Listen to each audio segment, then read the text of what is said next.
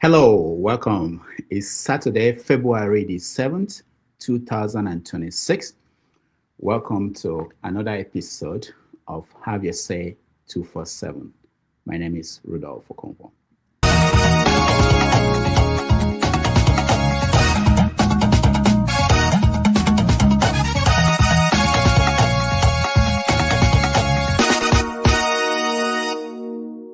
But we're honored to be joined today by the First Lady of Nigeria, who also happens to serve as a Christian pastor at the largest church in Nigeria, a very respected woman. First Lady, please, where are you? Thank you very much. It's a great honor. Thank you very much.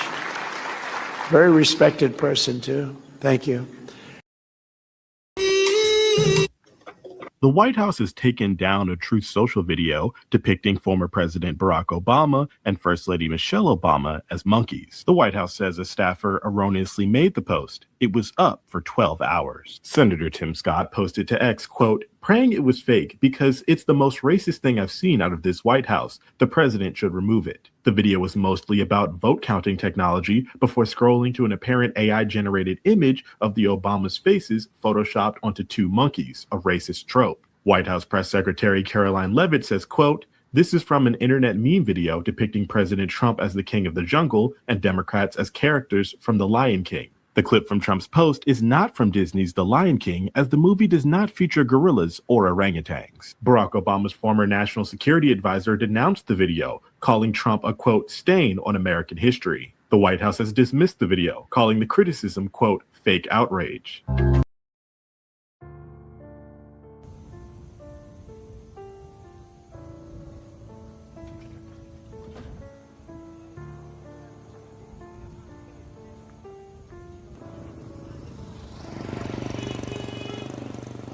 So this is where we buried the mass bed that we did because of resources.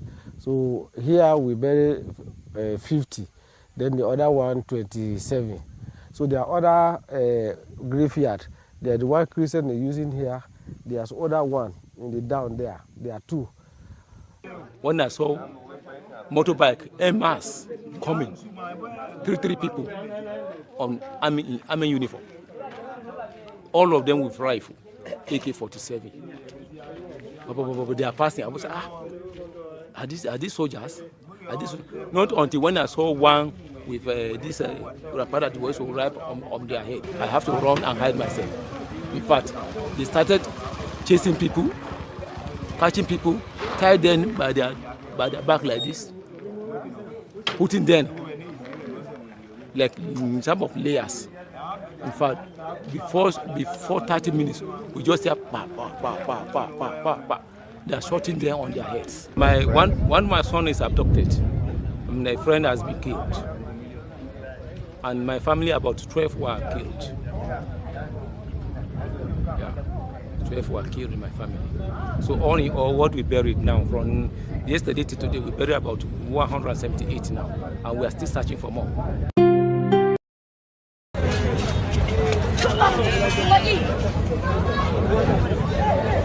To mun fa abin da muke gani yanzu a Dawanau kenan. A Dawanau gari kenan. Mun ma fa Kano mun fara yin baki. Mun ba Kano mun fara yin baki. Sai dai Allah ya mana. Zo Allah Sakkwato yayin rubutu ga Facebook. Ya faɗi ganganun da ba su da daɗin faɗi game da annabin rahama, kuma jin Sakkwato nace a maka yayi kure. Ai ba Sakkwato ake da wannan shiga taka. Mu kashewa mu kai. Mu akan manzon Allah akan mu kashe. Don haka ba Kano bace, Kano ƴan kasuwa ne. Shi yasa kaga an ce ma manzon Allah dan luwadi an tsaya ana jayayya, an ce ma manzon Allah kwarto an tsaya ana mu na kashewa mu kai. Wallahi kwadda ba manzo Allah mu iya kamar da shi mu kashe. Allah ya gafarta mu wani yaro, naga wani bawan Allah jiya ga Facebook yace wai an ce mahaukaci ne, yace to ai mu ma mahaukata ne. Ai iyaka hankalin mu kai a taba annabi, ana taba annabi mun zama mahaukata. Wagga ita ce magana ta gaskiya. Allah shi muku albarka Sakkwatawan shehu. duk wanda ya kalli Facebook da sauran social media da irin wanda an ka hito kwarta an ka ta gidan sarkin musulmi ya nuna sakkwata suna nan bisa tarbiyyar da dan hodiyo yayi musu. Don haka Allah shi muku albarka da an sakai ku kashe shi. Magana bai da hankali bata taso ba. To bai da hankali duk bai da wanda yaka zagi sai manzon Allah. Mu ma bamu da hankali an taba annabi. Don haka bai da mu bai da hankali bamu da an sakai ku kashe shi. Kuma ba shi da duk wanda ya taba manzon Allah ku kashe shi. Bai da hukunci ko belle ya bai taba manzon Allah bai da hukunci illa kisa. Musulmi in ya zagi manzon Allah ko ya ce ya tuba wannan tuba ta kani ne da Allah amma dai sai mun kashe shi. Bai da hankali ya sanya ta ya sau waya, bai da hankali ya sanya sau data, bai da hankali ya sanya buɗe shahin Facebook, bai da hankali ya sanya an kayo mai ya goge don mahaukaci ka waɗanga abuwa da kun gane ku kashe shi an sa kai ku kashe shi wata kun ba shi ɗaya ba ku taɓa manzo Allah ku kashe shi. Babu wani hukunci ga zai manzo Allah illa kisa. In ka tubu wannan tsakaninka da Allah can in ya ga dama ya ga amma dai muna an ce mu kashe ka. Ku taɓa manzo Allah ku kashe shi. Kada ku tsaya faɗa ma hukuma a kashe ɗai. First of all, say thank you very much for your support to Tinubu and to Nigeria and to youth and young people in Nigeria, especially in the southern region and the whole country as a whole. On behalf of the City Boy movement, we want to present your recognition letter and appointment letter as the regional director of the Southeast for City Boy. And on behalf of City Boy, we want to say congratulations and thank you very much. On your mandate we shall stand. On your mandate, on your mandate, on your mandate we shall stand. We shall stand. On your mandate we shall stand. On your mandate we shall stand. On your mandate, on your mandate, on your mandate we shall stand. Let's see if we can wrap up the PDP. Zoning for the presidency for the PDP. The South I think the only way, I told someone on another platform maybe a couple of days ago, I said, PDP has played its hands completely in the South. It's now on the place where, what they say, last card, check up. PDP is now last card, check up. And the only card they can play, ironically, is Peter. Peter Obi. That's the only card they have. He's in the ADC. Peter is not serious. He doesn't even know where his pathway to victory is. Peter could have stayed in his LP and there would have been a clear pathway to victory. There was a leadership crisis. Can you stop? Uncertainty. Every time Peter has to move, it's always somebody else but not Peter. I don't deal with that kind of laziness. The responsibility. Are you saying that Peter Obi is lazy? Extremely. When it comes to structural thinking, he's very lazy. It's lazy to think that if he had been in Abga all this year, he couldn't have built this crowd. He would have. It's lazy for him to say that to think that if he was in PDP, he couldn't still have been. He would have. It's extremely irritatingly lazy to think that if he can't solve the problem of the LP, he would have. Now he has joined himself with people that I know he can't even win primaries in their midst. I know Atiku very well. And nobody takes him for granted when it comes to primary. You know why? He has institutional experience of how these things have worked out since 1992. You don't come into a political party where that kind of man is running for ticket and you think you're just going to start screaming your balls and say, I'm not going to agree if it to be to who and who's going to listen to that nonsense.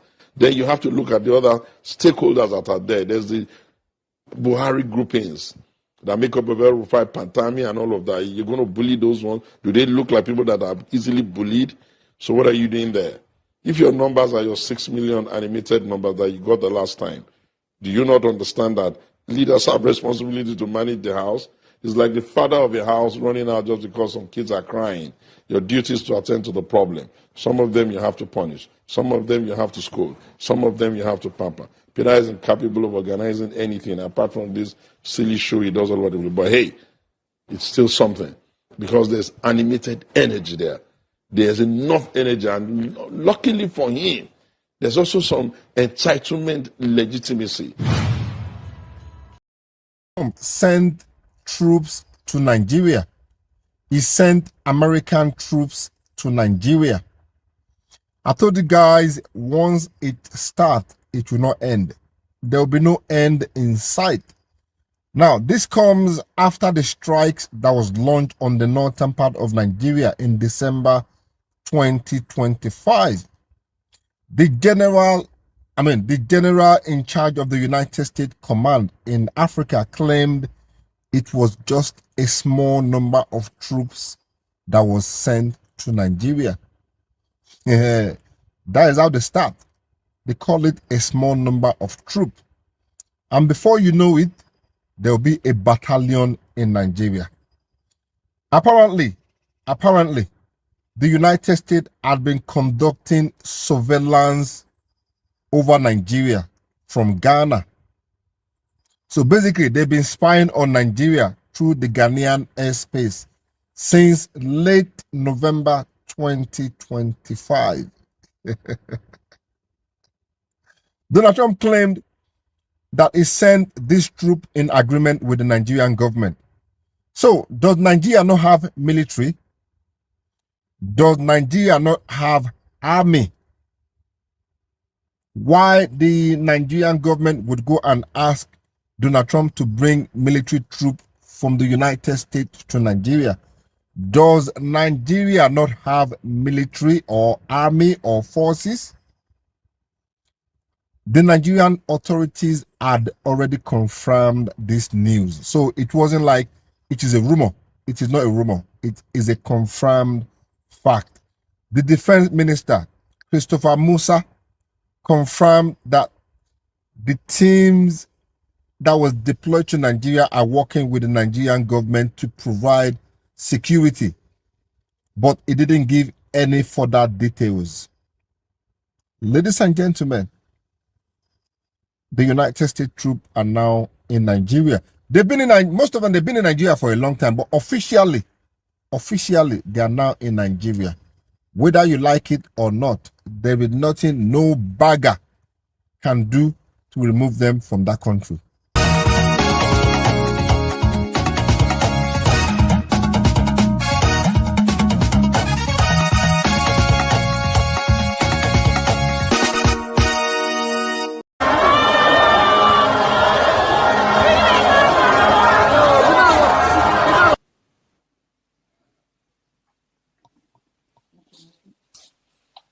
No, this rally make my blood pressure go up.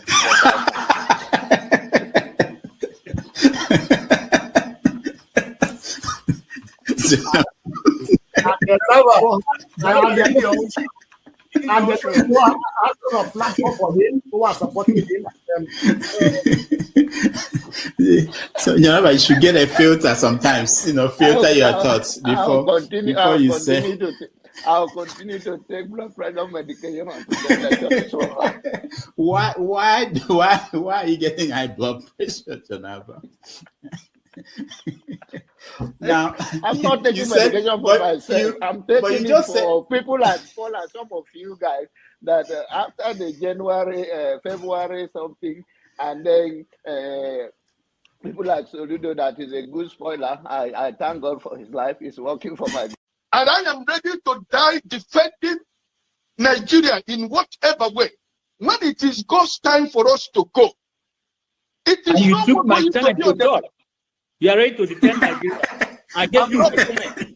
No, I'm coming. Alexi, hold on. You already started. What I'm saying, defending Nigerians is this. I gave him my time, and he's using it to defend. No, sorry. I'm sorry. I hope that Nigeria wins. I'm never going to wish any president evil so that I can say I told you so. No, I won't wish them evil. I hope. You see, I'm not praying. There's no point. I can't pray for Nigeria to be fine. I only hope that Nigeria wins and Nigerians win. Because if you choose a dodgy doctor who has a dodgy record, who has, all sort of accusations leveled against him, to say this doctor, we think he's done this, or this doctor, this surgeon. Yes, he's a senior surgeon, he's the most whatever surgeon, but there are a lot of accusations leveled against him. If you choose him to operate on you, and you tell me to pray for you that it doesn't kill you surgery, what's the point? I can't pray. You might make it, you might not make it. My prayer won't change anything. So I hope Nigeria and Nigerians win during Tinubu's 4 years. Thank you. Thank you. uncle, right? I have the right to address Showore the way I like. You don't know what Showore did to me. So learn to control your emotion, right? That is the only thing I'm going to tell you. But if you don't want to control your emotion and you insult me here, I'm going to insult you 100%. Okay. You understand? You cannot insult me on a normal ground. Physically, you can't insult me, right? I will treat you like a child. If you insult me physically, I will handle you like a child. I don't care your age. You understand? You are powerful over the camera, so you can say whatever you want to say, but you can't yet say it to me physically. You understand? I will handle you like a kid. Can we arrest the meeting ground? Can we arrest the meeting ground? So learn to control your emotion. You understand? Okay. Please don't take him out. I also have a right to respond because he mentioned my name. There's no need to take him out. All you have to do is to meet them or something. And you're taking too long to manage them. Comment. Answer, what did you say? Comment. I know, but he mentioned my name, so I'm asking to respond to him. When he gets your time, then you make a... No. He mentioned my name. If you want to make it rowdy, I will take you out. Take me out, you son of a bitch. Take me out. You think you're a big boy because you're moderating. Take him out, please. Hello, come on. Don't use such word now. Don't forget, that state is now an oil-producing state. So they now have derivation, if you are not aware. So if you want to speak for anybody, please do not defend a Kalata like a Yabelo. Please do not. Okay, let me respond to him 1 second. Do not defend a Kalata like a Yabelo. Do not. All right, thank you, Mohammed. The people of that state. Can I respond to him? No. Then go to hell. Rudolph, go to hell. All right.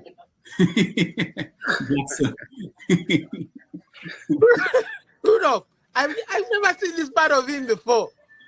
Tinubu is a criminal, yes, of course, a categorical grade 1 criminal. The only person more criminal than Tinubu in Nigeria is probably Babangida. But he's a criminal, and is he fit for purpose? Absolutely not. Should Tinubu be the president of Nigeria? Categorical no. Is there a better option than him? That is subjective. So show me who he is. Dr. Damages, please, I want Soli to tell us who are the fools on this panel. I consider you a fool. Yeah. On this panel, yeah. Who are the fools? I will explain the foolish statement that you made. When you were talking about Showore. I made a foolish statement. Yes, you did. You must be very stupid if you don't know how to respect your elder. You are very, very stupid. Are you crazy? You must be very stupid to use that word on your elders. Am I your mate? You're a very stupid boy. Can you learn how to talk? If you cannot handle it, don't ask me. Can you learn how to talk? Mute your mic. See, don't be fooled with the comment section hype. So excuse me. Okay, hold on, guys. I expected you to ask him to withdraw that word. Nobody is a fool on this panel. Okay, hold on. Be stupid. Can you call your? Okay, hold on, everyone.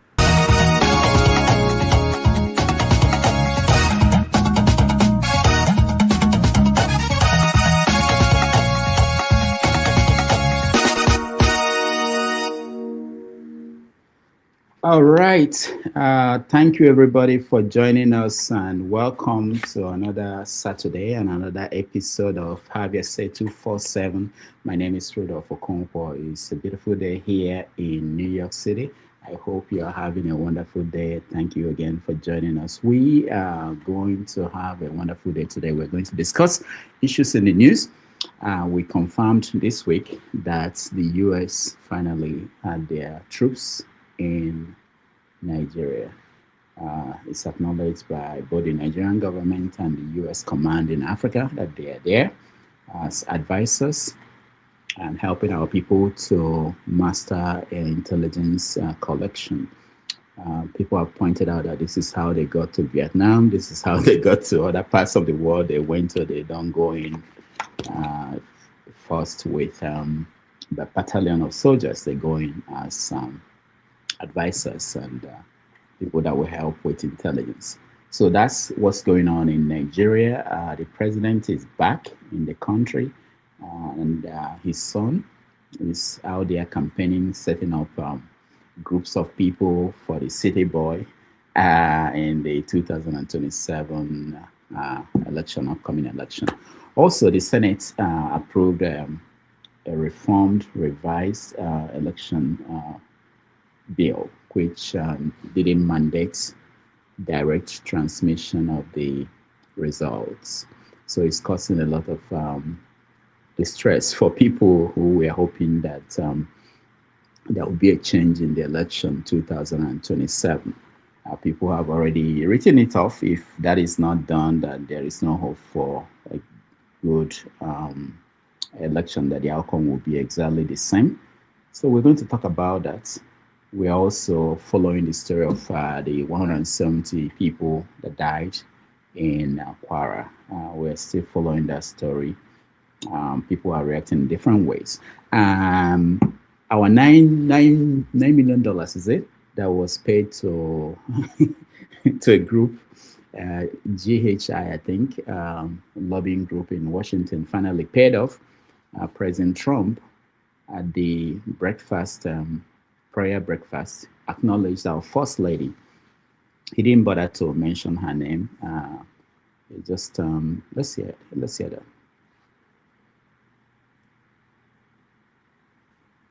Trump, speak. Donald Trump sent troops. No, you. Go ahead, Trump. All right, the video doesn't want to play, which is strange. I don't know why.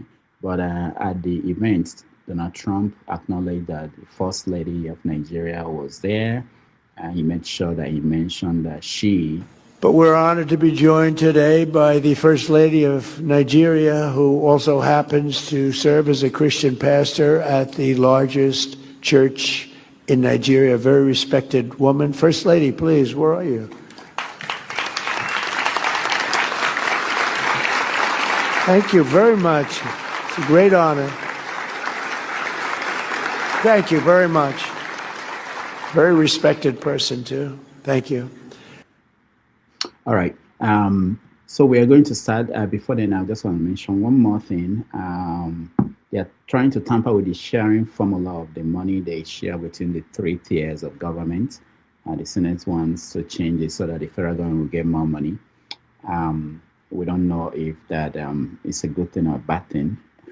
and then, of course, it's in America, it's Black History Month. February is regarded as Black History Month, which is a period when they remember the contribution of Black people to American society. In honor of that, let's listen to this. All we say to America is be true to what you said on paper. On April 3rd, 1968, Dr. Martin Luther King Jr. gave his last speech in Memphis, Tennessee. As he spoke, people could sense something was different, and it was almost as if he understood that his time might be coming to an end. If I lived in China or even Russia or any totalitarian country, maybe I could understand some of these illegal injunctions. Maybe I could understand the denial of certain basic First Amendment privileges because they haven't committed themselves to that over there. But somewhere I read of the freedom of assembly. Somewhere I read of the freedom of speech. Somewhere I read of the freedom of press. Somewhere I read that the greatness of America is the right to protest far right.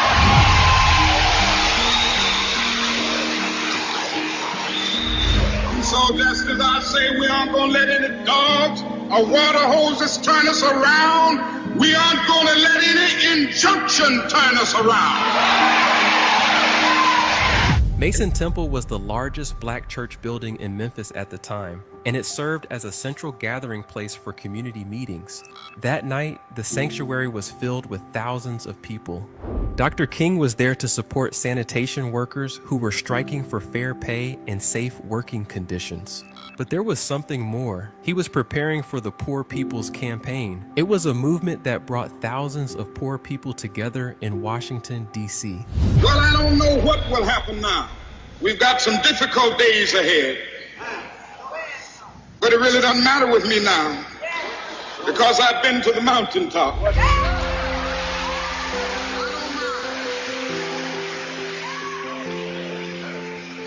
Like anybody, I would like to live a long life. Longevity has its place. But I'm not concerned about that now.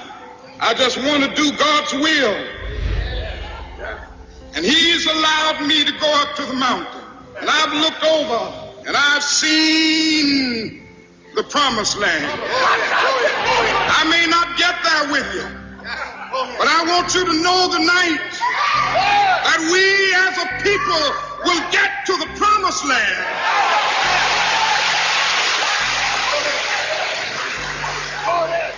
So I'm happy tonight. I'm not worried about anything. I'm not fearing any man. Mine eyes have seen the glory of the coming of the Lord. Less than 24 hours later, on April 4th, 1968, Dr. King was assassinated on the balcony of his motel. But his message of love, justice, and hope still inspires people today.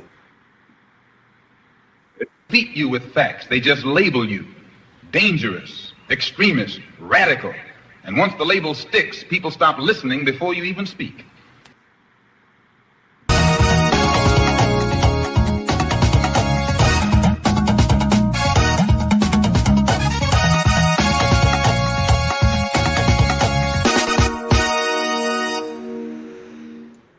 All right, welcome everybody. Thank you so much for joining us. It's a wonderful thing. You know, it's not we don't take it for granted that we open the studio and we see you coming. We appreciate you all the time. All the people who make our time to be with us. It's a wonderful day. Welcome to the show, Paul. Welcome. Thank you and good morning. Yeah, how are you? Look at the way you are dressed in Arizona, T-shirt. That's it. You can't even do it in your house in New York, you know, because it's cold. But make I do my shakara before very soon people start laughing. I've rode my bicycle this morning. I ride my bicycle this morning for 45 minutes. I just came back from my bicycle ride. Right, with this. Rub it in. Yeah. Lucky you. So the weather is really, really nice. Today is going to be 84. 84. I think we're going to have -5, I think. We have minus. For the whole of this week, when I go to work in the morning, I don't on my AC. But if I'm coming back, once I turn my car on, I run AC to house. That's how Arizona is. Good. Nice to see you. Anything you're watching, any story that is of interest to you? I think, Doctor, a lot of story, but things like the great legend fella said, if you can't cry, then it's only laugh. You start laughing at everything. So when I see the Trump thing with Remi Tinubu, I can't pronounce her name. Then with the Tinubu falling in Turkey, it's like when Tinubu traveled to Turkey, they say Trump give him a call. Said, you are still going to a Muslim nation again. Tinubu was scared. That's how he failed. And everything. So immediately, Tinubu had to say Remi Tinubu, say go and apologize. And Trump accepted. He said, oh, this is a great woman from one of the biggest church in Nigeria, but can't even pronounce her name. And everything. So Tinubu is really, really stretched out with Trump stress, with the military thing and everything, the vice president thing. The man is really, really stretched out and everything. You don't even know whether if he rigged the election, it's going to work for him, or those say terrorists rigged his election. Everything is just going on in Nigeria, and this thing just makes us laugh, you know, because there's a lot for us to cry.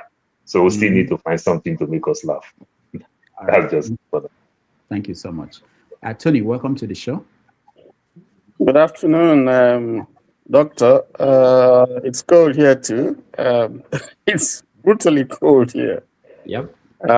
So my admiration for my brother Paul. I wish we were as warm as you. ACs are not in suspension now. But I think you touched on most of the areas. Before I lose my, let me greet my brothers in the platform. brother James, my brother Paul. I can see who else is there? I can see Ovie. I greet you. I see my brother recolonization. Greetings. And I see all those who are in the comment section. Greetings. Yeah. So I think you touched on most of the areas, but there's also a video that is trending on a guy called Alex Babi, who has been doing some great job in building houses for those who were displaced. And there's been, I mean, he didn't hide. He gave, I think, the government a tongue lash about the way they handled issues of insurgency and the treatment of those in IDP. But that's one. I also saw a video by Oshomole congratulating the president. I think he said something that just made me laugh. He was saying that he's just seeing the president since 2026, since this year. So he was even wishing him happy New Year. And I just recall that throughout January, the president was only in Nigeria for 7 days. So he has become a visiting president like Paul Biya. I'm wondering if that is the expectation for 2026, if we are going to have a Paul Biya here in Nigeria, where the president just spends most of the time outside and then just comes in to just check his investments in Nigeria and go back. What else? Yeah, I think you touched most of the areas, so I'll leave it at that. Thank you. All right, thank you so much. Mr. James, you're next. Yes, can you hear me, please? My line is not good. Yeah, we can hear you. Go ahead. Oh, General Mohammed was killed. Can you hear me? Yes. General Mohammed was killed February 13th, 1976. Oh no, my line is not good. I'm sorry. I said we can hear you. Mohammed was killed on February 13th. Okay, February. You are loud and clear. Yeah. I was in secondary school then when he was killed by Sukadika and his guys. I think the Angolans, they are celebrating something I cannot understand fully. The daughter of Murtala Mohammed and others are also organizing some functions in Nigeria to commemorate his death. The presence of the US military in Nigeria, I think I'll comment on that later.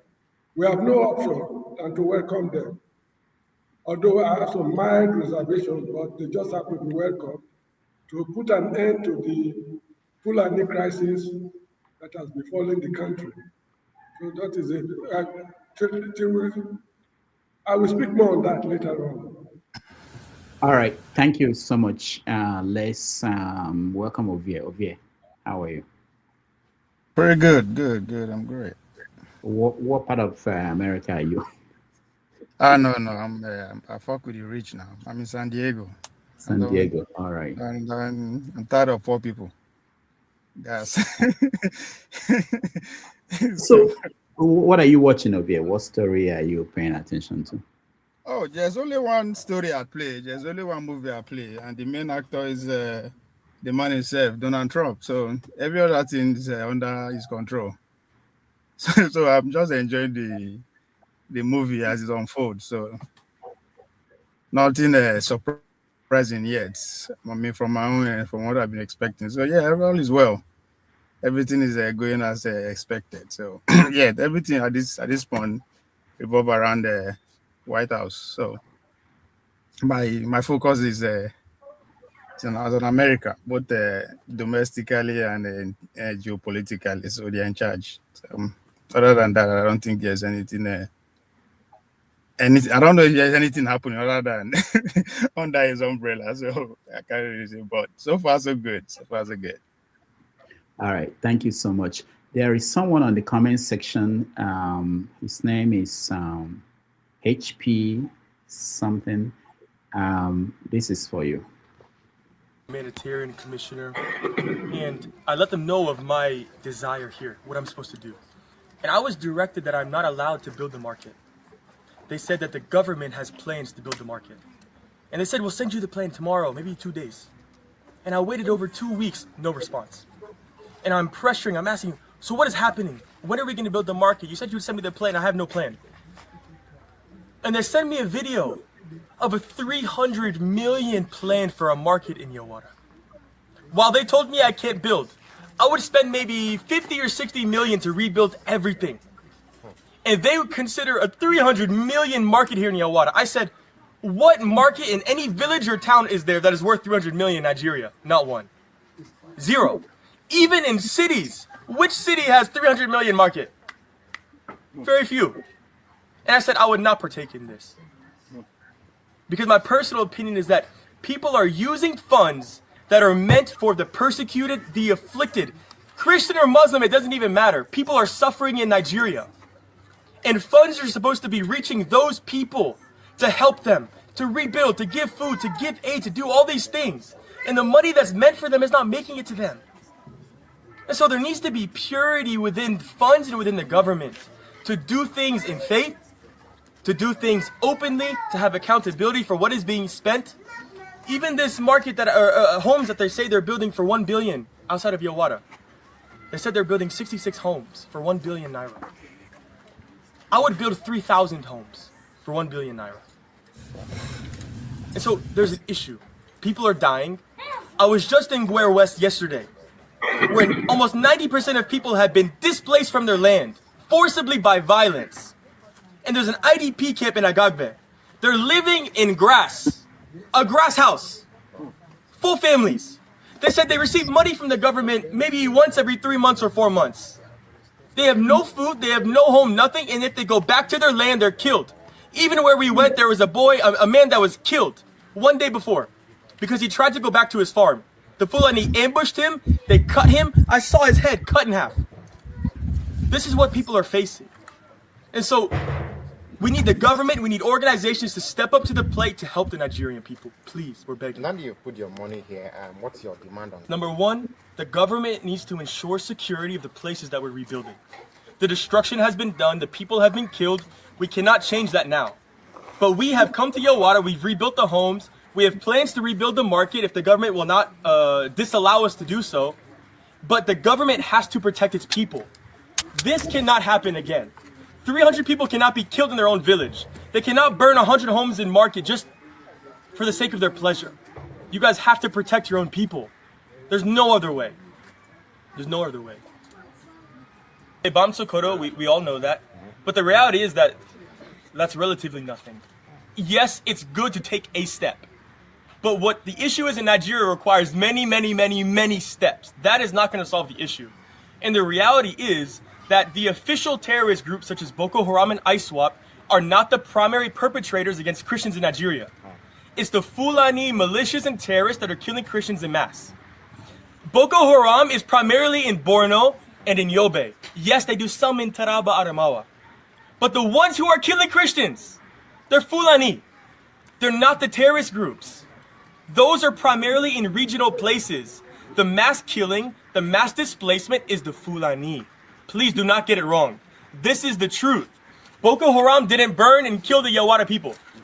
It was Fulani. The people in Plateau, and in Riyom, in Zike, Miango, it was not Boko Haram or ISWAP or Lakurawa. It was the Fulani terrorists. And so that's what needs to be addressed. And so to the US government, you need to know this. You have the greatest intelligence in all the world. And so if you truly care about Nigerians, the Christians, even the Muslims who are being killed, you have to address the middle belt. It's not Boko Haram and ISWAP, it's the Fulani. This needs to be tended to, please. Your name. All right, that's Alex. Some people may not know. Last Saturday we had Frank, who was here. They work for the same organization. So we will try to get Alex to come and join us very soon, and we'll talk to him. All right, let's see. Ovie, I talked to you. Yeah, but so at first I didn't know AI with that video, right? But Dr. Dameji, I don't know. I'm a Nigerian. No.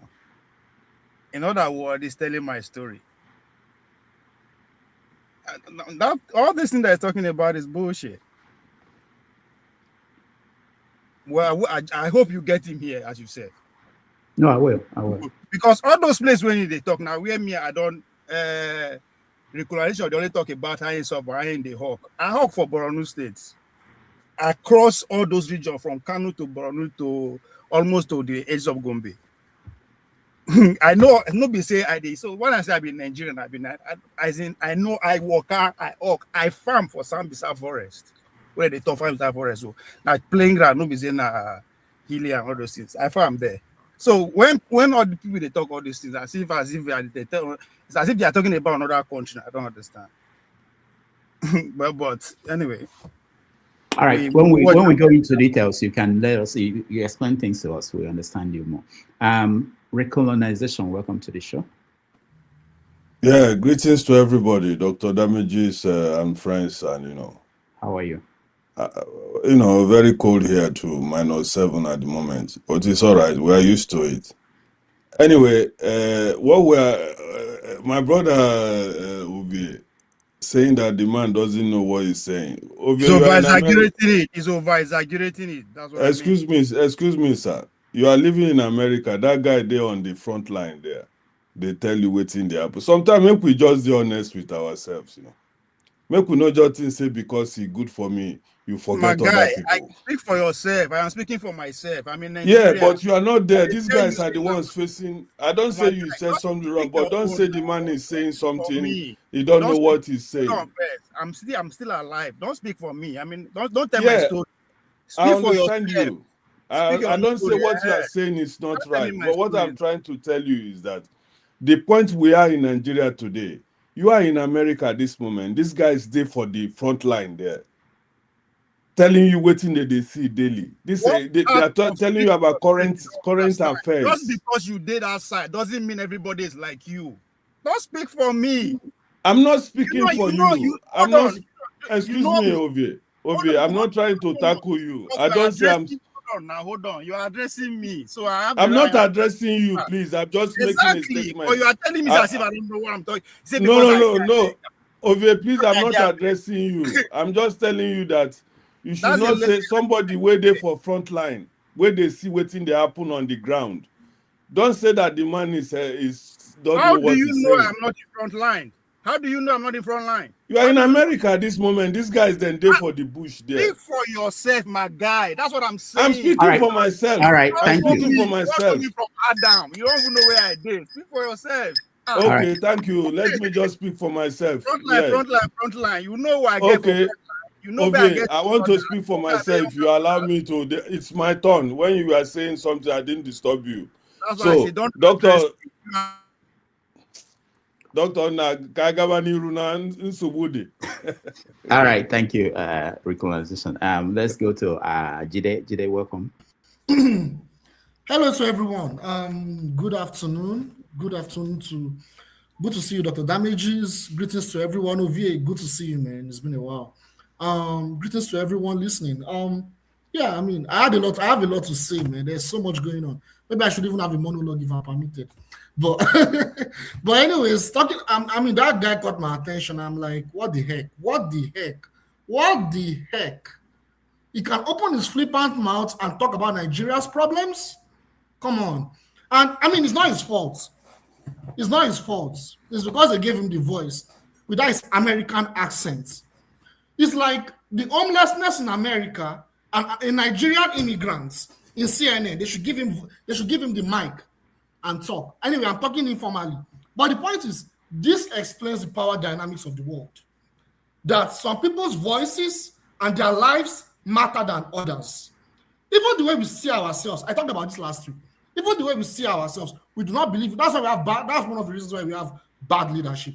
Even the way we see ourselves, we do not believe in ourselves. We do not see ourselves as human beings.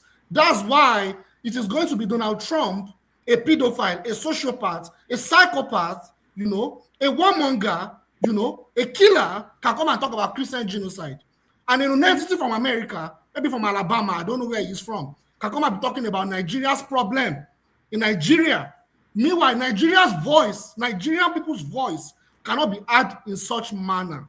It's a shame. You see, so it explains the power dynamics of the world. Because when I come here and talk about geopolitics, people will say, what concerns Nigeria with Iran? What concerns Nigeria with Cuba? You should go and talk. Currently, the US government, this country's governments, they are currently they are about to commit genocide to our own people in Cuba. We need to understand something. The Cuban people are our people. We need to understand a significant population of Cubans, they are Nigerians. They are Nigerian descendants, particularly with Yoruba people. They are about to make a deliberate attempt to kill us. Please, don't involve all of us. Don't make it seem like it's all of us. It's you and your Yoruba people, not all of us. If you want to use our tribe to preach whatever you are preaching. My brother, please, God bless you, man. Stop God using bless us. you for intervening. Stop using us in your propaganda. Stop using us in your propaganda, please. Just imagine this type of human beings, man. You see, I'm not here to. You see, I have contempt for so many. Shut your mouth. I have so many contempts. I have so many contempts when we let Jide speak. There are many bigots on this panel, and I respect so many people on this panel. I'm not here to insult people. I respect myself. I respect people. I'm talking for those that have intellectual capacity to understand what I'm saying. They understand. I'm not here to insult people. If you like, go to hell to disagree. I don't care. But those that understand what I'm saying understand what I'm saying. Those that have knowledge understand what I'm saying. They are about to kill our own people in Cuba right now. And people why can't you go and talk about that? But like I said, if whatever he says, what I'm going to say at the end is, it explains the power dynamics. Arise News of all media platform can go and give an American to talk about our own problems. Meanwhile, this country's government plays a role in the killing of our own people. But I'll stop there. Thank you. All right, thank you. We haven't started a topic. I just wanted to say hello to people that came in and hear from them if there's something they are thinking about that we didn't mention that is of importance to them. So that's where we are. But let's quickly say hello to everybody and then pick a topic and start with that. Uche, welcome to the show. Welcome, Mr. Rudolph. Yeah, how are you? Yeah. Anything bothering you, Uche, today? Mbedoma, Dr. Rudolph. I did. I just want to throw. In fact, I greet everyone I'm seeing here, and people at the comment section. I greet everybody. I throw a salute. So,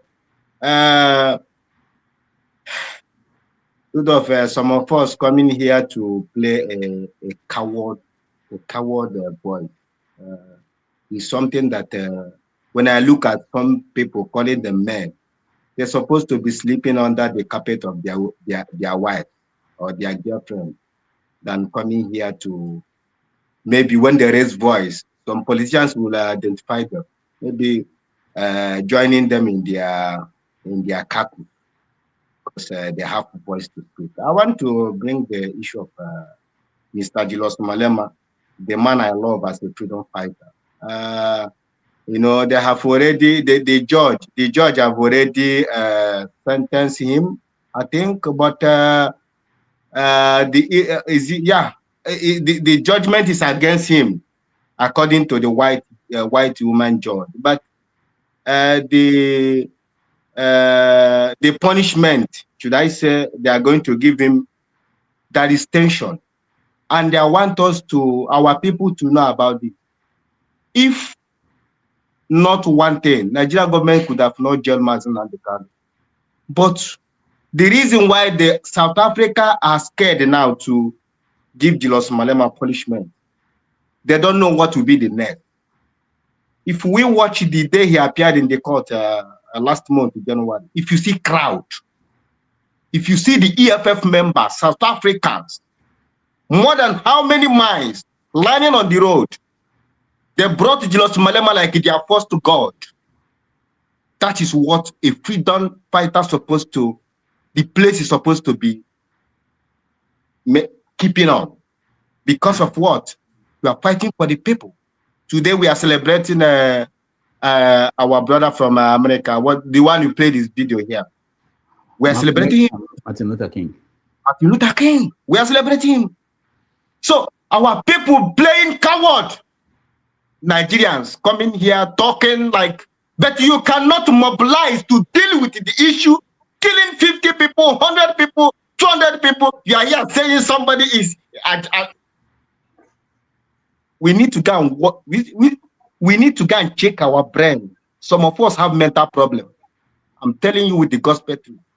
I will speak when I reach my turn. Thank you so much. All right, thank you. Quickly, let me go to Mazi Opara and then Sully, and then we'll start. Mazi Opara, welcome to the show. Yeah, good morning from Minneapolis. Very cold here. Doctor, good morning. I know that New York is almost the same temperature with Minnesota, right? Yeah. Yeah. Good day, wherever you are. Maybe Minnesota should be colder. I think we're no, not today. Not today. Today we are we're under zero today. Okay. We have here -8 anyway. Yeah, Doctor. I think just to greet and say hi, and then I wait till the whole discussion starts. Thank you. All right. Thank you so much. Yeah. Sully, welcome. How are you? Yeah, well, good. I see that since the last time I was here, Sheikh Kuti was supposed to come here, but he came late. So yeah, I left. He came late, yeah. But before I left, I asked him why is he letting people like Whiskey use his father's image, and it seems like maybe he hates that part. And since then, he went on 1 week rant. I think I should bring him back. I should bring him back. I still have more to ask him. You know, I want him to rant more again because there's a lot of nonsense that he has been allowing since, you know. Sorry to say, I'm not trying to disrespect him, but, you know, he has allowed nonsense Nigerians to really influence him a lot, and he needs to check them. In fact, he needs to sue all these people and collect most of the money that they are making, using his father's image to oppress Nigerians inside car, throwing money on the streets. Will his father approve of that? If he sees what people like Burna Boy and Whiskey are doing to his image, you will beat them. You will beat them. So, you know, for now, I just don't want, because there are some Yoruba people on this platform here already, they want to drag, you know, our culture into the mud finally. They just want to finish us because they think that we are going to be in power forever. They are not thinking of the consequences. Like, we are really going to suffer after Tinubu leaves. We will bear the brunt. But for now, they are so emotional. The thing is so sweet for them. They are not thinking about the future. They want to use our tribe to conjure it with criminality. Pata, and some of them live abroad, which makes no sense. So, you know, it's just bigotry, you know. So anytime somebody wants to use our tribe and drag it in the mud to support criminality, I'll just be here to defend us so that we show that, you know, all of us are not criminal-minded like some people that are not thinking straight or not thinking about our future as a tribe. Thank you. All right, thank you. So we are going to start, and the studio is full, and I think there are a few people at the back end. So when you speak, I'll take you out, not outside the studio. You go at the back end so that we can let people, rotate people. Now, let's start with the deployment of US troops to Nigeria. I don't know about some of you guys, like, you know, people who follow politics across the world or Africa, you know, if something like that should happen in any other country, wouldn't the citizens of that country need an explanation from their presidents that a foreign power is coming into their country? You know, wouldn't there be any need for that? Will it be, you know? Anyway, let me get you guys to weigh in. Any angle to the story you want to weigh in. Let me start with you, Mr. James. You are in the Gambia. Will the Americans just land in Gambia and they will be all right with that without their president explaining to them what's going on? Go ahead. Yeah, they will be all right because right now we have Nigerian troops in the Gambia, some Ghanaians, Senegalese, I think. Yeah, here in the country, nobody is raising any eyebrow. What are they doing? Since Yahya Jammeh left in 2017, they've been here. Well, I don't want to comment on their internal matters. I mean, they've been here since Yahya Jammeh left in 2017. They've not left. So that's just that. And I very much welcome the coming of the foreign troops to Nigeria, though I have some mild resentment. It borders on sovereignty and those kind of things. But again, we are a people who deliberately refuse to solve our own problems. And we're calling outsiders to come and solve it for us. This is the irony of the whole show. The sponsors of terrorism in Nigeria, they are well known. We are refusing to even mention their names, let alone putting them on trial. And at the same time, we are crying that there are terrorists terrorizing us in Nigeria. This is the irony. However, they are coming.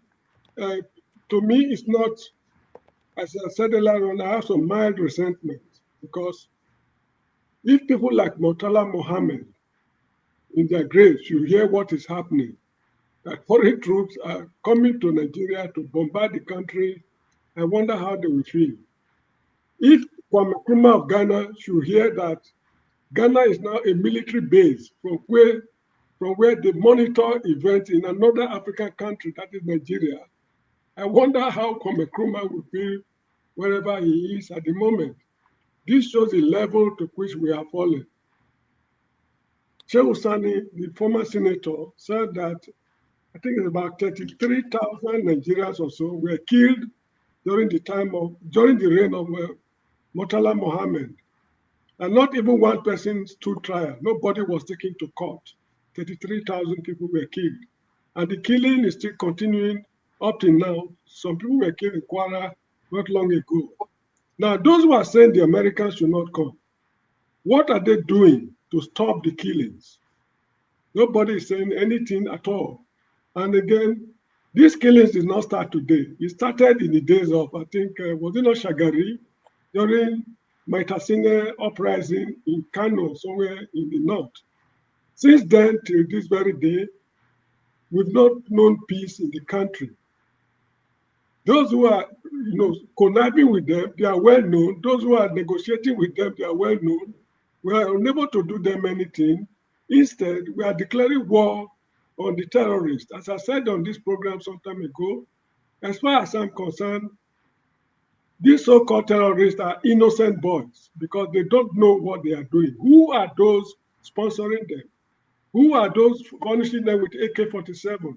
How did these weapons enter the country? Nobody wants to investigate. Yet we are crying that terrorists are, ravaging the country. During the days of Lawrence Anini in Bender State, self-styled Shola Oyenusi of Lagos State of those days, Okotoko 6 and others, when this problem erupted, immediately after the Civil War, Yakubu Gowon promulgated the Arms Robbery and Firearms Tribunal decree. All the states in the Federation had the tribunals. So any armed robber caught, anybody caught robbing with violence is automatically sentenced to death by firing squad. And the judgment of the tribunal is not subject to appeal. It's only the state governor who can use his prerogative of mercy to rescue the fellow. So people like Anini, George Yamu, Shola Oyenusi, Okotoko, they were all sent to hell by firing squad. That is what it was able to reduce the rate of armed robbery in Nigeria. But today, governors are even parleying with these people, the so-called terrorists. Nobody is doing anything about it. If their intention is to Islamize the country, then we are in for a very big trouble, because that is what we are seeing today. When it started in the north, we were saying it is not a problem. Now it has got up to Kwara State, the whole of the Middle Belt, and what we call northern part of Edo State. They are inching towards the Atlantic Ocean gradually. What are we doing? Nobody is doing anything. The United States must be very careful, because the terrorists in the Middle East have been decimated. They've scattered the whole of their network. So they are looking for another place to regroup. Should they get a firm hold on Nigeria and use that as their base against the United States, the US will be in for a very mighty trouble. So it is in their own interest to do what they are doing now appropriately. This is how I see it. I find nothing wrong with it. My only worry is that, according to this Jeffrey Chaucer, if gold rusts, what will iron do? If they are able to invade Nigeria, what will other countries like Malawi, Kenya, Uganda, and others do? It means Africa is finished. So in conclusion, there's a book I read some time ago. The author said that a mistake of a generation can wipe a people out of existence. This is what we are facing today. The mistakes our ancestors made during the days of Mungo Park, Clapperton, and others, by welcoming strangers we know nothing about and extending our hospitality to them without critical analysis. This is the calamity we are grappling with up to today. And if we are not extremely careful, we are on the verge of being wiped out of wiped out of history completely. These things happened to the Jews in Germany during the Second World War. The Jews resolved that never again will it happen, that they will kill us en masse and nobody's doing anything. And that is what is responsible for what the Jews are doing today. So enough is enough, a word is enough for the wise. In fact, I would rather say a word is enough for the foolish, because Nigeria has been behaving in a recklessly foolish manner in handling this issue of terrorism. Thank you. All right. Thank you, Mr. James. Let's go to recolonization.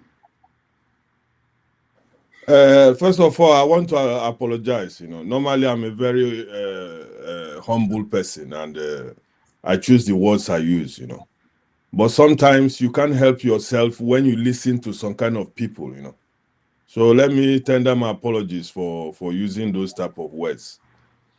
But doctors and friends, you have to know that Nigeria, first of all, let me applaud Mr. James. He corrected something. A word, they say a word is enough for a wise, but he said something, a word is enough for a fool. I never had it before. This is the first time I had it, and he made sense. We cannot just keep watching some people behave foolishly, and we will all shut up our mouth. Sometimes you have to just tell them what they are, what they should hear, so that their brain can maybe reset. They all live in very good conditions somewhere in Europe or America or whatever where they live comfortably. And because they are living well, they think that Nigeria, where I ran away from Nigeria because I couldn't stand it. The oppression far back, that time was even better. I couldn't take the frustration. I couldn't take the class system. I couldn't understand why, because your papa no get car, somebody when papa get car go, they look you down. Not be said and carry you for that car one day. Even you beg them, they no go carry you. But they will look you down.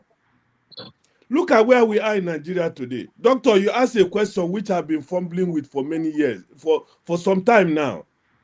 Who did this to us? It is not easy to ask such a question, because sometimes you look at Nigerians, how some of us behave like, sometimes you start wondering, who is this type of people? Where are they from? Look at what is happening in Nigeria. 170 people were killed the other day. Nobody's talking about the fucking idiot who called himself the president, hasn't even spoken. He even mentioned a word about it. And then when we come up here, get opportunity to say our minds, some people will come and be telling you something. You go be like, say, make I hang myself. What is this guy talking about? Is it a joke for them? Is what happening in Nigeria like a child's play to them, because it doesn't affect them, or it hasn't got to their doorstep? They can just come and just talk rubbish and expect us to not tell them what they are. You understand me, doctor? So for me, this type of people, I don't like using foul words on people. I might try to criticize what you say, but there's an extent they push you to the wall. I wouldn't be one of those. I left Nigeria because I don't want to be one of those Nigerians when you push us to the wall, we start digging the wall to enter. No, I will fight back. This is what nature is. I fight back. I wouldn't run away all the time. You understand me? But so these are our brothers who come here. In fact, I don't want to call them my brothers again. These are enemies of Nigerians. They are our enemies. So I'm tired of this type of people. I just pray that Donald Trump will fulfill his mission in Nigeria, bring in the full forces, and let us attack these people and kill as much as them and how they are killing the innocent Nigerians. That's what I will say, and I want to sign out because I don't want to. If I stay here today, I will say what I don't want to say. Let me just say good night to everybody, and those type of non-entities who come here to think that we don't know what they are doing. Their days are numbers, and what happened to those 170 people, I pray it will affect them one day. Good night, sir. All right. Thank you, recolonization. Let's welcome Tony. Tony, welcome again to the show. What is your take on U.S. military in Nigeria? Are they going to stop the killing? Well, first of all, recolonization, that's not a bad prayer where you pray. So I'm not going to say amen to that. Make it just melembe, calm down. Yeah. First of all, you raised the issue of sovereignty. I just laugh because I don't think the word sovereignty applies or sits well with Nigeria in the present condition that it is in, where non-state actors can invade, seize territory, impose tariffs, put their flags at will, kill people, and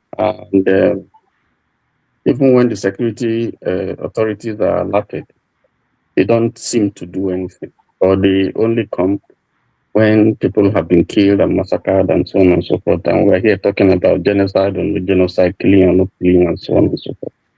Or even attacking those who have taken it upon themselves to come and help us. I think it's as you make your bed, so you lie on it.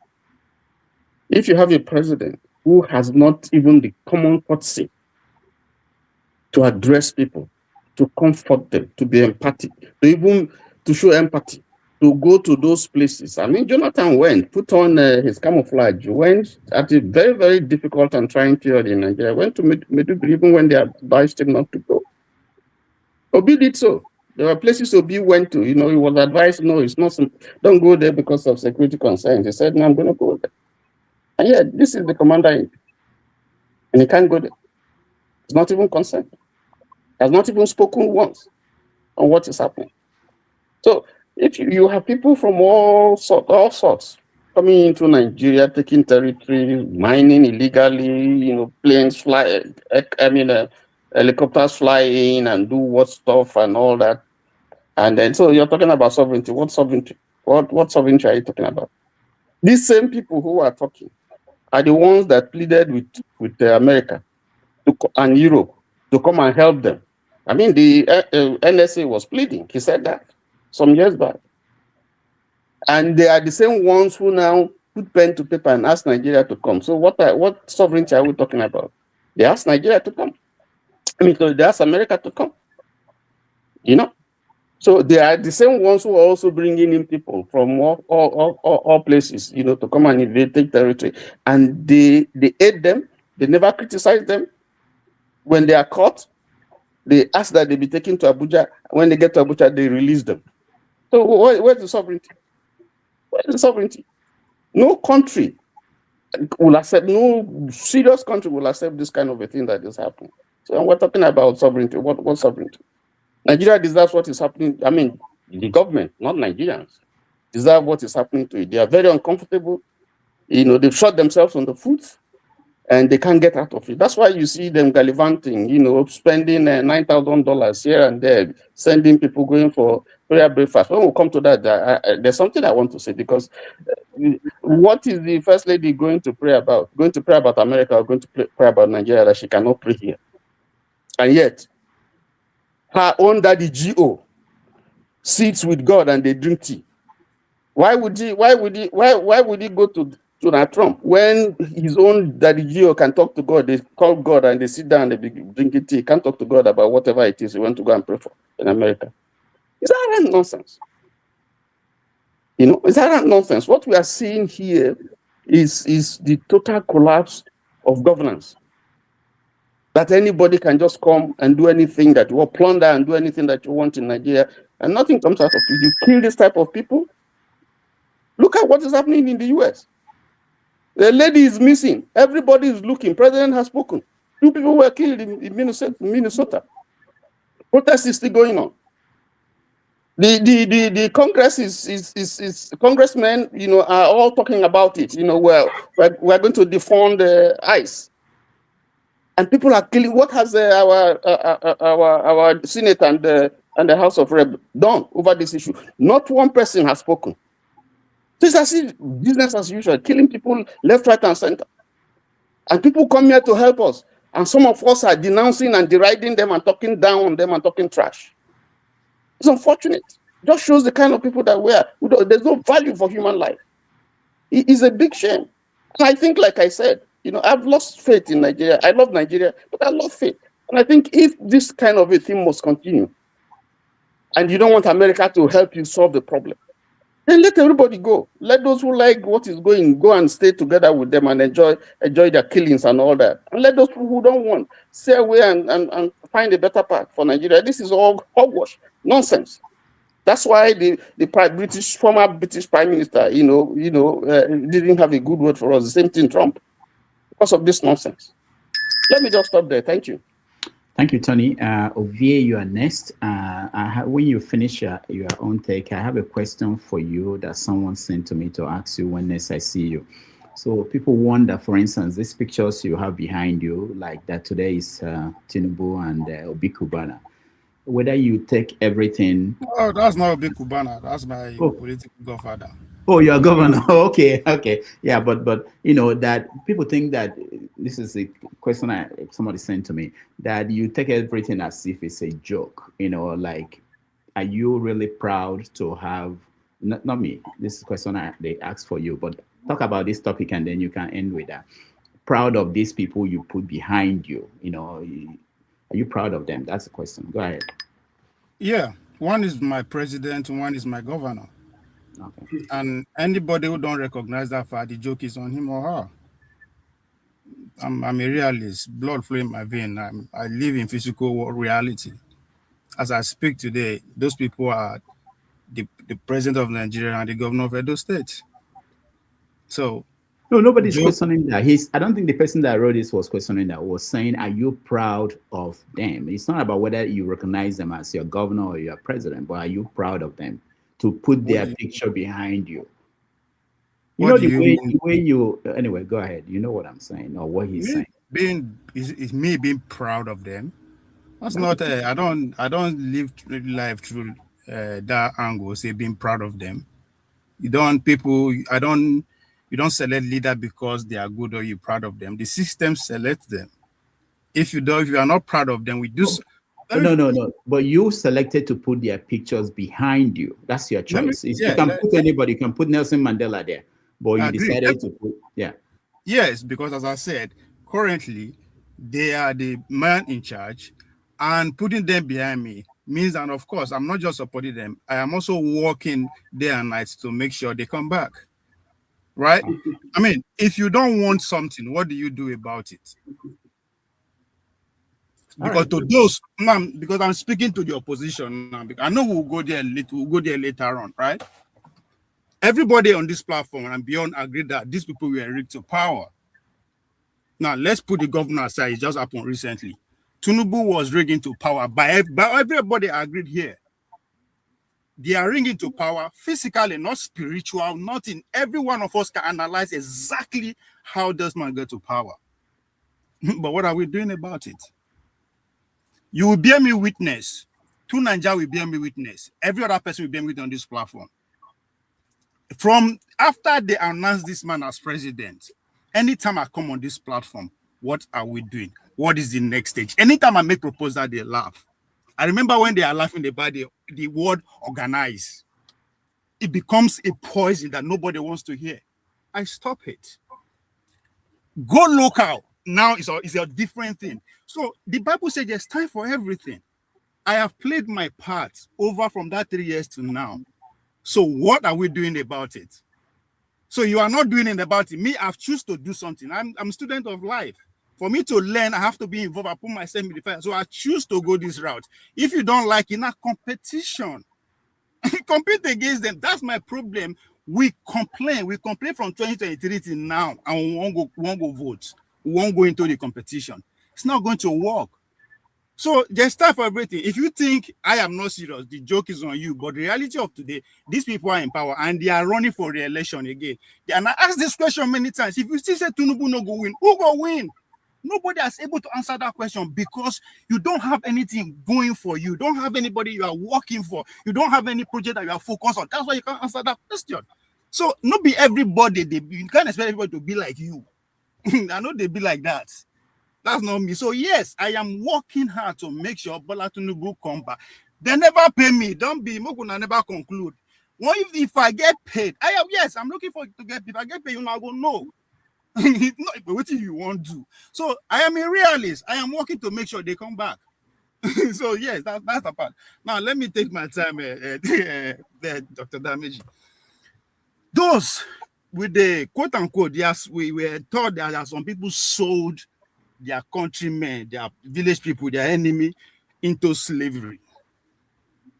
What is the difference between those people and the people who are married into those that enslave us? That's a question people where they think should go and answer. Right? If I come your house, if you're here today, I come your house, I raped everybody that belongs to you, destroy you, burn your house, but you still manage to survive. Then your grandchildren will come and say, come, now my Pekin, they go marry. If you sign up to that, fine. So before you come address person, say some people don't know what they talk. Know who you they go back to go sleep with. Because how you a man, you know a man character, how the survival instinct is. You know, if you marry a white woman, can they tell somebody, say you don't know what they talk? Does it make sense to me? But that's by the side. Now, middle of 1800, around 1851, that's when the first time foreign boots, British Royal Navy Army touched down on the Nigerian territory in Lagos. Less than maybe 10 years later, they announced Lagos. That's about around 1861. 25 to 30 years later on, which is around 1892, also 1898, they invaded Benin. And that's our fate today. I'm saying that to say all the media reports now small unit then send come Nigeria. Nobody put number. Is it so small that there's no number to it? One, the weekdays after the boots don't come on ground, 160 people were massacred. America know that territory more than us that live there. No be today, no be yesterday. So they know that attack will happen. But that's not even the point. What follows after on? There was a shout out from Trump to Tinubu. People are focusing on where I mentioned her name, where Trump. No. What you should be asking is that how did her name get into that list? What was the working that make that true? I'm not saying she's not qualified because that event started what 1930. So it's basically to bring businessmen, public officials together. January of every year. So no be new thing. It's not a big deal that our name is in. But what is the process? At the time when it is a civilizational war we are fighting in Nigeria, at the time we are talking about lobbying, at the time we are talking about narrative. So we should be more concerned because because the question you started with Dr. Dameji is that why are Nigerians not reacting? Nigerians are reacting, but now 50-50. Some are celebrating because it's a civilizational war, now Christian against Muslim, whether we like it or not. We can base every other problem, but at this point, it's between that. So the Christians are happy because they are coming to their defense. So the only people who are also complaining, not that they are complaining that why do we have this? The Muslims are just in shock. Not that they are not expecting it. So this is our reality today, and it can only get worse. But the question that we ask is that, are they there to protect Christians or they are there to police resources? And with that. All right. Thank you, Ovie. Paul, you are next. Yeah, Doctor, thank you. I think I'm just going to scatter here and there. Probably some people going to attack me. Some people may like it. Some people may not even understand it very well because I want to micromanage my time. So America is a great country, the richest country in the world, one of the strongest military in the world. And I give it to them. I live in the US, live good life. When I say good life, I live in a nice big house. I have a spare room. I have a swimming pool to myself and everything. But guess what? That is how white people live in my own country home too. So if people tell me that, why are you in America? Tell the man who is living in my mosquito village to live, that I will live here too. But if that man choose not to live, I'm not going nowhere. I'll live the good life here too. Why am I saying this? As great as this country could be, the richest Islam country in the world is in Indonesia, 1.1 billion population. Are you hearing any terrorists there? No. Do you know why? You don't see much of Americans there.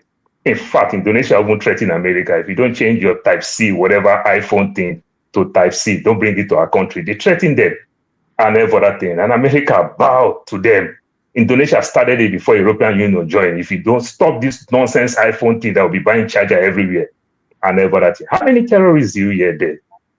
But America creates peace in Libya. See the way Libya is. America creates peace in Iraq. See the way Iraq is. America creates peace in Afghanistan. See the way Afghanistan is and everything. Ovie, my very good friend and brother, which I like very well, inviting to my house. In fact, Ovie, you're going to come for my daughter's graduation. The beauty of it. Ovie, I look for wife. I look for wife. No, not go there. No go marry Dada. Ovie said something. Nigeria, America, and China is fighting the war. But do you know where the fight is taking place? Nigeria. Just like Anthony Joshua will fight, this good fight. The other fight in Saudi Arabia or Las Vegas. If you fight in New York where doctor is, you will probably not make good money. But if you fight in Vegas, you make good money. If you fight in Saudi Arabia, you make better money. America is fighting China because China is getting a good deal, rare earth magnets in Nigeria. Putting military there is to stop China. America choose not to invest a lot in rare earth magnets because they buy from China. But China threatening America, stop selling to America because of the so-called subsidy issues that is going on and everything. And China want to block America for their own greed. But very many of us just think, oh, America is coming for our own good. Everywhere that they go for the people's own good, I make mention of them. The Afghanistan, the Libya, the Syria, the Yemen, everywhere that they go for their own good. See the way the place is and everything. You understand? So some of us should grow up. Great leader that we never forget. I still watched his documentary the other day. Lincoln Yu. They only insult them that they are dirty people and everything. They take both steps. Go see when he made mention of CIA, what CIA tried to do in Singapore and everything. He refused. He didn't make no trouble. You understand? But what he did, just to pay his people very well to live like prince, kings, and queens and everything, so that they cannot be easily compromised and the likes. They take their destiny to their own hand to make their country great and everything. If you think anytime that stranger will make your country great, it will never happen. When you go to a place like Warri, go and see Shell Quarter. They have 24 hours electricity. They have good life there. Then the same Shell Quarter people will donate transformer and the lights to our people. Then when the light goes off, they say, oh, the people steal something from the transformer. Winch cut the light and everything. But when some of us protest and said, let us use the same light so that if winch spoil them, Oyibo winch will make the light come back. They say no. Every time my sisters, my mother, and my daughter go there, they go there technically almost like what we call prostitute. We are waiting for them to come back with the proceeds that will come back. It's what we'll use in feeding family. I am talking now my mother, my sister, and my daughter. You understand? They go there, they come back. You understand? They call share. What Yoruba will say, Kosi Wala. Every time you go there, you come with bountiful harvest, like Abraham bring to go give to King Nekisavel and the lives. They live good life from the proceeds that come back from that place. But they don't care for the people of that place to live good life. These are the people that you are talking that they want to bring peace to you. My brother, until we will stand up and fight for ourselves. That guy that you see there, I don't have any facts. But what about that guy is the CIA agent? Go and see the homeless people in Las Vegas that are living under the tunnel in Las Vegas. Where are all these charity people to go help them there? One of the richest cities in the world, San Francisco, Silicon Valley, I was there not so long. I've been there like 7 times. Police station is where thousands of homeless people sit down there. If you go police station, they stay in front of police station. They are sitting down there. They are begging. They shit on their body. This is the United States of America. Where are all these people to go help them there? Where are all these guys to go help those people there? Go and see the numbers of homeless people in New York City, the richest city in the world. If I'm not making mistake and every other thing, where are the people? The budget of New York City is 3 times the budget of Nigeria, 114 billion US dollar. Nigeria 2025 budget is just 39 billion and every other thing. What are they doing with the homeless people? Where are all these charity guys to go help them there and every other thing? Then you want to come to my village? Look, I've seen these things countlessly. They never bring peace. I'm not telling you that they will not bring peace. They will only bring peace when you go hire a private military to come help you fight your fight. When you go pay somebody to do proper intelligence gathering, tap people for do anything, they can sit down at the comfort of their house in Arizona, at the comfort of their house in New York, but they feed you with information to carry out your job being done. Don't bring them on ground. They never bring peace anywhere they go. I live here, I've seen them. And I will tell recolonization, doctor, he said something, and I like it very well. I live in Arizona. The time zone with Arizona and Lagos, Let us be Nigeria. disciplined, please, with time. I will finish. Yes. The time zone of Arizona and Lagos, Nigeria is 8 hours different. So which means 4 p.m. in Arizona is 12 a.m. in Nigeria, New Day. Every newspaper is out by 12 a.m. in Nigeria. That's the next day, which means at 12 a.m., Nigerians are still sleeping. I've already read all the newspaper in Nigeria. I like to read newspaper. I read Punch for free. I read Leadership for free. I read Vanguard. Nigeria is still sleeping. I can know better than the man in Nigeria. How many Nigerians own generator to watch Channels News? How many Nigerians want generator to watch AIT, to watch NTA News? I've already read all your newspaper. I don't need to be there. If I'm interested in there, I can stay far away and cover what is going on in Lagos, Delta State where I'm from, Abuja, the seat of power, and the likes. I don't need to be there. So telling me that one boy is there, which means the boy see better than me, my brother. I know they look to before my prick the entire. All right. I know where it is.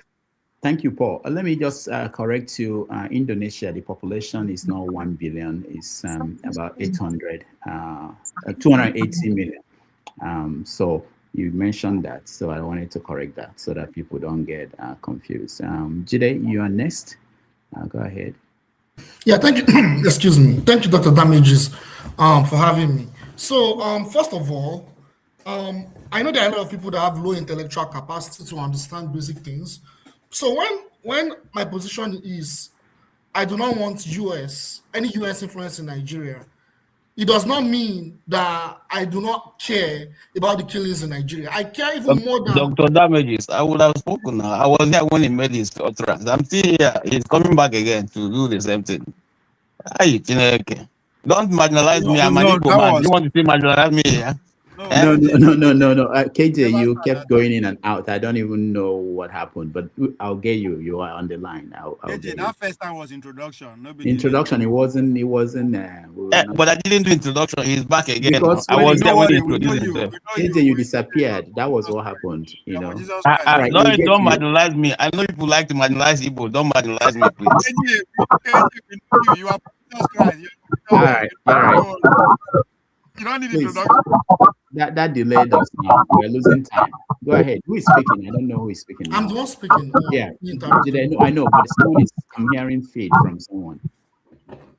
Okay, go ahead. Thank you, Dr. Damages. Yeah. So when I come here and I talk about stuff and I'm analyzing things, people take this out of context. I care so much about people that are dying every day in Nigeria. That's why I say the things I see. That's number one. Number two is we get emotional how we want, and we accuse people because of their own position. And I think that's unfair and that's cruel. But taking that aside, I was talking earlier about how I said, I do not want US influence in Nigeria because it's going to make the situation in Nigeria even worse. I don't want to go into details. I'm going to spend 1 hour talking about it. But Paul has already given some of his analysis. Ovia has given it already. You see, it will be good if there is an intervention to solve the problem in Nigeria. It makes sense. It makes basic sense. If there is an intervention to solve the problem of terrorism in Nigeria and insecurity. in the collaboration of the Nigerian government. It makes sense. But the truth is, looking at understanding US foreign policy, the country that is coming to do it, understanding their history, understanding their antecedents, understanding their willings and dealings, understanding their ideology, understanding their policy, the history of even the country itself, the history it has with other countries, its record, its reputation. That's not the country that will come and solve the problem. And the question you even ask yourself is, has it ever solved the problem of terrorism? Absolutely no. So it makes sense to understand why there has to be a cause for concern for such country to come and intervene in your country. This is unbelievable. You see, just 2 days ago, the same country that is coming to Nigeria to come and fight terrorism, I don't like talking too much. Right? I don't like talking too much. 2 days ago, they just released, the US government, they just released ISIL fighters into Iraq. They're preparing for war with Iran. They released terrorist groups to go and what? To fight the resistance, the proxy of Iran that is a resistance that have defeated ISIS, to fight them when in their war with Iran in the future. I'm saying it again. Just 2 days ago, they released terrorist groups that will fight the same resistance force in Iraq and what? Lebanon, that defeated those same terrorists. They are going to release them from prison to fight those groups in their quest for war with Iran. Is it that country that will now come to your own country to come and solve the problem of terrorism? Meanwhile, the terrorists that are killing our people are connected to those terrorists. I don't want to even go more into details because I don't even have time for some bigots that will come and be insulting me and disrespecting me. But the point I'm making is we're in big trouble. I don't have to come here and be crying and be cursing people. I don't have to get emotional, but we're in big trouble. Our country is in big trouble. Someone was coming here, and someone said that earlier that what is the solution about our problem? That we are talking about, we don't want US to come to our country. What solution are we bringing? What are we doing? The solution is right there in Nigeria. The solution is right there in Nigeria. When we're in Nigeria, all of us are from that country. Majority of us are from that country. What steps did the professionals of Nigeria take to boycott with every death in Nigeria from terrorism? What measure did they take? Nothing. I've said this so many times on this platform. The little independence that we had, they were professionals that were willing to sacrifice and lay their life for the so-called, the fact that we even have Nigeria as a country that we can talk about. They were professionals. What have the professionals done? Well, have they even done anything like boycotts? Anything like boycott? These killings have been going on for almost 20 years. Have they even done anything like boycotts? You see, I don't have time to come and be arguing with some. I don't have time to be expending my energy with some people that have low intellectual capacity. If we cannot think and see what is really going on, it's very disturbing. I'll stop there. Thank you. All right. Thank you, Jide. Let's go to Sully. Welcome. And what's the take? All these people complaining about US this, US that, your opinion doesn't even matter. If they want to come and divide, whatever they want to come and do, they can do it. You don't have protection. You don't have defense. Anybody, if I decide to spend $2 million, I'll penetrate Nigeria now and take over your state. You know, you don't have any. If I want to go states right now, I'll just send my boys there. You know, go take 24 hours. What defense do you have? Your opinion doesn't even matter. Your opinion, you know, you don't have a say in the matter. America can come and do whatever they like. And the only reason why America is there is because they want to protect their assets now.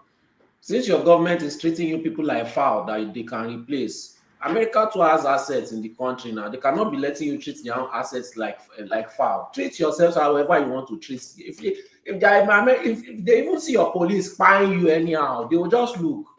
They will interfere. They will even intervene. They will just pass because you are not their people. Their asset is in the southwest. Their asset is in the south where they collect their oil. Their business is in the southwest. That's what they want to come protect. Like buy yourself, finish. They don't sell your papa. That 170 people that they buy, America troops were already on the ground now. They could have gone there to stop it. But what concerned them? They don't have any business in Kwara. None of their assets is there. If they own not like, they should finish themselves. You know, if it's getting worst case scenario is becoming too much, then they divide the country.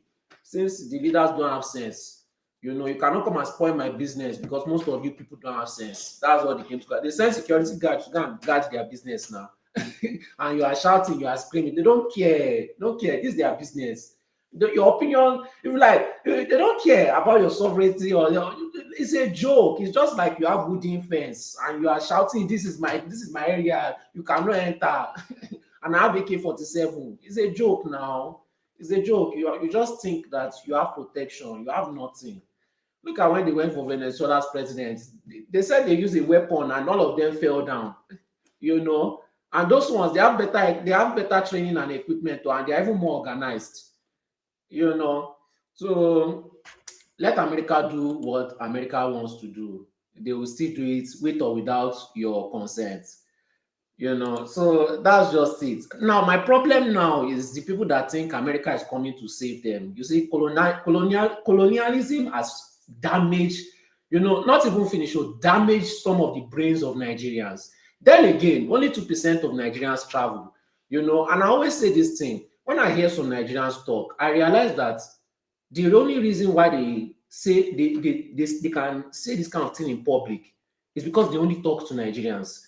They don't realize how absurd they sound because they don't talk to any other person. And some of them intentionally only talk to Nigerians because they know they sound absurd. They cannot confidently talk the way that they talk to people from other countries because all those other people will let you know that something is mentally not correct with you. You are actually stupid, but you don't want to accept the fact that you are stupid. So you force yourself in the Nigerian circle that don't know anything. You know, just like how all these Nigerian celebrities behave. Your Burna Boy is matching your head. You are still paying for his next concert. You know, outside Nigeria, Burna Boy can never try that with anybody. You know, you see people like Pele, he's constantly assaulting that his girlfriend. But Nigeria say, hey, is it not his baby? What did she do to deserve that? If that's my sister, I'll knock the boy out. I'll almost kill him. You know, but you know, in Nigerian society, she must have done something wrong, so she deserves to be assaulted. That's why they keep to their own circles. Sometimes I even feel like there's no point in responding to them because you're only proud of your statements because you know you are talking to Nigerians. So you know that, you know, Nigerians take a lot of rubbish, a lot of nonsense, a lot of idiocracy, a lot of mumuness. So you are very comfortable. Sometimes realize how foolish you are by talking to people from other countries. Sometimes, just sometimes, you know, but they don't want to. They will never do that. You know, stay in your Nigerian circle and be forming smart with your foolish speeches. So that's just, I don't have much to say. And please, you people, if you want to, you know, disgrace yourself online, stop dragging the Yoruba tribe into it. Say me. Don't say the Yoruba people. Don't say our Yoruba people. Don't drag all of us into it. Say me, myself, and I. You know, people will know the difference. Can I clarify something? I will not spend up to more than 30 seconds. So when I was talking about Yoruba and Cuba, I think this way. I'm not talking about you. I'm not talking about you. Okay. I'll stop there. Please, thank you. Allow me. Uche, your line is very bad. Uche, your line is very bad. So are you done, Sully? You're done?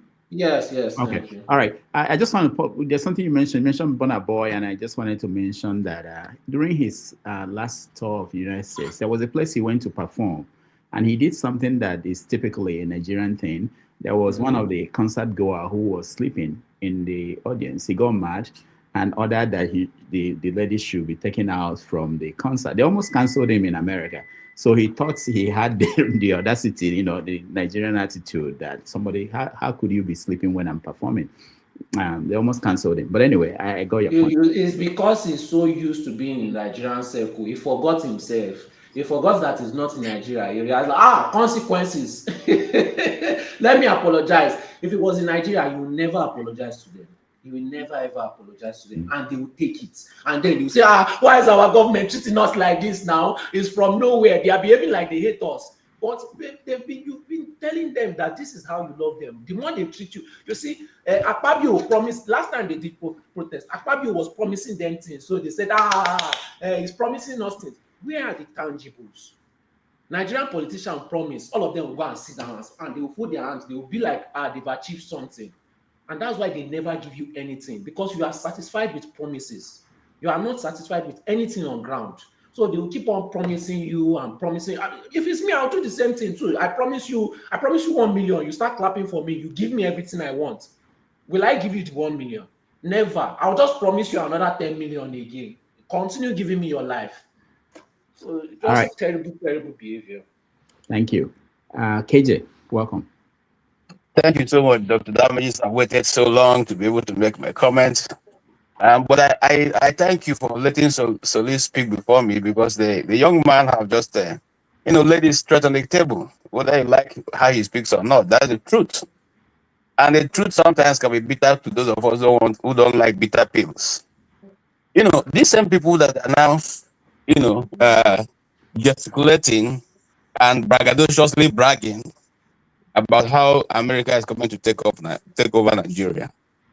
These same people were there when their president said, "Oh, these flying people killing people in Nigeria are not Nigerians. They came from outside." These same people didn't get up that time to say, "How do you allow foreigners to come to our country and be killing them?" And you say, no, we should give them our land. We should share our land. Be nice to your neighbors. They came from being foreigners to being our neighbors. They came from being our neighbors to Femi, what's his name? The Buhari's media man. Additional. Saying that it's either we give them our land or our blood. Which one do we prefer? Do we prefer to die fighting for our land, for which they will still take? Or do we just allow them to take our land and be slaves to them? These same people gesticulating, being very emotional, and shouting, didn't come to shout on this platform that time. They were rather hailing what was going on. Today, they have the nerve to come here and talk about, geopolitics. And I've put this challenge to Forefather and all of them. The day you are ready to let us discuss geopolitics, tell us, we will set a time. And then we take geopolitics the way it is. Because if you are putting geopolitics into consideration, you will find out that in the first place, the countries that are coming to Nigeria now are not treating their people like trash, like they treat your own people. You don't see people. You live in a first world. I don't know how many times I've seen your neighbor come back and say, "Oh, this vehicle I'm driving, because I became a local government chairman or I became a county chairman, so I'm now being given a 4-wheel drive with drivers and cooks and stewards and megad and gardeners, okay, and policemen to be carrying our wife's bag up and down." You people see all this. There's nobody who has a yacht because he's a governor, or has a SS whatever V, okay, I'm not bulletproof, going up and down. His dogs have cars attached to them. Let us come off this thing. Some of you shouting here when those of us on the east were saying we are being marginalized and we are being killed unnecessarily. The government unleashed evil to the southeast. Both known and unknown government were doing all kinds of havoc. You people didn't come here to defend, to say, "Oh, why are they doing this?" None of you. Instead, what we are more concerned about is to make sure that Nnamdi Kanu is in prison or he's killed, so that you guys can be satisfied. That's what you are concerned about. None of you came here to say, "This is injustice to a Nigerian, and so this thing should not be continued." But today, just like Nnamdi Kanu was saying, because of the hatred for the Igbos, you will leave the north to come to the south, and the Janjaweeds to take over the north. That's what is happening. That's the truth. That is the truth. So you people allow the Janjaweeds to take over the north. Now America have to come and intervene. And just like Solis said, yes, they may come there for two interests. They may come for their own interests, or they may just come there because they have a different agenda. And what is the agenda? We know that the world is moving to another phase. We are now into a second stage of the world. And let me tell you, and I put it straight here, the reason why they don't like this guy I talk about all the time, because he's outplaying all of them from their own unholy arrangement. He was able to cut them short. So when you are ready to go there, we'll talk about that. Nobody only use geopolitics. We come here and we don't speak about geopolitics because we know that our own country, we need to first of all speak geopolitics or geotribalism to our own people first. Deal with our own issue. And then when we deal with our own issue, then we can now turn around and deal with the outside issue.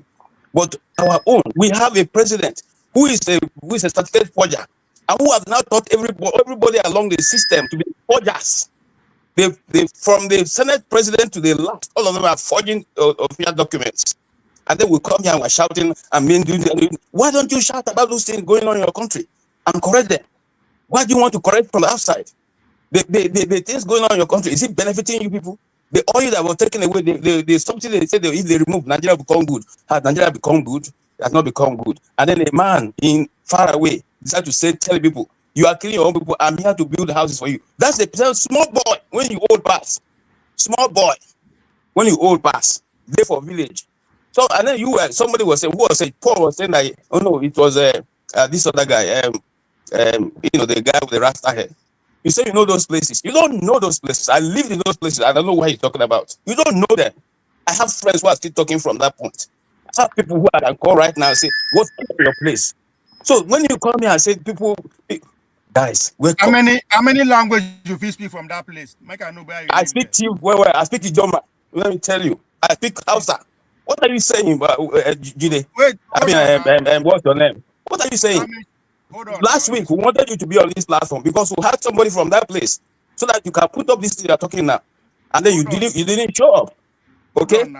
You speak, leave this thing alone. Leave this thing. Look, let me tell you something. We are the problem of our society. We, those so-called elites, because we bring up this, we defend everything that is undefensible. We are the one who form the narrative that the poor take over around with it in the street. We fail to tell the people the truth. We fail to say, look, what you are doing is wrong, and it's wrong. Are we not the lawyers going to defend Akpabio and the rest? Well, which country in the world have you heard that they forged government gazetted paper 2 times, and the Senate president covered up? And you people are here talking, blaming a country that take care of their people. Let me tell you, and I put it to you, who said that people who are suffering in America, they are suffering because they refuse to take the social security net. And you people are Americans, more American than myself. Tell me whether it is lie. Don't the government have places where you can go to get food and get everything? So if the person decides not to take it, whose fault? You have even small part of that in your country. You have small, where you can go and say today, I don't get food. Make I go back. If not for God bless the you must be poor for you to benefit from government. So which means there's poor people. You must be poor. True. If you're KJ, I am above national poverty guideline. I cannot get free food for government. I cannot get section 8 from government. My brother, because I'm not poor. So what are you talking about? Then they are poor. Simply, you said there are people in the street who do not have food. And I'm saying that there's a social net for such people. If you don't take it, it's your business not to take it. Nobody's going to come and force you to take it. Sorry, I conclude on this, Rudolph. Just yesterday, I was watching a man who said he was going out in the cold to give money to people who are in the cold, who refuse to go out. They refuse. So he was going out and telling how much can I give you $10, $20? Some of them were collecting $20, $30, $40 to $50 to take themselves out of the cold, to go to a government provided place where they can now not die from cold. This is America. In the street, he's giving his own money to them. My brother, if we do half of what the people are doing for the people, we will not complain. So let us stop the complaint. We know where the problems are, and we are the one who invited them to be there. If our government was doing the right thing, your people are being killed in thousands, and you are not doing anything about it, and you are complaining about somebody who's coming to help you rebuild your community and help you to save some few lives. My brother, I think that is totally wrong. And just like Soli said, maybe some of us are not talking to people outside of Nigerian circle. If you do, you will see that your argument sometimes is very flawed. Thank you. All right, thank you, KJ. I wanted to stop. Doctor, I must just push this thing. Hold on. 22 minimum of 22 American soldiers by themselves every day that have the greatest military in the world. Every day, minimum of 22 American soldiers every day. And every other thing. What are they doing towards that? My brother, there's problem everywhere. Hold on. Tell us where do you get the statistics for that? Where do you get the statistics? Ask your chat GPT, ask your Google. Go online and see it yourself. Please. Paul, respect yourself here, please. Let's move on. Please. No, don't speak like that. So I wanted to say that the issue of homelessness is very complex. It's not as easy as is being put here. It's not that sometimes we simplify things to the point that it doesn't, if you know the details, it's not that people don't want to go and get help. Most of the people you find who are homeless in America, they have mental health issues. So it's very complex. If it's not complex, it will have been solved. It's not like the government of America is enjoying, especially in New York. There are a lot of them in New York. It's not that we Dr. Dameji, I disagree with you. We are talking about the richest economy in the world, the most prosperous nation human history has ever seen. That's an excuse, I beg.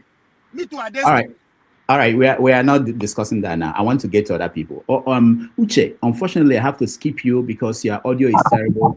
We can. Uche, we can't hear you. I'm serious. It's very bad. So go out and come back in. Mazopara, you are next. Yeah, thank you, Dr. Damage. Please let us have some decorum here, please. Who said? I think Jide said that America is releasing some terrorists from somewhere to fight Iran. What I read here is in this January, US Central Command launched a mission on January 21st this year to move up to 7,000 ISIS detainees, including 150 in initial group from Haskai, Syria, to secure Iraq facilities to prevent a breakout. So they are sending them out, or not to Iraq to fight Iran, but they're sending it to face justice. Please. Can I respond? Can I respond to that? Yeah, go ahead. Thank you very much. I love the fact that you mentioned it. So this is the point, right? Those groups have historically perpetrated violence and genocide on the Iraqi people. That's number one. Number two, this is not the first time they are fighting with a proxy, and they will use terrorists to contain a resistance group. This is not the first time. Don't forget that Al-Shara was part of ISIS, the current president of Syria. So yes, they reached an agreement just a couple of days ago so that they will release ISIS detainees. It makes sense. That's the narrative, that they're going to face justice. But the point is, they will release them just like when you release a kettle of fish. When they bomb Iran, the Hezbollah, all those groups, Ansarullah, they are in Iraq. They will now use them as a force to fight those groups. These are basic geopolitics. I do not want to go and talk. I don't want to go deep into this thing, but I'll stop there. Thank you. You just said it. They will face justice. Then subsequently they'll be released because this is with the help of the U.S. government. Because all right, thank you. What you said, you just said it as if that they released them, pushed them into Iraq to go and fight, the Iranian government. Thank you. But when we come here, let us be factual what we say. And oh, please, Jide, come on. And then, Paul, I think Dr. Damage was trying to correct it because there is poverty everywhere, both in Germany where I live and even here in Minnesota where I am today, and elsewhere in America or in Switzerland, the richest country in the whole world. There are poverty people, there are people living on the streets. But the issue is that being poor is different from somebody living in his house or in his villages, and another people coming there to massacre them. The people you mentioned here now in Las Vegas, if anybody, if one of them is murdered, the government will come, and fight and arrest the murderers. They're different. You don't come here compare those people who are living on the street and people who are being murdered in their ancestral homes. It's the different. These are different things. When we come here, let us be very factual and let us make a lot of sense, on what we discuss here. You can't compare beggars or poor people living in the street and with people who are being murdered in their thousands in Nigeria for doing nothing. Now, we're talking about American coming to Nigeria. American government has sent troops, in various countries.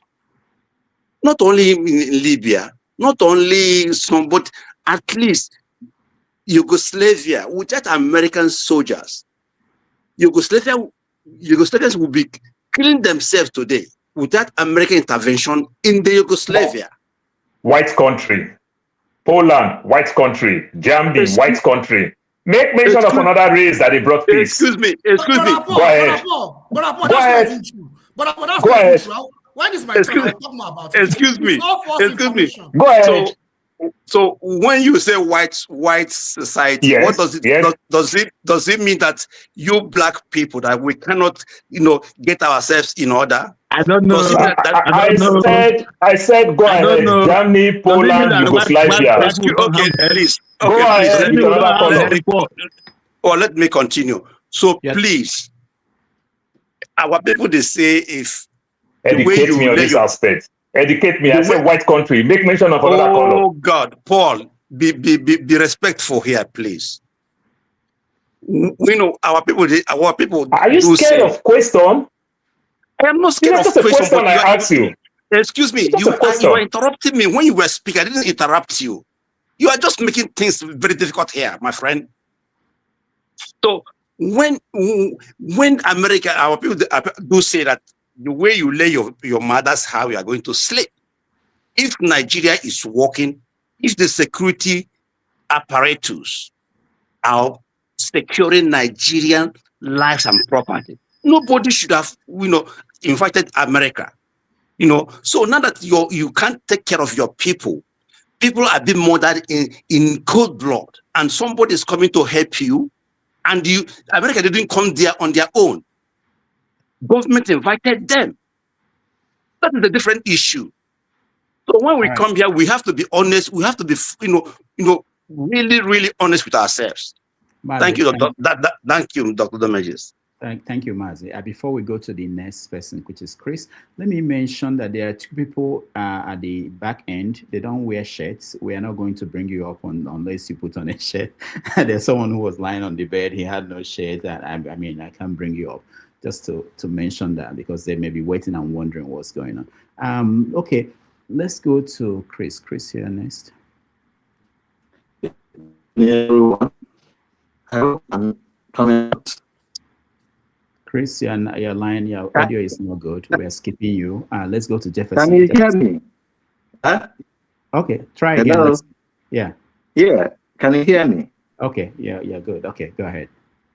Yes. Oh, sorry. I've waited for so long, because I was going out, but something came, the way some people are saying so many things led me to wait to. Please, for us black people, we must understand that, one, black people haven't created any country. And so those who created country can deal with the countries they created. That's one point I want to make. Now, Nigeria, when people come here to talk about nationalism of Nigeria is not even a nation in the instant. So I don't know the basis of this nationalism. Third, we can't reinvent will. Okay, there have been places, those who were handed over this Nigeria when the white man was living understood very clearly that we are not one people, and they decided that they want to create a nation, a nation out of the countries that are in Nigeria. So what has happened in many places is that if there is so much incompatibility, people ought to sit down and rearrange themselves. If they live in different countries, just like you have in Yugoslavia, just like you have in India, Pakistan, Bangladesh. This has happened over the years. So I expect that those of us who are living outside, who understood these things, who have seen these things, supposed to come to an understanding that we should be talking about how we can create a country for ourselves. And only when and only then can we come and say, okay, this is our creation. We can handle it the way we want to handle it. But if we can't create anything, then the white man, who is the God that created Nigeria, can actually do the way, can give him commandments. And if they fail to do that, then they will be punished. So all this unnecessary nationalism is not really important. Please let everybody sit down, think, so that we can one day create a country for ourselves, black people. Black people, please. Thank you. All right, thank you. There was someone who was talking about Alex and had issue with whatever he's doing in Nigeria. And I was thinking, why is it that Nigerians in America or in London or in wherever in the West, in Canada, that they don't go around doing that kind of thing in those countries? Nobody's stopping Nigerians from going to the cities of New York or Alabama and talking to poor people and showcasing it to the world. The way. So, but the way it sounded, the way we were talking about it, sounded as if somebody is stopping us from doing that. There was a skit that hold on, KJ.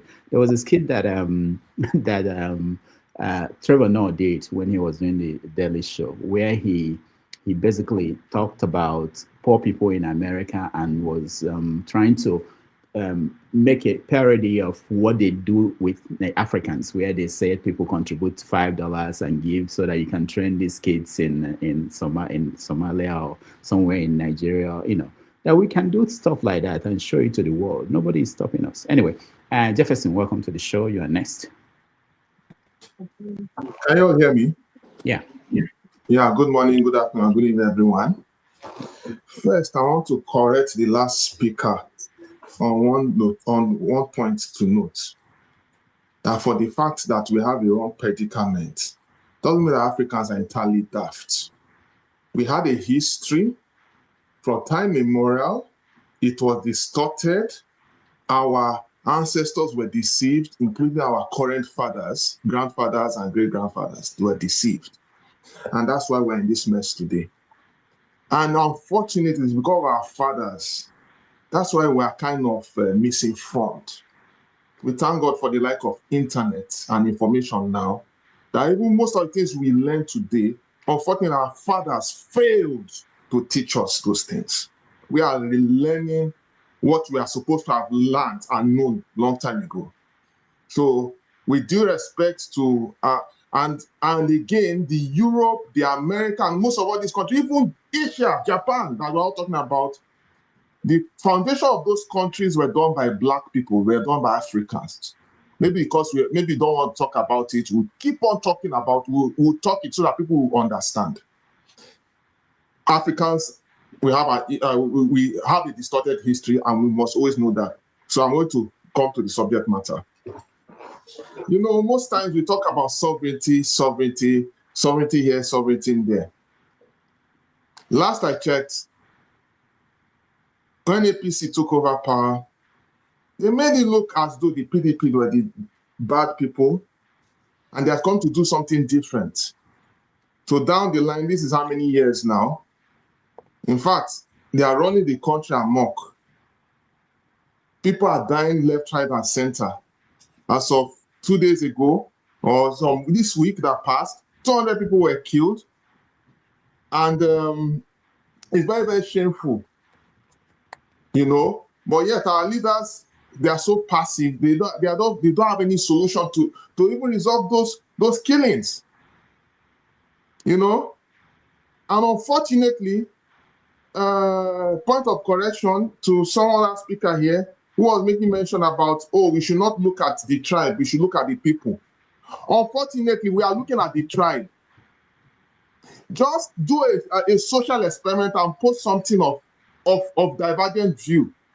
Either the Yorubas will come to your page to insult you, or the Igbos will go to another person's page to insult the person. And we don't see this as an issue. Speaking on the issue of tribalism, is taking different voices and forms.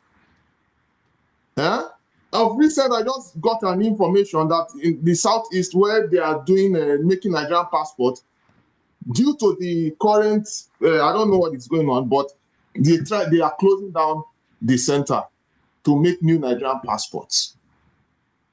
As if that's not enough, the other day, a historical book was published and taught in schools on different tribes and culture, and the Igbo people were excluded. Now I'm not making this about Igbo. I'm just telling you. I'm just bringing out the fabrics. Jefferson, sorry.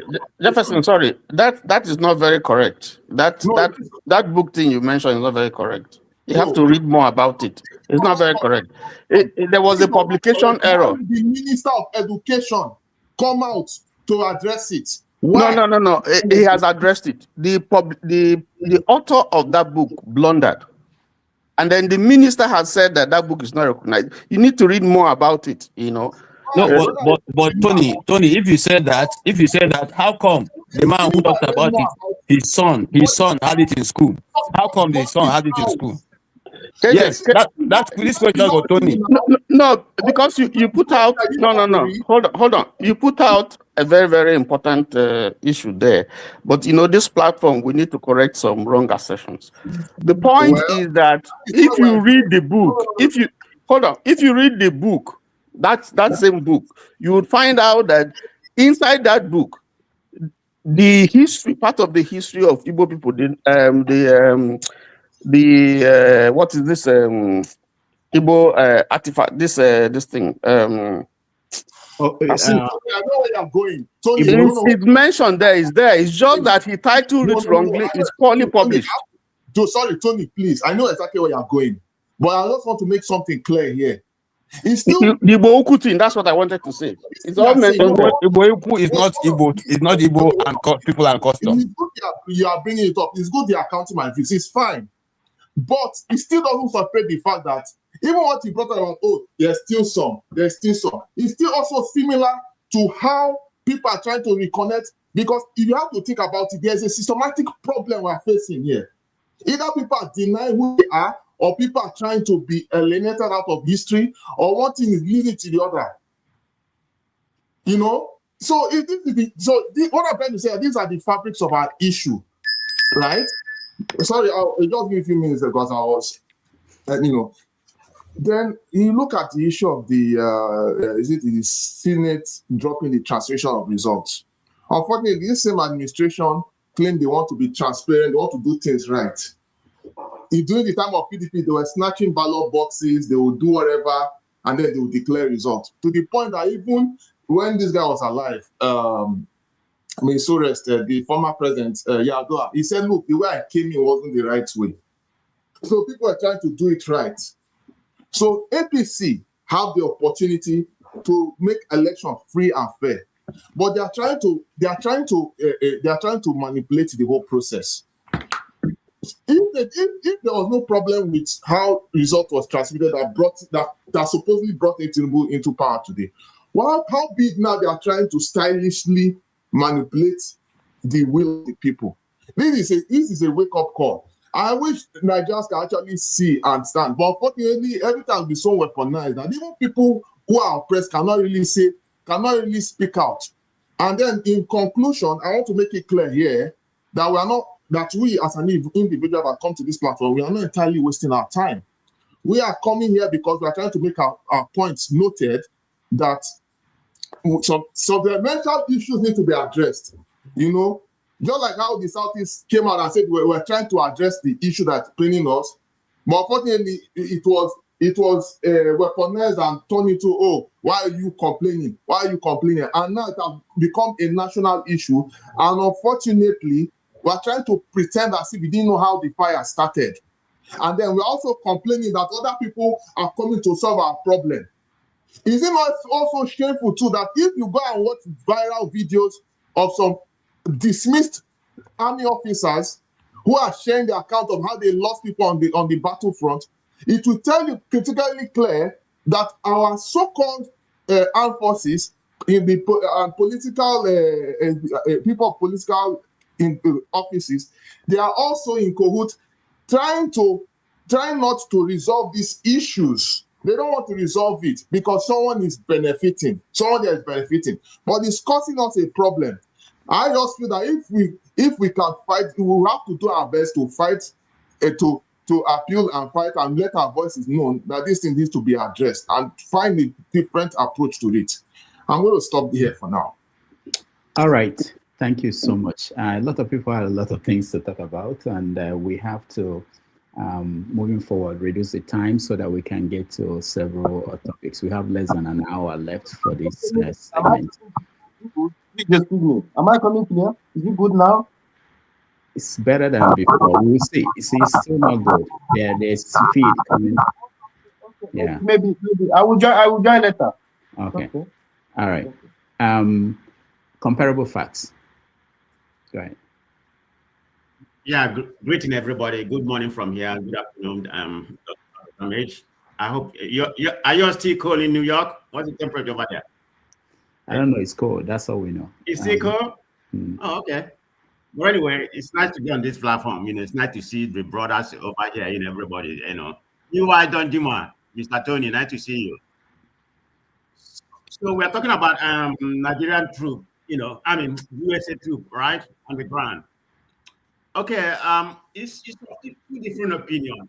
You have some people that really oppose it, about the USA coming to Nigeria. I can understand the opinion, maybe because of sovereignty concern. Historically, there has been a mixed result, when you have foreign people, foreign troops in any country. It has been a mixed result. Some good, some bad, And that's what I consider risk of dependency. You don't want to depend on foreign troops. Always do whatever, help your country and stay there forever. And the trust issue when you come to US policy, anywhere they go, people are so more concerned. But I of the opinion that I'm one of those people that welcome the US troop in Nigeria. Why am I saying this? Because if you look at terrorist group, they are very transnational. They don't respect border, They are everywhere in West Africa. We know that, they can come to Nigeria anytime as much as they free. Boko Haram, the Islam, so that's why, I think, we should welcome them. And they were invited. So it's not like USA just come and, mess up their sovereignty without being invited. They are coming for intelligent purpose. They are coming for technical capacity, training our military. Maybe to reduce civilian They're not going to go to the front and fight. And moreover, we have to call it what it is. Nigeria has not been doing anything. It has always been the status quo since Tinubu came in. It didn't start with Tinubu. That he wasn't going to do anything until Trump started speaking. That's why he decided that he is doing something. So it's a welcome development, in my own opinion. Everybody has spoken well. I'm not going to speak too much about that. But I'm one of those people that welcome them. Because of shared interest, the training, maybe, like I say, reduce civilian harm. That's part of it. That's my opinion on that. All right. Thank you so much, Comparable Facts. Before we go to Ikechukwu Okafor, let me just announce that, yes, last week I talked about renewal of our subscription. We have several subscriptions. One of them is that of this platform, the StreamYard platform. And we got a support from Victory. Most of you must have seen Victory on this platform. He donated $65.65 via PayPal to support our subscription to StreamYard, which is about $680. And it's due on February 13th.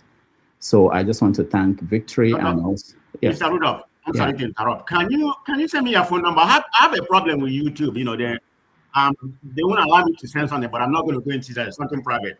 Okay. Send me your Zelle account. No, it's all I need. You can look at it down there. It's true. You can see it's going across your screen.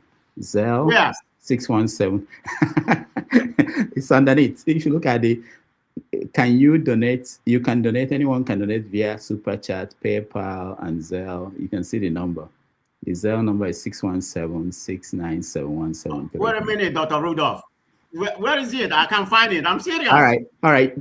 Send me a text message. At the bottom of the screen. At the bottom of your screen.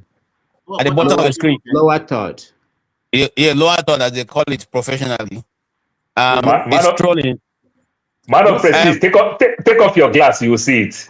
No, Paul, can you just take that number and send to him? We need all the. In fact, stop the program. Let us organize this lunch right now. 617-679-1733.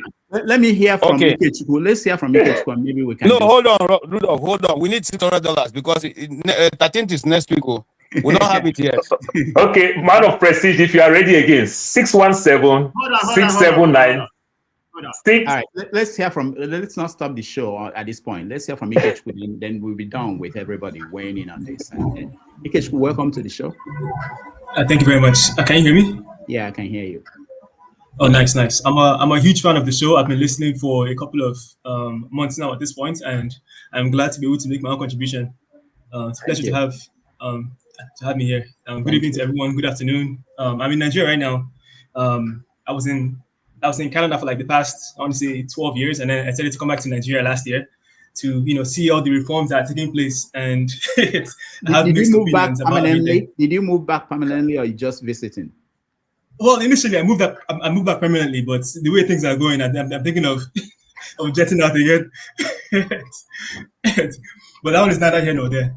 But anyway, like I just wanted to give my own 2 cents, because of course everybody here has their own opinions about things. The beautiful thing about perspective is that you and I can see something and we have 2 different perspectives from that same thing that we've seen.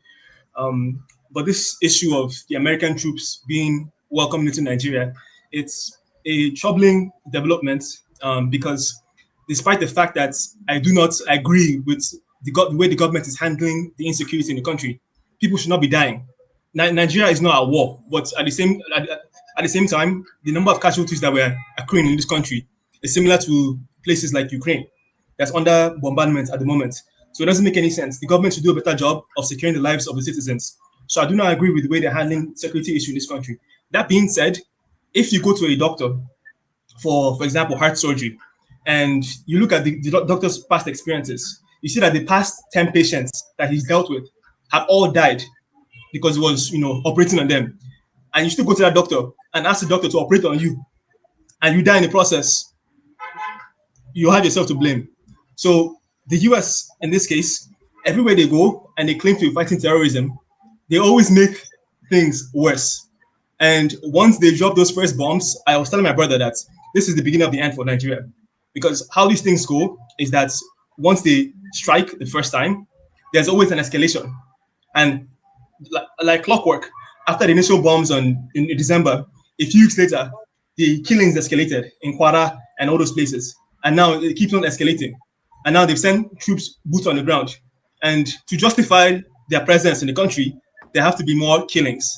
So it's just going to keep on going over and over again. And going back to that analogy of a doctor performing surgery, if a doctor has operated on 10 past patients and all the patients died, and then you want to go and line up and be number 11, then there's something wrong with your reasoning there.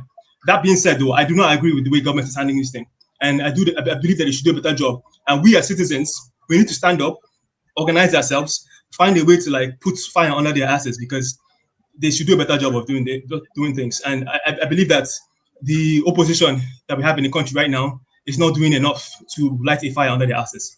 So that's one of the things. And then another thing was about Mr. Alex Barbier, the young man that was on TV.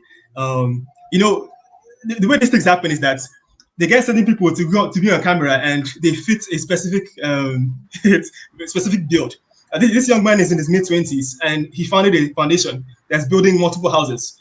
Mr. Rudolph, you probably have property in Nigeria. I don't know if you do. But it's not okay. You don't have property in Nigeria, but you want people on the panel here that have property in Nigeria, that built property in Nigeria from ground up. They know how expensive it is. So for you to build 35 houses with the foundation you founded in 2023, because I was just reading the background on this guy. He founded the Building Zion Foundation in 2023, and then all of a sudden he has millions of dollars to invest in building houses in Nigeria to combat the killing of Christians, although they're killing Muslims as well. So it's I don't know, man. On the one hand, he's doing good. I applaud him. But on the other hand, it's who's giving you your money? You're in your mid-20s. And I was in Canada in my mid-20s, and I didn't have millions to build houses in Nigeria. So maybe my parents, I didn't have good enough parents. Maybe I have to assist my parents. But that's just another thing I felt like I had to add. What else? So and then obviously the most important thing that we're facing now in this country is the whole electoral reforms. If we don't find a way to force senators to do their job and balance the power of the executive, as far as making sure that the electoral reforms pass, then 2027 election is just going to be a repeat of what's happening. And all the killings, the devaluation of the naira, the weakening of the economy, the increase in insecurity, all of these things are just going to compound. So yeah, that's all I wanted to add. And all right, thank you, Ikechu. Let me just sorry, I'll come to you, but let me ask you, what did you go back? So you're giving the impression that you were surprised things didn't turn out the way you expected. Was it that you didn't understand Nigeria well before you packed to go back, or was there a new thing that happened that you did not factor in that you are now thinking about going back to Canada? What happened? Well, it's like I didn't understand Nigeria well enough. So I had this because it's been, so I left in 2011 and then I came back in 2024 actually. And during that time, when I left, Nigeria was on an upward trajectory. I think in 2014 we were like top 5 fastest growing economies in the world. So I feel like during that time we would have seen some development at least. And I mean, when Tinubu got elected, he removed the fuel subsidy. He did the naira devaluation, did the thing with the CBN to like unify the value of the naira. All of these things happened, and I figured, okay, so like these things are happening. These are reforms that needed to happen, I guess.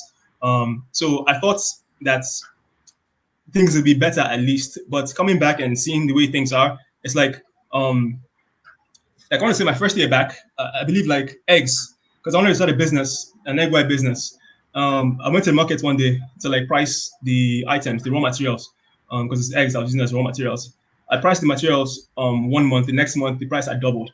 So that's just an example of something that affected me personally. And of course, other things like the difficulty of doing business. Now they added this new tax reforms, and there's just so much red tape. So to answer your question, I thought things were going to be better when I came back, and things had obviously varied from place to place. But where I'm at right now, things are slightly worse than it was when I left. And moving and doing the things I want to do is significantly more difficult than I thought it would be. So at this point, I'm of the mindset that I need to go back, rebuild my war chest, and then come back with a bigger war chest, and hopefully I'm able to do something positive. All right. Like Thank Mr. Alex.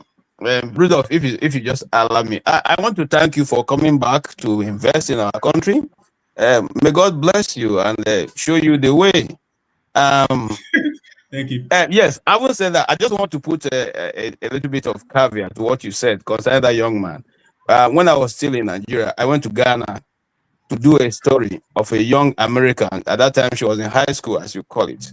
Her name is Devon Alex. I can't remember her father's name, but her name is Devon. I think her story is on the internet. Now, she collected money, built up a whole village in Ghana. Okay, she collected, her friends supported that move. I went from Nigeria to go do that story with her and her father. Yeah, her father is a millionaire here, and so he contributed also to that move. But she single-handedly did that, build water wells and all that. So there are people out here in America who, when you say you are going for a good cause, they may give you support your whatever you're going to do. And then remember that the guy said something interesting, which all of us must know.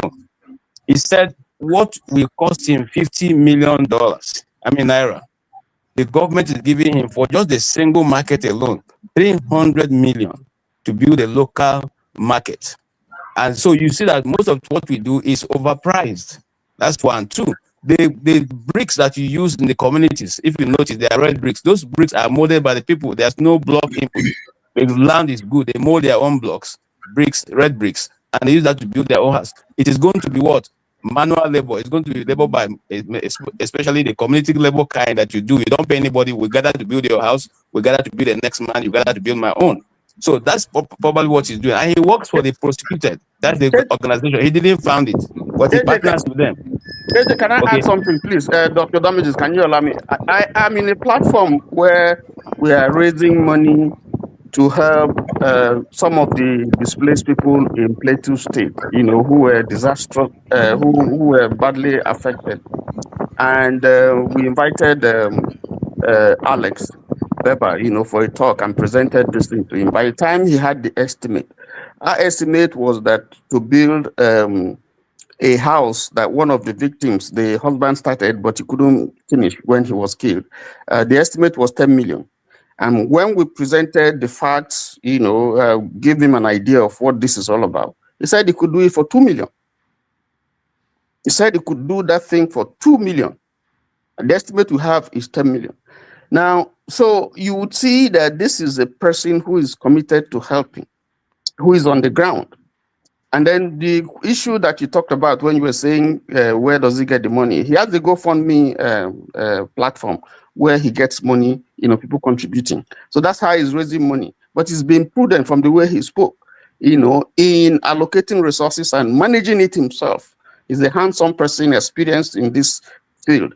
So the fact, what he's saying is that the estimate that is being given is not realistic. It's bloated. It's high, and I don't think anybody should persecute him for that, because I had one of the officials in Benue, commissioners, trying to deride him and say stuff against him. We are all familiar what happens in Nigeria. How contracts and quotations are beefed up and added. So that's just my. All right, thank you so much, Tony and KJ. Let's hear Solly. Go ahead. Yeah, I just wanted to respond to Ikechukwu on the part that he said that after the bombs. Dr. Rudolph, just a minute. The platform talking about is not Precious Any TV. So if you want to donate, please come there and donate. Precious Any TV, please. Okay, I don't know. I'll come back to you. I don't know what you said now. Comparable facts. Go ahead, Solly. Yeah, so he said it escalated. Well, the media has been suppressing this news, but from a directive from the government. So probably that's why you haven't been hearing about it since. When I was young, my mother told me a story that happened 30 years ago that is still happening till today. They had a company called TWT. This person watched his friend murdered in the north, just like this. He saw it with his own eyes. Since then, he never went back to that. This was over 30 years ago. He never went back to the north, and he has since then had hatred for Muslims all his life, to the point that he became a pastor and continues to preach hatred against Muslims because he saw it with his own eyes, his own friend that I grew up with. And this was over 30 years ago. I've been complaining about this thing for about 5 to 6 or 7 years ago, before social media was bringing it out. All my friends stopped talking to me because they said that I was just saying rubbish. So is it America that has been escalating it for 30 years or 7 years? Or this? Let me tell you, the people that even died is nothing compared to how many that were going before. What you're even hearing is because maybe they were lucky enough for it to go viral. There are a lot of times it doesn't even go viral. It doesn't go viral. Last year or so, some years ago, did they not wipe out, like it's not 300 to 600 at once? Was it America that escalated it? America did not even talk about it at that point. So it's the failure of the leaders. They are still romancing Sheikh Gumi till today. Is it America that is forcing them to romance Sheikh Gumi? They are still having tea and crumpets with him as we speak right now. Even the president's son is still, dilly-dallying with him. Is it America that is forcing Sheikh Tinubu to dilly-dally with him? America sent him to go and be negotiating with Sheikh Gumi and be laughing and chilling. The conspiracy theory sounds sweet and nice. We are the victims, they are the terrible, but over 30 years ago, bro. Over 30 years ago. All right. Just please think about it. Thank you. Thank you, Solly. All right. Let's see. Righteous One, I wanted to hear you, but your connection is bad. You can't see you. We have about 30 minutes left before the next stream, and I want us to use it to rant. But before then, comparable facts. You were saying something I didn't get what you were saying. What were you saying? Comparable facts. Can you hear me? No. All right. So let me just conclude. You're muted, comparable facts. You're muted. You're muted. You are muted. Okay, thank you very much. No. I was trying to second what Tony said. The platform we normally go to. You probably know it's called Precious Any TV. So if you want to donate, please can you come there and donate? It's for good cause. Yeah, thank you. Donate to what?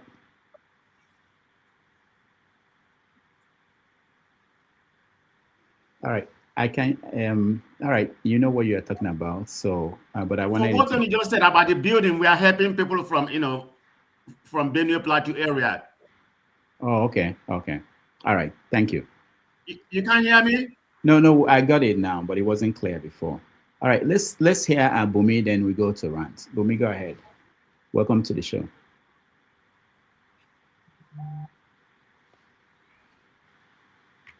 Bumi, we can hear you. Can anybody hear Bumi? You guys buy this sophisticated thing and put. I don't have it. Sometimes, Bumi, can you unmute yourself? She's muted. We cannot hear you, Bumi. See, if you promise to support the. All right. So what we're going to do, Bumi. Unmute. Let me see. I think Righteous Man is back. Let's see if we can hear Righteous Man. Righteous Man, can you hear me? Righteous Man. Hey, Dr. Rudolph. Good evening. Yeah, how are you? I'm good. And you? Very good. We are rounding up. Have you been following what we're talking about? Yeah, I've been following, and the network has not been very friendly here, Where are you? So, I'm still in Imo State capital, Owerri. Okay. Yeah. Okay. So are you happy? Yeah. The real topic in town is about the forged Senate passage of the electoral bill.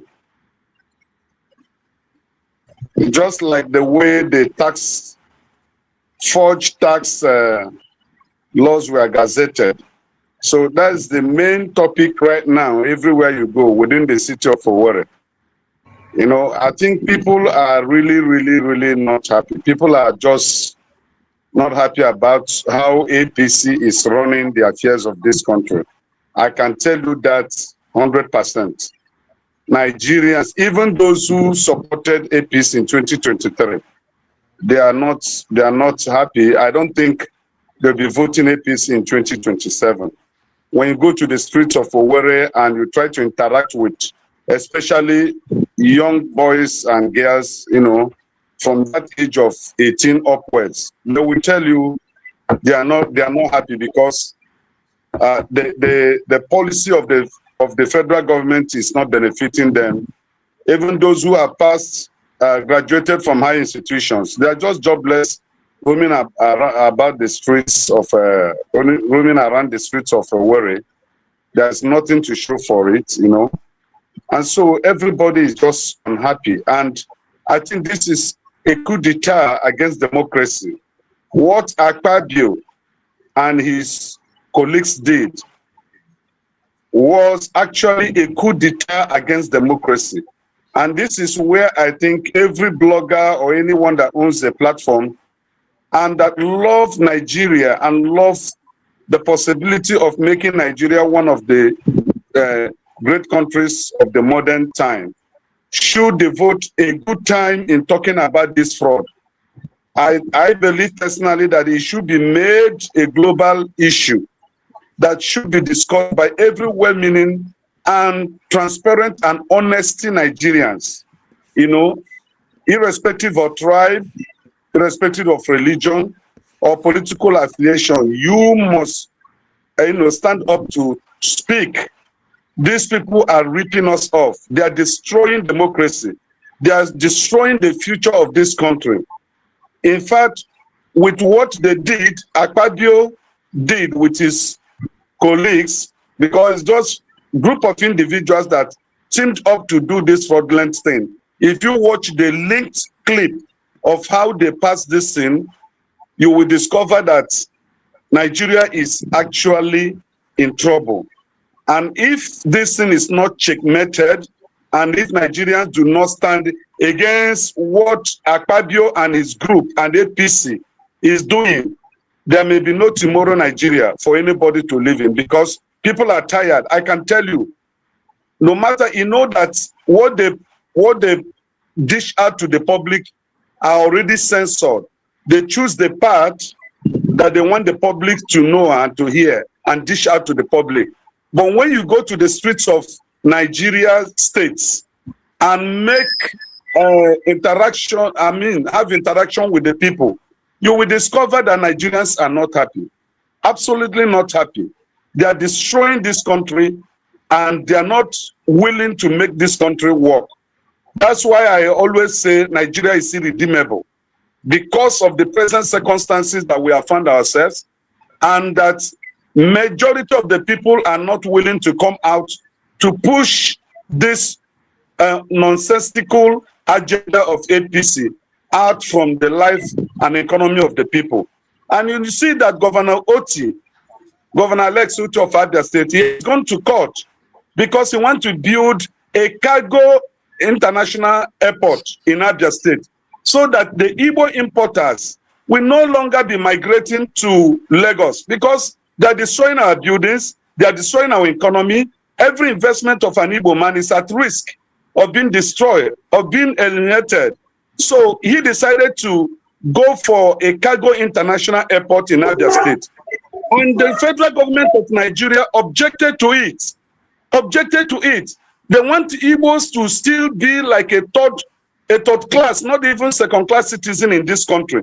And yet, when somebody agitates for the separation of the Igbos from the rest of the Nigerians, you will see somebody will come up and say, why are you talking about it? It is a pure marginalization. It's something that cannot be hidden again. Why are you against the Igbos having an international cargo airport, so that our imported things, since they said the Igbos are only good in commerce, buying and selling, we agree. Then allow us to control it and have it the way we want it. Federal government refused Abia State to have a cargo international airport. So tomorrow they will tell you we want a one Nigeria that is not practicable, a one Nigeria that is only made on theory. And I keep saying it and I'll keep saying it. The North and the Southwest rigged other Nigerians out of every good thing that should happen in this country. And they believe they own Nigeria. The North, and when I say the North, they call North and the Southwest, they are the problem of this country. And until the rest of Nigerians resist this their plan and policies, I think as a nation, we are not going to move anywhere. Thank you. Thank you, righteous man. Bumi, welcome. Let's see. Good evening. Can you hear me now? Yeah, we can hear you. Go ahead. Okay. Thank you for having me, and good evening, everyone. So I've been listening, and I feel like my submission might not be anything I've submitted before. However, I would say I'm a bit flabbergasted in terms of like what I think that we understand the Nigerian problem is. Okay, if the solution to the Nigerian problem in terms of security is getting the US involved. However, before we came to that conclusion, we said that the Nigerian government are in cahoots with the whole terrorist or whatever group is in charge of insecurity. So how does America come in, solve any of that problem? Because based on my understanding, America is only here to assist in the physical, into like eliminating the average terrorist. They can't really go after the people in government, because if they do go after the people in government, then it's America against the Nigerian state, which is not why they're there. So they cannot go to the government. However, we say that one of the reasons we have insecurity is the government is actively aware of those people and actually funding those people. So if America comes, eliminates those people, the average the people that we see with the guns and everything, but then the same government still remains in power, does anything change? Because that same government is still in power. So they can just bring another set after America is gone again. So I'm confused in that, because we're like, okay, America should come, they need to come. And I understand that.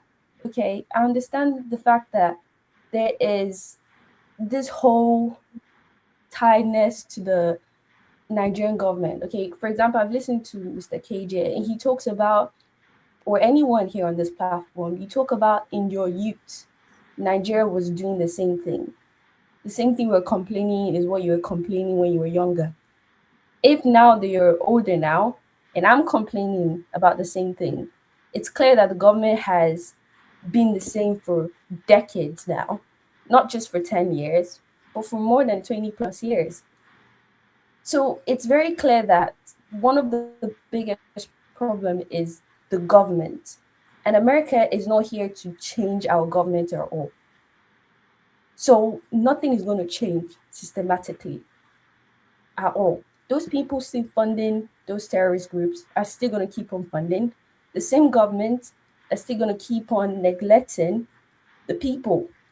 So whether you're Igbo, Yoruba, Hausa, or whatever, you're still going to be marginalized because the same government is still in power.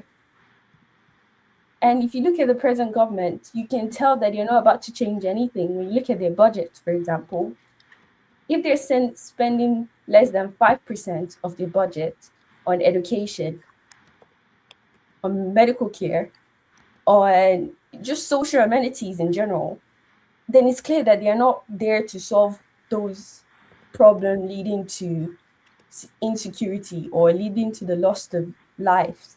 They're spending more than 10-20% of their budget in furnitures, buying cars. That's a clear picture of the government we have. So nothing is going to change at all.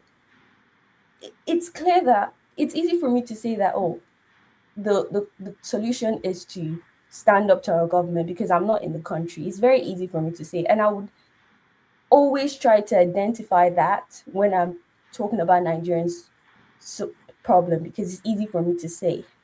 But if you look at other countries and how they've moved from one place to another, they have fought to change their country. It's true.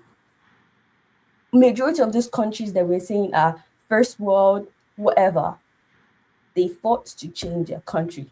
No one came and solved their problem. No one. So whether I'm in Nigeria or not, it's something that I know, to be honest, that if I want to stop complaining about the Nigerian problem, you need to put boots on ground. Period. It's just very clear on that. So when if we're talking about the true Nigerian solution, boots needs to be on ground. Now you can discuss whether you want a peaceful revolution, a violent revolution. That's on you. That's however you want to decide. However, you are going to create that solution yourself. No third entity is going to solve that for you at all.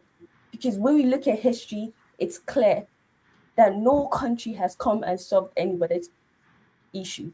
If you look at other African countries as a solution to that, you can see Sudan, you can look at Congo, you can look at Libya. There are so many countries that's in Africa. You can also look at other Asian countries or South American countries. It's not someone coming outside to solve their problem. But when you look at countries like, for example, Singapore, they solve their problem themselves. When you look at China themselves, whether you're a communist or you're not a communist, wherever China is today, they did that for themselves. Whether you like communism or you're socialist, that's not whatever. China is where it is because they did that for themselves. So when we talk about Nigeria and we say, oh, America is going to come solve the problem, that is not true. Because America is not coming to change the government. and the government is still going to remain the same. Next year's election, what are we doing to change the government when it's clear that they're not there for the people? Those are the conversation I think we should have, because I know, yes, we're desperate. There's anger, 100% anger, but we shouldn't cry for any solution, all because we're desperate. We should be, to an extent, critical about the kind of solution we want for Nigeria and be honest to ourselves about that. Because I think it's a bit of a confidence issue when it comes to Nigeria. There's a lack of confidence that we have. That's why we always look at, the white man to come and save us every day. There's a confidence issue. It's clear. We always want someone to come and save us, but we are going to have to save ourselves. Whether it's a one Nigeria, two Nigerians, whatever, you want to divide the country or not, you as a people will have to solve that yourself. No one is trying to do that. America is there for their interests. Very clear. There's no country that will put their men's life on the boots, on the table without gaining something from it. They are not there for charity. This is not charity for them. Whether you love Christians or don't love Christians, or doesn't matter. They are there for their interests. And let's be honest about that. And we need to start asking ourselves, what is our interest? How can we actually achieve that as a people? That's kind of my understanding from it. I'm not for or against America coming, but I'm mostly against our perspective on them coming and how we think they're going to help us, because I think we have to help ourselves regardless. All right. Thank you. Thank you, Bumi. We have, I'll just, before I take anybody else, comparable facts. I sent you a text message on private chats. Can you look at it and confirm something for me before I make that announcement, if that is you? All right. Let me see. I think, Sully, you want to say, I'll give you 1 minute. I haven't spoken at all for almost 2 hours. Doctor, it's my turn. Oh, hold on. Everybody has gone round. We're not going round again. Jide, I just have a question. For a while. Okay, it's you? Yeah, I mean, no, hold on. Jide, hold on. Sully, say something. I'll give you 1 minute. Yeah. I'll come back to you. Go ahead. Yeah, my question was for Righteous Man, because he said he was talking about the achievement of what Alex Otti is going to do and how the North and the Southwest is the problem. But my question now is he a Northerner, or is this a Yoruba man that is trying to remove Alex Otti? Thank you. That is my question. All right.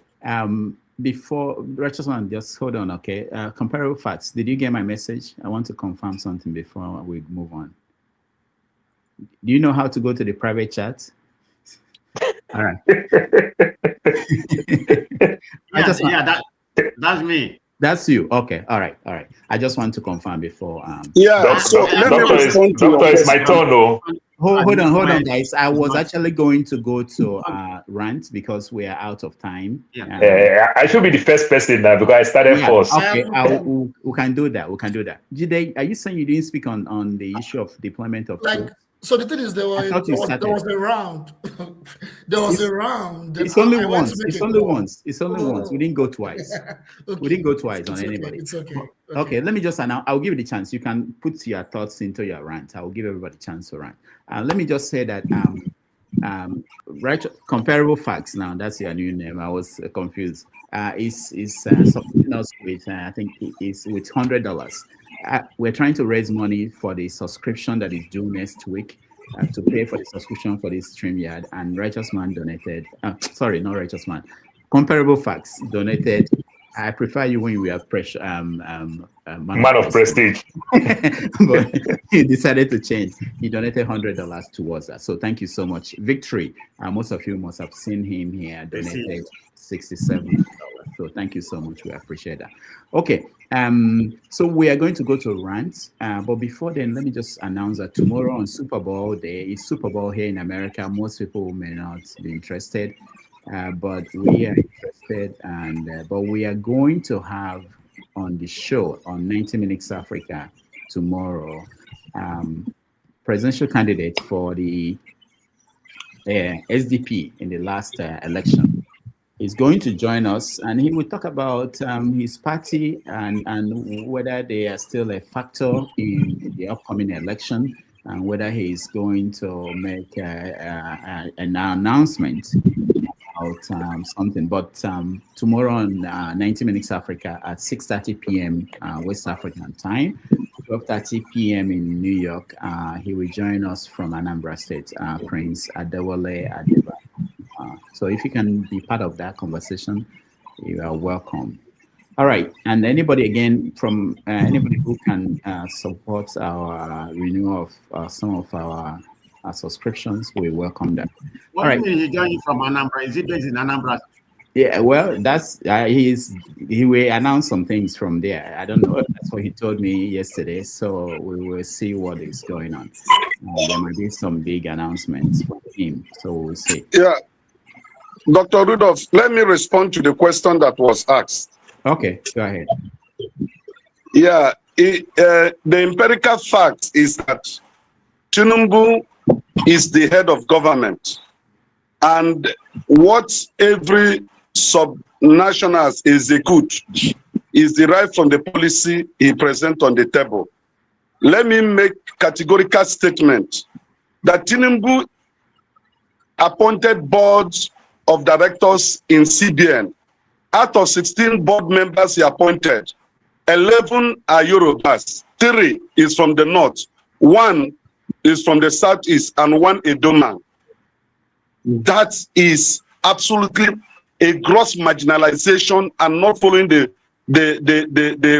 what do you call it, the government character, whatever they call, that unites and make Nigeria one nation. Now, I didn't say that the Southwest and the North want to remove Alex Oti. What I said is this, that the federal government headed by a Southwestern man, Tinubu, seconded by a Northerner, Shettima, did not allow Governor Alex Oti to establish a cargo international airport in Abuja, in Abia State, because he has to get clearance from the federal government before he can site a cargo international airport in Abia State. And the federal government rejected it. So it is marginalization. It is a coup d'etat against the Southeasterners. They said we should go back to the Southeast and develop the Southeast. Now our governors are rising to the occasion in the person of Alex Oti, leading the rest of the governors of the Southeast to build up infrastructures that will enable the Igbos, whom they termed and called traders, to now bring that trading capacity and strength back to the Southeast to build our own economy. The federal government is emasculating it, reducing the power, not giving them the green light to establish the infrastructure that will enable us to remigrate or come back home as they want us. Look at Lagos. Everything we invested in Lagos State have today been rubbish and destroyed because they hate us because of the bitterness. That's what I'm saying. I didn't say they want to remove Alex Oti. I said the policy of the federal government is not friendly to the Southeasterners. In every appointment they do, they consider the Southwest and the North. So it is a rich democracy against us. First of all, you didn't answer my question. You just danced around it. You want to dribble us like Maradona. We already have IBB for that one. Then secondly, you said that the airport, Tinubu is doing this and is doing that. You see, I'm more updated on what is going on in Abia State than you. That airport is currently being built. I've seen the roads to the airport and everything. Nobody is stopping. Nobody is stopping the airport. I don't understand this fantasy propaganda that you are on about. I don't know why it's so sweet that you are making things up. I simply asked you. Listen to the comments of the governor. Listen to his broadcast yesterday. Listen to Governor Uti's broadcast yesterday. He accused the federal government and he took them to court. If you say you are more acquainted, you are reading a censored report by the Western media. All right. Listen to the media I watched was Abia State no. media. So I'm giving you first-hand information. This your fantasy to push everything to the west or the north. This media, I got it straight from Abia State people. It is not a fantasy, it's a reality. It's something that is unveiled. It's undeniable. Righteous man.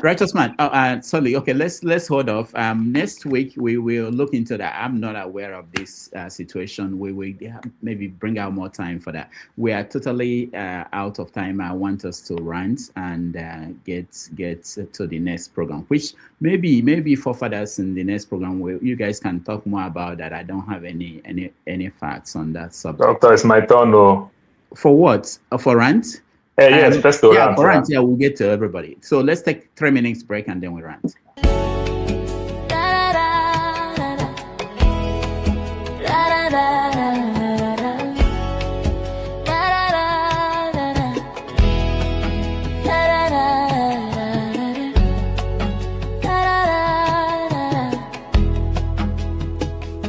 When trouble sleep, young guy go wake up.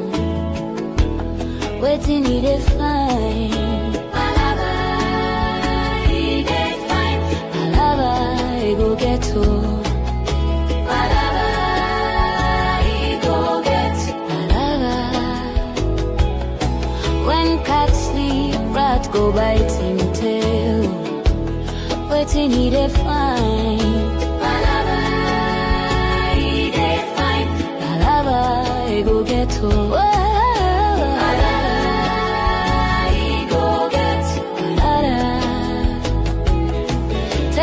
Lost him job,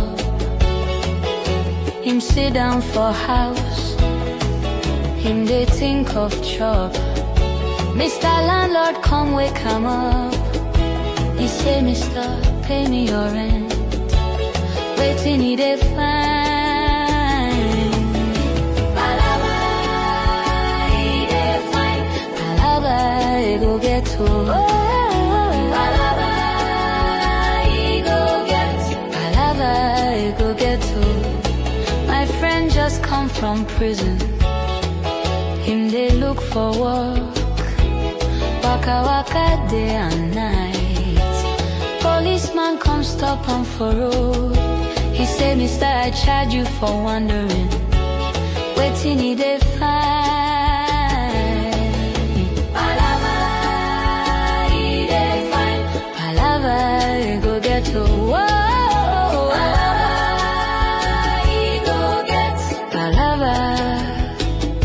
Mr. Husband marry for church. He make big party. Then he start to spray. Because him love him wife. Mrs. Wife come run away. Bank manager run come. He say, Mister, pay me your debt. Waiting he dey find. For Lagos, you Palava. Go get to. Palava, he go get. Palava. When trouble sleep, young guy go wake up. Waiting he dey find. Palava, he dey find. Palava, he go get to. Palava, he go get. Palava, he go get to. When cats sleep, rats go biting tail. Waiting he dey find. Palava, he dey find. Palava, he go get to. Palava, he go get. Palava.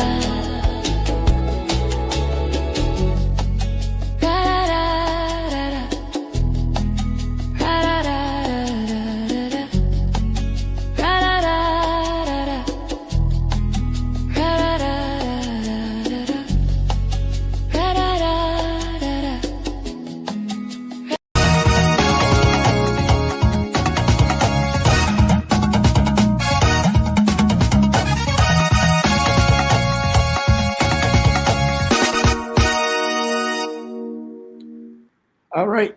Thank you, everybody. Thank you so much for staying, and we appreciate all of you. I just want to mention, for those who do not know, Fela won the Lifetime Achievement Grammy, the 2026 Grammy Awards. So that's to Fela for his contribution to music. Someone said that the people who fought Fela, the history will. Dr. Rudolph, I was very upset. Davido should have won the Afrobeat. They gave it to Nagi at the second time, and she's gonna win it again.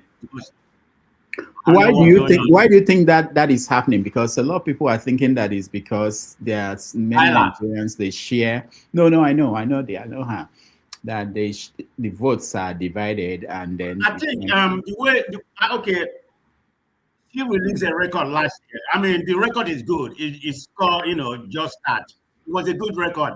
But the way the Grammy does that is very political. It's not about how many records you sell or how good your music is. It's more of a political, nomination. I said it. So you can't even compare him and David in terms of selling of album or popularity. I mean, her music is good, okay? Just one single album, but it is what it is. Very political. All right, let's rant because Forefathers is waiting at the other end. Let me bring. I know James is won't be okay. James will be next after Paul. Then we go from there.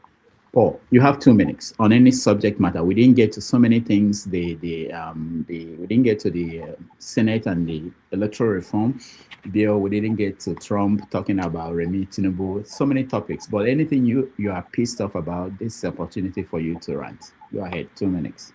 Okay, yeah, let me just try to micromanage it a little bit. Talking about what Maxi Okoro, Okafor, sorry, Okoro, I can't remember his name now, was saying the other time. It just kind of make me laugh. When I make mention of that young man, I'm talking all the problem in America, that man can also go and help.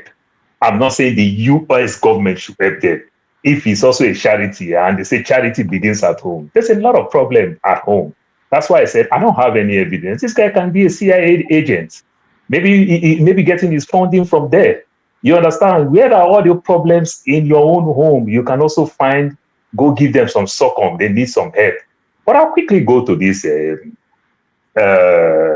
Alex OT thing and everything. It kind of make me laugh. I'll challenge man of righteous man very well.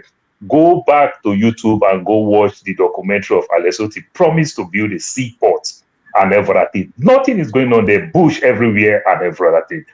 He jumped again to this elephant project of airport and everything, which they approve you step by step.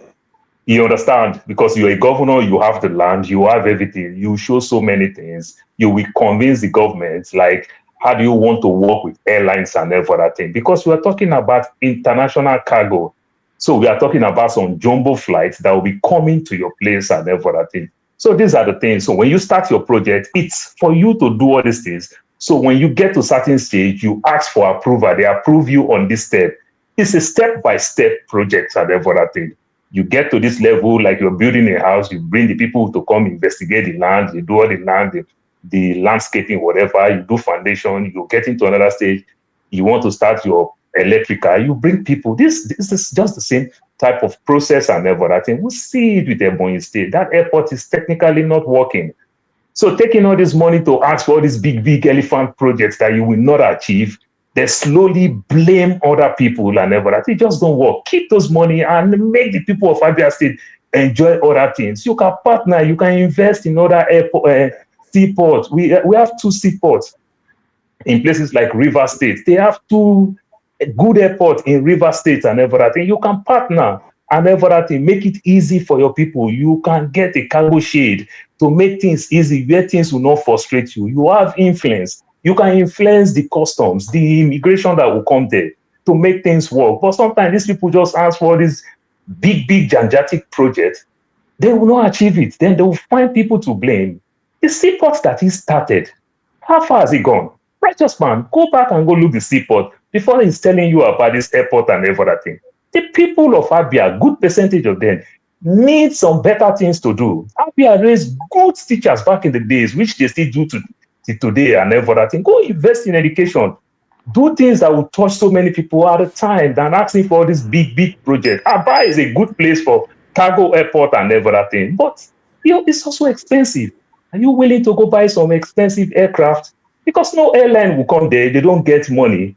They come with things they don't carry out and everything. How many of our things? Righteous man, I live in the America. How many of our Nigerian food come to the America? We that go to our African store. You see, good percentage of the food are coming from Ghana, Gambia, and everything. They don't even approve some of those things. So there are many works you need to do. So let him just keep all those things. It's good for politics to make the people like him. You understand? But putting all those gigantic billions borrowed in the name of the states to go carry out some project that will end up didn't bring out anything. I don't think I really like it. Oga, go do the things that the ordinary people benefit immensely from. Thank you. All right, thank you, Paul. Mr. James, you are next. Yes, it's round time. Yes, we're just rounding up with a rant, on anything that you want to, or a summary of what you want to say. I'm really surprised that all of us on this platform, whenever I come, they still have confidence in the existence of Nigeria. I'm not saying the country should collapse, but we should be realistic with the situations we are grappling with. The country has expired. If you compare Nigeria today with that of Yakubu Gowon and early days of Obasanjo and others, you know that the country is irredeemable, and the government is not taking any concrete move to reverse the deplorable trend of things. And another thing again is that whatever the government is doing since independence till now, they always take you and me unawares. For example, the glitch during the 2023 election. Nobody on this platform here today predicted that thing, that there would be a glitch. And in fact, that word glitch, though I don't know the meaning in English, but I could not relate it to computer science. I didn't know that in computer science, there's a word like glitch. They took us unawares. Now 2027 is coming. They're already putting measures in place to take us unawares again. So for how long should we, as a people, allow these guys to be fooling us to their own advantage? This is one thing we are not, thinking about.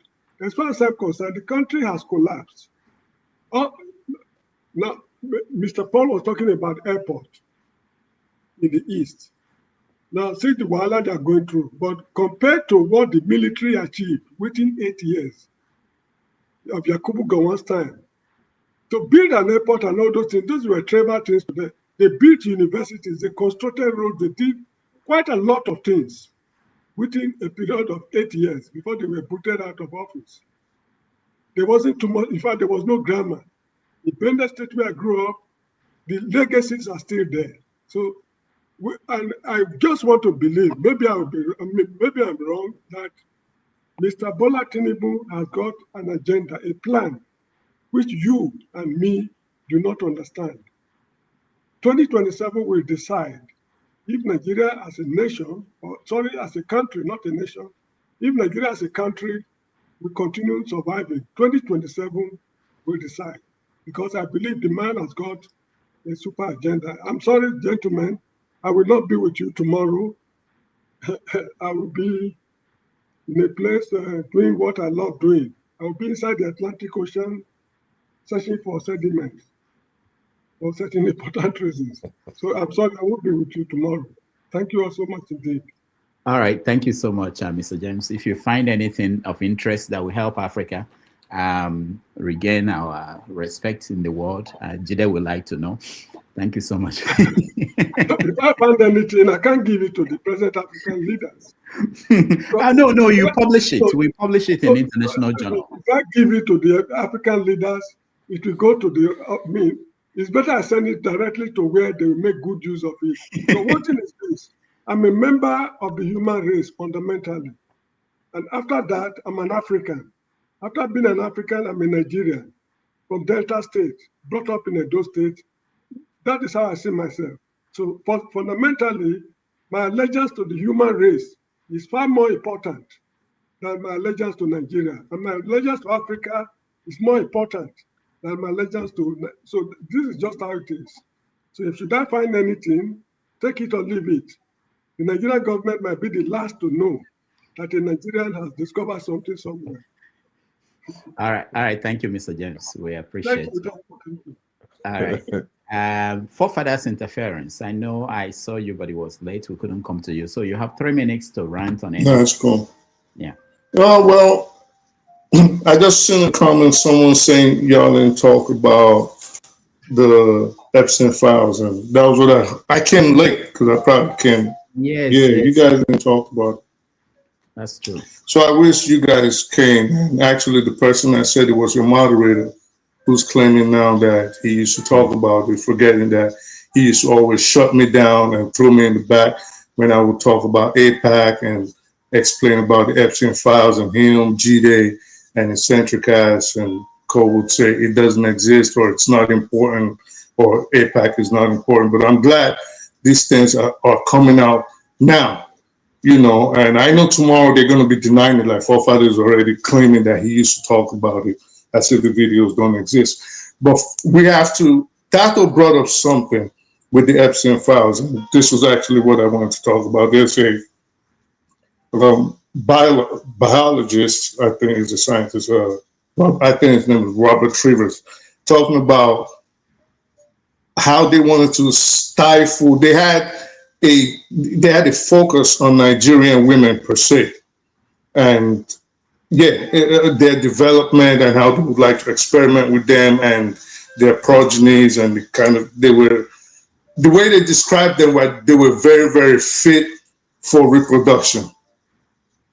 So looking at that should be troubling. I know I have only 3 minutes. These are, if we still have people on here, and I know we still have people like Kenny and we still have people like KJ, if we still have people at this point still supporting Donald Trump, you should be very, very mindful of those kind of people with that mindset, because at this time, if anybody has not been able to take a step back and retract and look that we are talking not only about pedophiles, we're talking about sexual assaulters, child molesters, rapists of underage little girls and boys. When we say underage little girls and boys, we're not even talking about 17 years old. We're talking about babies. Anybody at this point that still supports this government or the movement, you should be wary of them around children. And I say that with all disrespect. Be wary of them, because we're talking about cannibals. We're talking about pedophiles. They literally used to eat people. The files are like, it's so much, even as redacted as it is so much and so disgusting. Thomas Macy of Kentucky today said he got the hard drive of the full unredacted files, the whole document. And he said, yeah, the representative from Kentucky, and he said, if this should ever be put out in any context, just the videos, the world will burn. Meaning everything's going to shut down. The amount of disgust. Can you send that to me? Can you send that where you found the story to me? Thomas Massey? Yeah. You can just search his name on X. It's there. Okay. It's there. It's the leading story. Just that Representative Thomas Massey, Massie. It's on there. He represents Kentucky. You'll see. He said he had an interview. Then recently, a few minutes ago, a bulletin just came out that Netanyahu was also caught in a compromising situation. They're hiding it. So they released Bill Clinton. They released every Prince Charles, Prince Andrew, on all fours. But suspiciously, all the compromising situations they found, Benjamin Netanyahu, the Prime Minister of Israel, everything has been redacted by Pamela Bondi. We have to be very careful, you know. So for those saying they want America in Nigeria, be careful what you wish for. The phase from where America is now, they're sending in people. Well, they're sending people, they're going to divide you guys. So they'll come in as helpers. We have this Alex Beber guy. They'll come in as helpers. They're gauging the temperature. They're gauging the people's temperature.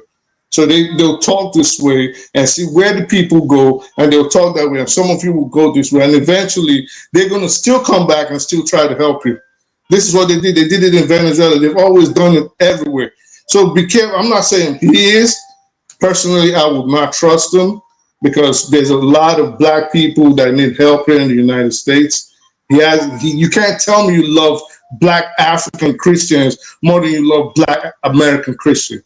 So why haven't you done anything for black people here in the United States? We have south side of Chicago in peril. We have Skid Row Drive in Los Angeles. There's problems there. We have New York, a lot of homeless in New York City. Black people, you can help them. But you decided where these mystery funds came from. You decide you're going, you're speaking on a Nigeria that has a lot of internal strife and internal problems based on race and religion. You're going there, you're amplifying it, and the Nigerians are clapping for it. Then the next thing, he's calling for help from the United States military. The next thing, they're going to be there. You guys are just going to kill yourselves. That's what's going to happen. So we really need to be careful about who we think are helpers, because a lot of people are wolf in sheep clothing. But again, Nigeria, look at the Epstein files and see the caliber and the character of the people you are hoping to come help you. See how degenerate they are, see how disgusting they are, see how nasty they are. And finally, if anybody at this point is still clapping their hands for this kind of people, be very careful when you have your kids around them, because they're basically telling you there's nothing wrong with raping and diddling little kids. All right, thank you for that interference. I normally don't make a comment after any rant, but I want you to send. I didn't see any news carrying what you just said about Representative Massey, that he had the file, unredacted file. He said it was sent to him. Can you send that to me, please? All right. I'll look for it now. Recolonization. Go ahead. Thank you again. I say let me come and join the ranting, because a lot of people have said, you see, these are our brothers who are talking, you know. Sometimes I cannot stop laughing at them, you know. They are talking about pedophiles, but there's a religion that we marry a girl of 9 years old and it's okay to them. You understand? They have a religion that and there's a religion that rapes. There is a religion that rapes 5-year-old children. There is a religion that rapes 5-year-old children. Yeah, please just calm down. They will reach you, my brother. When they come, they talk about pedophiles and all those stuff as if we are stupid. But they have a religion that we marry a child of 9 years old and it's okay to them. That is not what I came for. I just want to remind them that some of us are still educated to some level. What I wanted to say, Dr. Damage, in my ranting, is this: if you see bullies, I don't know whether you have been bullied once in your life. Bullies are people who are cowards. They are cowards. That's why they bully. Because, and anytime you stand up on a bully, so, but this one don't do, they will start telling you different things. Nigerians are being bullied. They're giving us option in that country. Go to election if you are not satisfied with the system. Election in Nigeria, everybody knows it's just I always speak English. I don't know whether they say that charade or what like that. It's just rubbish. You understand? And that is the only option left to the Nigerian people. Nigerians voted last time for Epitobi. They denied him. They told us glitches. We couldn't rise up. We wanted to rise up. Epitobi said, don't rise up because they will just kill you people. I don't want you to die for, you know. So all these people who are saying we are clapping for America, it's because there's no other option. We need help in Nigeria. If America and Donald Trump wants to help us to solve our problem, to remove these bad people from us, they are welcome. That is what the Nigerian people are saying. So if they come now and start giving us story that they are pedophiles and this, I want to remind them to say lastly that they have a religion which takes girls of 9 and 8 years old as wives, and they don't have a problem with that one. So I don't know what they mean by pedophiles. Thank you. All right, thank you. Recolonization. Let's go to Righteous Man. You are next. You have 3 minutes. Yeah, Dr. Damages. Yeah. It seems I discovered that the older people in Nigeria, they don't have what to offer us. People from maybe they are 65 to 80 years and 90 years. They don't have anything good to offer Nigerians. But when you look back to the Western world, their aged men and aged women, they are the ones that formulate policies that help, the younger generation. And that is why you are seeing old people like Akpabio. That man is a bunch of disgrace. I am telling you. This was a governor who was organizing a Christian, what do they call it, Christmas carol. Will invite all preachers from the America. I wonder where, in fact, I am confused about religion again. After proclaiming Christ, after proclaiming the Bible, that this man can connive and gang up to rid Nigerians of their rights for electoral reforms. I mean, it is the worst thing I have ever seen in this present Nigeria. The coup d'etat they carried out in the National Assembly against the Nigerian people. We are going to resist it peacefully. We are going to Abuja to protest. I will leave the southeast to Abuja. This must not stand because it will affect the life of my children. It will affect everything that I do in life. How can they do this? And Nigerians are keeping quiet. The older Nigerians are ripping us off, destroying this country, destroying the economy, destroying democracy. If this is what democracy is all about, then we should not, urge other countries to accept democracy. This is, in fact, it brings pain into my head. You smuggle tax, this and gazetted it against what the Nigerian people wanted. At this broad daytime, you also carried out a coup d'etat. Listen to Abaribe, what Abaribe said. The Senate, what they passed, even the other ad hoc committees that were formed, what they harmonized and passed. This man created confusion. There was noise. Before you know it, somebody rose up and said, this will be expunged. The other person said, who is seconding it? He mentioned the name. Before you know what was going on, he released the gavel on it. Bam. What kind of a nation is this? And the people are keeping quiet. This is not good. We have to say no to this. And listen, before I drop, Buhari practiced nepotism. And we were crying and saying it was wrong. Go and check every appointment Tinubu had made since 2023 he came on board. It's about the Southwest. And the journalists in the Southwest are not writing anything about it. But if it was another person during Jonathan, the press from the Southwest, they painted Jonathan as if he was a devil. They called the wife name. But today, where are they? Their mouth is sealed.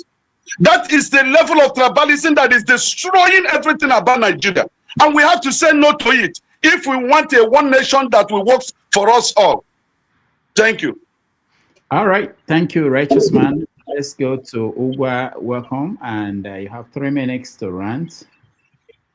Thank you, KG. Good day, everyone. Hope you're having a lovely weekend.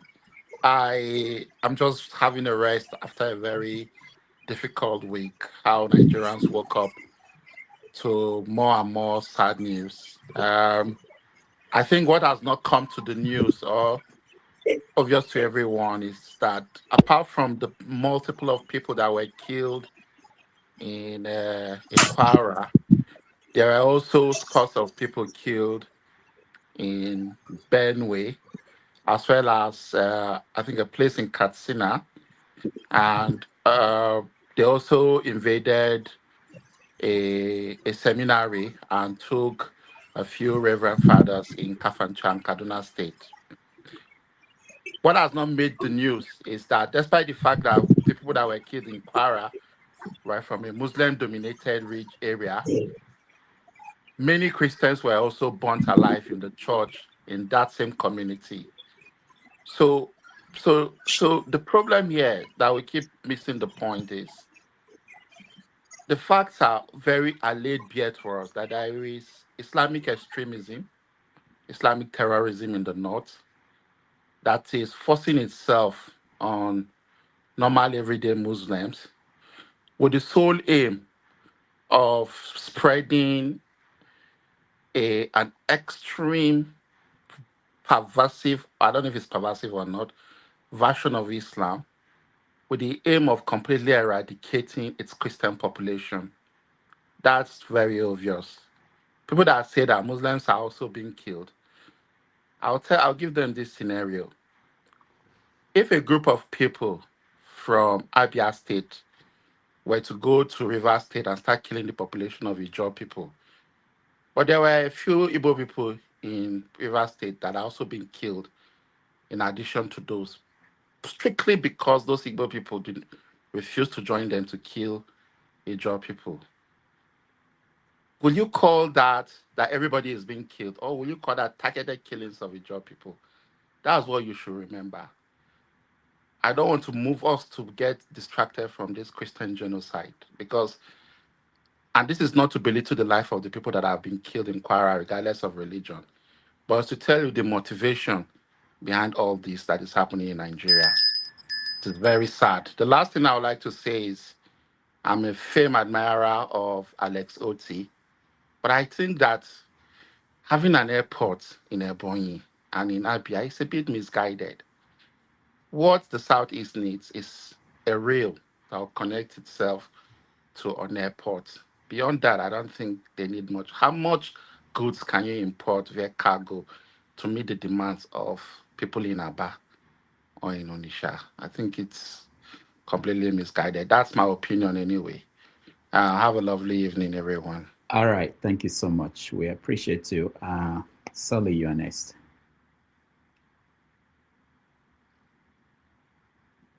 Yeah, can you hear me? Yeah, so I wish you put me after Paul because I wanted to address him. All right, I can put you after Paul if you want, but I don't even see Paul. Paul, no, he spoke already. Oh, okay. Yeah. Okay. So I just want to say I don't see the point of him talking about Alex Oti. You know, Abia people are enjoying the benefit of democracy. At least I would say out of all of us in Nigeria, all the states in Nigeria, the people are enjoying true democracy. Abia people, you know. I've been tracking and watching their pages. Yes, Alex Oti has done some things, but you know, overall, I'll give him 98 over 100. You know, the people are ready to defend their leader. How many politicians can say that in Nigeria? That they are not paid for. Remember, in politics, one key thing is you are not paying for your followers to defend you. If you can get that, you see, this man reminds me of Tinubu. I won't lie. I'm not saying the bad side of Tinubu, but you know, he's a very strategic man. Even his composure, he doesn't let people get to him. He's very quiet, and that kind of person, he looks very normal, but he can be a very dangerous man too. That's why I'm just looking at all these other APC people going there to threaten him. You are threatening somebody, and the person is staying calm, and you are not scared. You know, so we in the Southwest, we are not doing any better. You know, face your own house. Sanwo-Olu goes around, he wears $200,000 watch, not one, no, multiple types, and he's going around poverty, abject poverty, and he's wearing this comfortably. You know, those are the kind of leaders that we have. Dapo Abiodun, even when Anthony Joshua had an accent, this guy still didn't even care about his state. They had to bring ambulance from Lagos State to come and carry him. Look at the problem we have, and mostly, I'll say my Yoruba people, they come online, what is your business with Abia State? What is your business? People in Ogun State are being unalived because majority of our hospitals don't even have good water supply. That's the hospital. And you are here ranting and shouting about Abia State. We are not facing our own issue. We call ourselves the most educated. I'm telling you, Southwest is going to dust us in education very soon. And we will not know how it happened because we don't used to mind our own business. We don't mind our own business. Every time you'll be looking at what Igbo people are doing. When you are running a race and you are looking to the side and the back, you end up losing that race. All our leaders, ex-convicts or drug addicts, and they are stealing from us. And they are showing it in our faces. Our education is crumbling. Everything is crumbling. You know, it's only when they want to do election that they'll come and be shouting that they've done something, and they'll do it at the last minute, and they'll do a shabby work about it. But you know, majority of us have been conditioned to serve. And I'm talking about Yoruba people. A lot of Yoruba people in Nigeria have been conditioned to serve. Even some of them in UK, they've been conditioned to serve. They accept their society, their role as a slave, and they are ready to fight for it. You know, and it doesn't matter who gets the appointments. If you are that easily distracted by appointments, please get out of the way. We've passed that stage. They are appointing most of those people because they know that it's going to keep you distracted. No matter how the appointments are, every one of us have people from our tribe in those appointments, and they are all failing. So it's not like there's anyone that is special. Okay, you said you have small of your people. Why are those people not performing then? Why are they not showing that they are the ones performing and the rest are failing? But all of them join together to fail against you. And you are fighting for the appointment. God. Like we're bred to serve. Bred. That's why I say colonialism has damaged some of our brains, but we don't know it. It took me a while. It took me years to realize how much damage, me personally. And I had to realize that myself. And that came from talking to a lot of Black Americans, because there's nobody that knows these people more than these Black Americans, no matter how you want to judge them. Even when Fela eyes opened, it was a Black American woman that opened his eye, not an African. So colonialism has finished her brain. Look at how many homeless people are in Lagos. You will just be closing your eye. You want to sweep it under. They remove the people of Makoko. You are saying the place is looking bad. When those people come and rob you, because those are thousands of people, when those people come and rob you, that you want to sweep under the carpet, you know that the state will not give you enough protection against them, right? Because they will surely come and rob you, and they will be very violent and aggressive about it, because now they have nothing to lose and they have to survive. Hunger is worrying them. You'll be fighting for what does not benefit you. I don't like the way it looks. Because you think that you are poorer, they are poorer than you. You just start collecting small change. You are looking for who to oppress very quickly. Some of you, your yearly salary is not the minimum wage here. And this is the ordinary Europe. It's not the minimum wage. And you quickly want to oppress. You're like, God. Look, what about us? Our society is crumbling. You're just talking, everybody, talking about everybody, what other people are doing.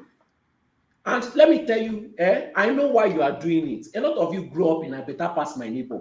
You know, even though some of you pretend that you do not, Lagos was full of a better past my neighbor. And that's where a lot of you grew up from. So you still have that mentality. Even though some of you have traveled out, you still want to be better than your neighbor. That's why you enjoy seeing our society crumble. I know. You also want to feel better than some Yoruba people. It's now your turn. It's your chance. Okay. Finish us. Finish us. The South is to pass us. I bet you, in the next 10 years, they will pass us in every single way, because they are used to pressure. We have been comfortable in this Nigeria. They are used to pressure, and they will beat us. And what is your plan then? Because our leaders, they've already, these people are winning $200,000 watching. And in different occasions, it's different watches.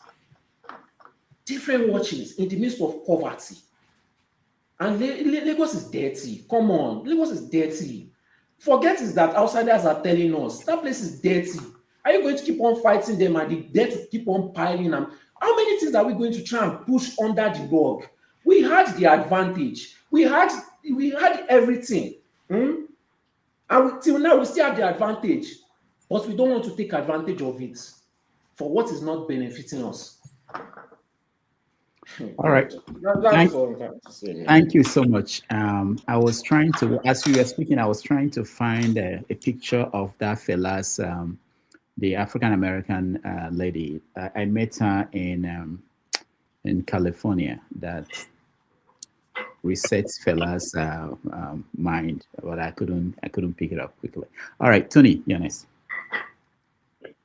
Yeah, two things I want to speak on. First of all, thanks to Soli, for your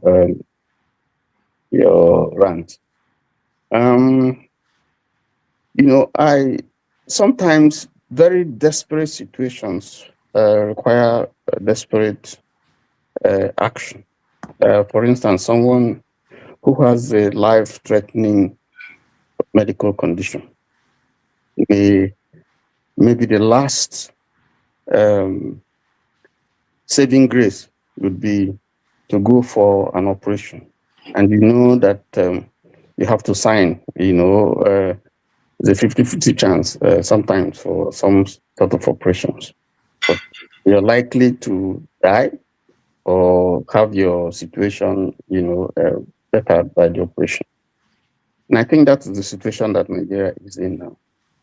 And I want to throw a challenge to people here on the platform who say that, Trump should not come, America should not come, if we just leave the situation.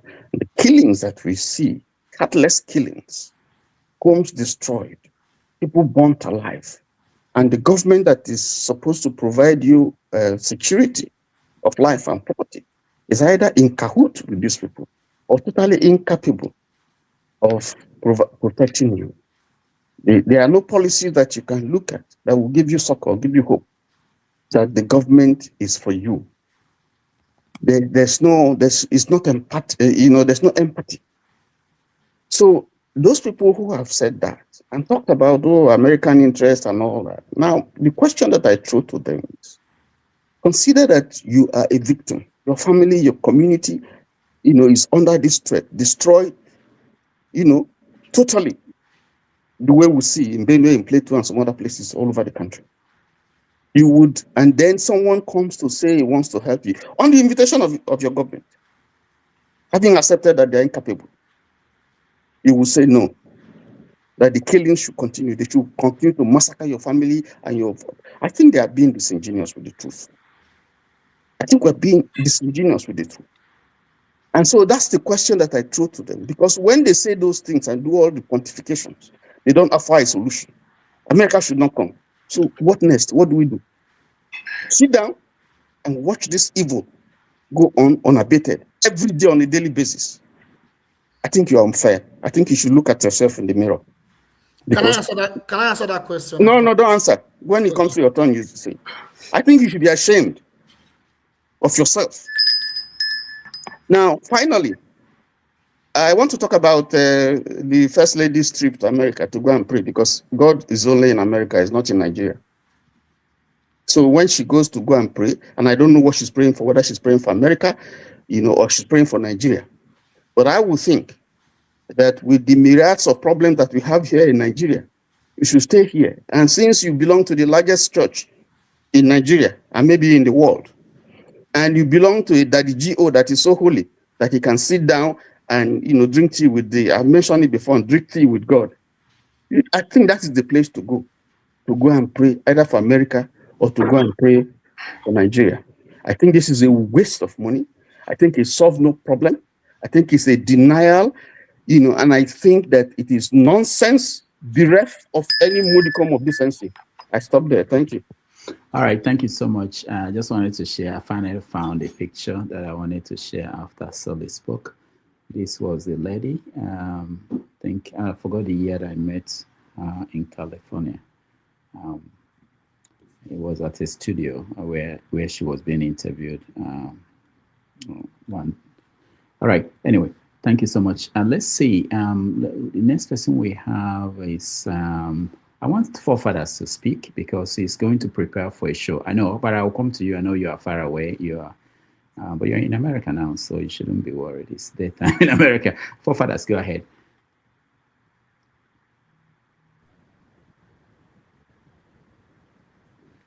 Forefathers, is that how you are going to host the next stream? We better find somebody else.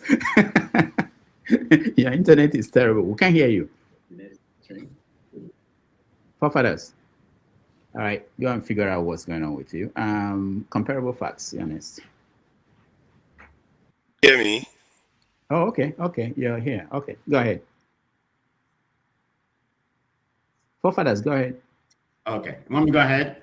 No, I had his voice once. Forefathers, look, you're disgracing the British internet. Forefather is gone, but anyway, let me go ahead. Thank you very much. He's not British. It's Nigerian internet. Can you hear me? Okay, hold on. Comparable facts. It looks like forefathers we can hear you. Are you in Nigeria? Can you hear me? Yeah. Are you in Nigeria? Yeah. You're in Nigeria? Yes. Oh, okay. Yeah, that's why now. Where else are you going to get it our internet connection? Okay, we can forgive you then. All right. Go ahead. Forefather is lying. Forefather never been to Nigeria. What are you talking about? I'm on the ground. Look at this one. What are you going on about? You have not been to Nigeria for 50 years and you're here talking. Can you hold on? Can you hear me? Can anybody hear me? I don't know. This connection is a bit messed up. We can hear you. There's a delay, but we can hear you. Okay. I will just speak and I hope everybody hears me. But if you don't, it's okay. I will try to keep it brief. It's a bad idea to have people coming to your country, especially a nation like America coming to your country, except there is something they are giving you. And they are not giving us anything. I don't understand why we sign up for this, but for nothing. What is the arrangement? What's America doing for Nigeria? We are allowing them to come into Nigeria. They just kicked them out of Niger. Funny enough, Nigeria has now given them a presence on the ground in West Africa again. The Epstein file that was released this week, there are different layers to the world, and you see leaders that are engaged in all kinds of depravity that some of us still worship and think that these people are here for us. I don't understand it why you believe that. I think people just believe what Trump is doing because they like that stuff. They don't care whether he kills them the next day. They don't care. They just want it, for him to just do what they think is good for them. In reality, anybody that comes into your country, they are coming for something. They are coming to destroy your country. America has never defeated a terrorist group. I don't know why. I don't understand. Which terrorist group has America defeated? Tell me one. Which one? Can somebody tell me a terrorist group America defeated that doesn't exist anymore because of America? Where is it? And I don't know why, and they are coming here to come and save you, and you think it's going to work. Maybe the reason, I don't know, maybe they are capable of defeating terrorist group, but the only reason why they are not defeating it because they are the ones funding it halfway too. Because they also admitted that they are funding it. So you guys, and when you forget that Trump is very friendly with Arab countries. They gave him an aircraft that was $500 million. What? This is a guy that does business with Saudi Arabia. He's giving them the most advanced jet fighter that they have, that even Israel is opposing. But they say, no, they will get the top billing. They will get the best things. He's giving it to Saudi Arabia. Is he giving it to Nigeria? This is what bothers me. It's not like I hate America to work with America, but we work with them and we don't get anything out of it. Nothing. Egypt, North Africa here, has 218 F-16 jet fighters from America. We have been friends with America forever. What are they giving to us? Zero. They've not given us one. What kind of, maybe it's just us. Maybe it's not America that is the problem. It's us that is the problem. Because Egypt is able to get something from them. Japan is getting something from them. South Korea is getting something from them. Taiwan is getting something from them. Why is it our own is always different? Our people lack ambition. They just go around playing houseboy for everybody that they see. It's just, when I watch our people there, the way we talk about our issues, we forget that God gave us something that he gave other people too. You think, those people are there for you to go and serve them. No, that's not what God created you for. God created you to stand like them. If you choose to stand like a slave, Don't be surprised. Is your family or your children that they are feeding on the way they fed on some of our or some of the slaves. When they don't like you there anymore, they decide to wipe you out. What will happen? They come to Nigeria, they put something in our food, we eat. Within 2 generations, we are all gone. What happens then? Do you know how the capacity of evil these people are capable of doing? Do you even understand it? When you open your door to something you can't control, you can't control them. When they come in, you can't tell them, stop there. As a matter of fact, we can barely even control them from coming in. Because if they come in now by force, it's going to seem like the whole world is going to be against them. But now we welcome them in, and we are welcoming a force we can't control. That is it. We don't think about it like that. We think about it like, oh, they're coming to the airport, they are normal people, there's UN, there is no. This is real world, like wild world, where an antelope does not plead mercy with the lion. That's how it works. This system that you see now is just a charade. It never existed barely 500 years ago. A new system will come again and replace this one. In the end, it's for you. All right. You hear me? We have the solution. The solution is not even that hard when you think about it on paper. We can do things to solve the problem. It's very, very simple. We can do things to solve the problem, but we are choosing not to.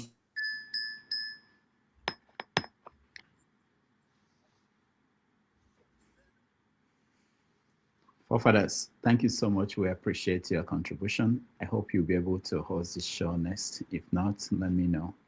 Mazakwara, you're next. Yeah, thank you, Dr. Rudolph. Yeah, you know, one thing about us, I mean, particularly Nigerians, were too hypocritical. Because the last time I checked, it was almost many countries, dozens of countries helped Nigeria to fight the Biafran war. They invited them to crush the Biafra, and everybody was okay with it.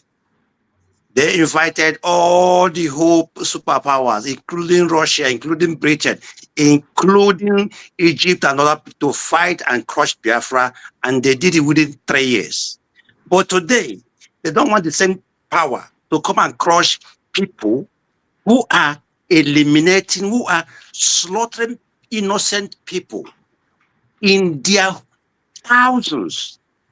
And Nigeria is not fighting war. These people that are being murdered every day are not even asking for separation.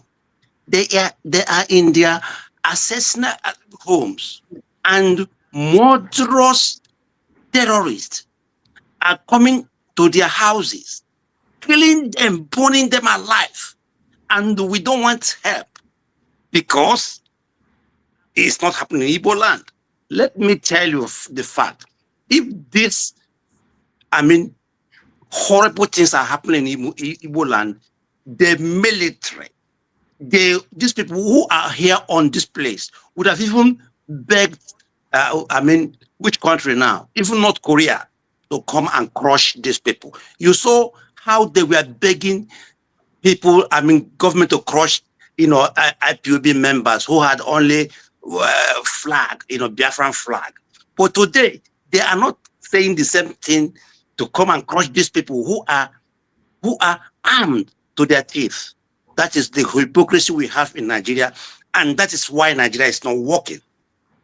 If Nigeria is not working, these people, anyhow we can get help and get rid of them, you know, I am support of them. Whether Trump sent troops there, whether North Korea, whether Iran, to crush these people and let us have peace. I am supportive of that. Finally, somebody was talking about airport in Imo State and Abia State.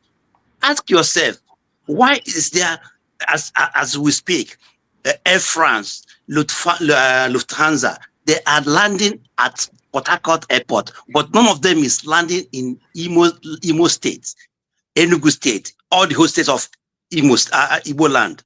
Ask me why. And when we come here and talk about the federal government treating us badly, people say we are just kind of, you know, playing victim card. No, we're not playing victim card.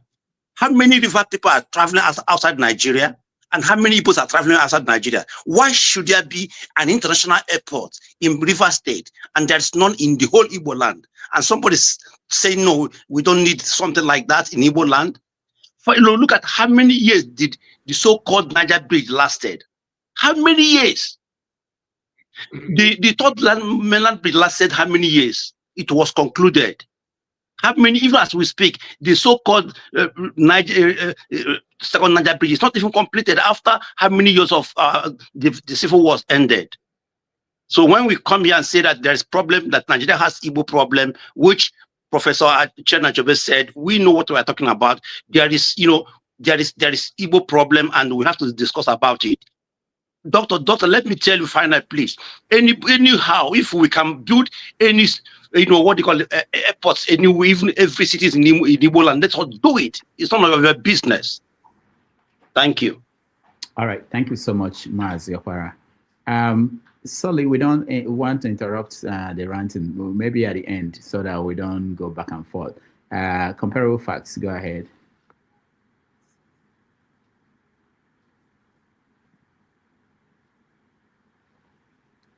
Can you hear us? Yeah, thank you very much. I'm going to speak about Obi Kubana. I think this is what transpired about 2 weeks ago. It's still garnering attention. It's still garnering attention and criticism across Nigerian politics. So I need to just take my opinion. So, like I said, Obi Kubana was appointed the Southeast Regional of I think it's CBN, which is CBN, which is the youth-oriented political support aligned with Tinubu. I mean, which is city boy movement, but it's more of Lagos-centric. It's not all over Nigeria. It's more, it's well known in Lagos, so it's more centric in Lagos. But having said that, I don't know why people are making a big deal about it, because I'm looking at it from different perspectives. Obi Kubana, just one person. It's not going to change the mind or how to vote. He has never aligned himself in any kind of politics before. So this is the first time he aligned himself. I don't know what his motive is. It could be transactional or whatever it is. It doesn't really matter. So people should start, crying, particularly the people, my brothers and sisters from the South. It does not mean anything. I mean, whatever he's trying to gain, it just one vote. Or his family can go and vote for Tinubu. He's not going to influence any right-thinking people. It bothers me a lot that particularly the people from the youth from the Southeast, they are crying. For what? It's not going to make you vote for Tinubu. But you want to vote if you're an enlightened person. It's not about Tinubu, whatever it may be. That does not make any difference. It should not influence you. It's just one vote and his family. So, and in my own opinion, I don't think Obi Kubana is going to influence anybody. Maybe if Obi is not there, because there's no way Obi is going to be there, and you're going to see, the Southeastern is going to, unless Obi is not running. He didn't get any kind of funding in ADC or decide to have a political platform. That is the only way Tinubu is going to get, support. So, like I said, people should stop crying about what's going on, why he aligned himself. It's all politics. It doesn't really matter, in my own opinion. He can do whatever he wants in politics. Obi Kubana shouldn't change your mind who to vote for. Vote for who you believe that that is going to make your life better or whatever it is. It's not about Obi Kubana. So that's all I wanted to say. And finally, in reference to I think somebody was talking about what happened in the National Assembly. It's not just going to occupy. It's not just going to occupy the House of Representatives or the Senate. In my own opinion, I think it's about time the opposition, people like Obi, Atiku, they should lead the movement, maybe one after the other. They should help this youth to come out and move. It's about time. They shouldn't be playing those side, just be there and let go. They have to come out. Nothing's going to happen to them. They should come out and lead the group and protest, because this is our life about this electoral reform. Like somebody was saying, this guy forged everything, tried to sabotage everything because of political affiliation and political gain. So it's about time Obi should stop being docile. I think they should come out and lead the movement. Nothing is going to happen to them. Nobody's going to shoot them or whatever. So we have to take the country back. This is the only way, instead of just leaving the voting for the youth. That's my opinion in that regard. All right. Thank you, Comparable Facts. Ovie. Sir? You're next. 3 minutes. 3 minutes. Where I won't go, sir. Anyway, let me just summarize within I guess so far. Since at times I learn what they learn.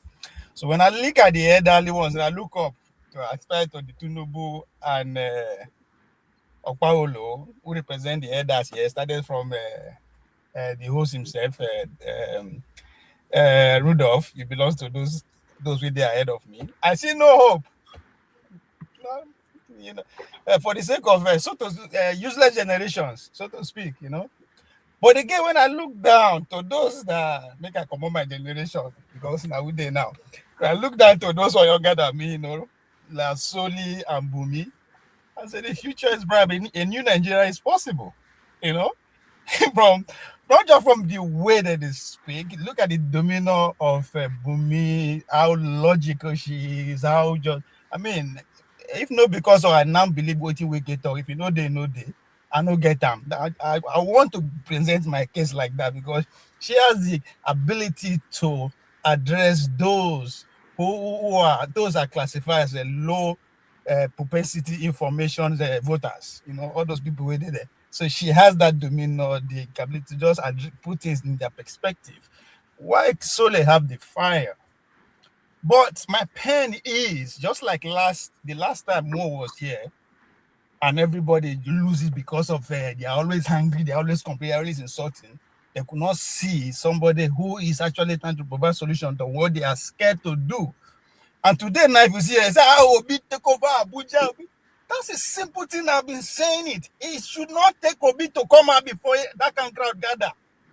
It's a common sense, but because we too they argue, we know they see. Like Napoleon talks, say stupidity is not an handicap in politics. As in politics, stupidity is not an handicap.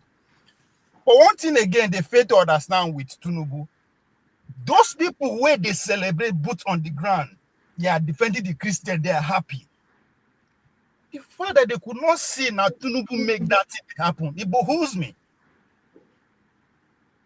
Now we're not supposed to they pray, make him come back. Because men came before him. They refuse boot on the ground. Not be today America won't put boot on the ground. Go and extra Buhari administration and village them bomb pass. Why do you think that is? But again, because we too they complain. You know, we see when those that you hate are working for your own success. Without Tinubu, there will not be boot on the ground. Nobody will defend the Christian. So goes to Trump. But now these same people, now then they question me, why they support this man? Why they support this man? Is you stupid? As we say in the ghetto. Again, because now English will they speak, we don't even know the meanings of the words. Revolution, revolution, revolution, revolution. But your action speaks otherwise. So if you want what is happening to continue, what do? You support the people who are making sure it happens, even if they are not in your camp. Look ahead. That's the logic Bumi is telling you. Doesn't matter if you're a Christian or a Muslim. These people will not bring solution come. But I'm not against it. Because at the end of the day, there will be something. Some people will be left, either dead or alive. So at times when they complain, we will pop down, look at what they complain about. So if they celebrate, say, boot is on the ground, they are defending Christian, Tinubu should be your champion because he made that possible. Tunanja will not be indigenous of Bakassi today, if not be Obasanjo, but we're not going to insult them. There are so many things you have to look as a Nigerian, study your country. What are they up against? They mess up, we agree. That's why I don't get hope in them. They are not coming to change anything. But even out of their foolishness, you could see something they are getting right. Focus on that. Win and win, no matter how little it is. You don't get money to influence anything. You could shout. You say, now where they come here be your problem. You are losing it. So if you are celebrating Christian protection, Tinubu should be your candidate.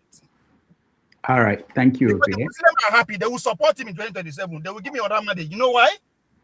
Because it's a win-win too. You either take Muslim ticket, or you choose your defense of your religion. You can't have the two. So you know, if you go invite, let's other people talk. Tell me they give you power. It's not going to happen. All right, thank you, Ovie. Jide. Thank you so much for the damages. The question I want to ask everyone is, including those that understand what is going on, I respect everyone's opinion. This is a rhetorical question. Do we want to self-destruct ourselves? Do we really want to self-destroy? Do we want, in Yoruba, they call it afaofa. We call it afaofa. Do we want to destroy ourselves by ourselves? Because of ignorance, because of emotions, because of trauma, because of lack of knowledge? Do we want to destroy ourselves? Let's even consider that you are inviting a country that you don't know anything about. But what have you done to consult your neighbors? What have you done to at least take power from those that are in power, that are oppressing you? What efforts have you made on that?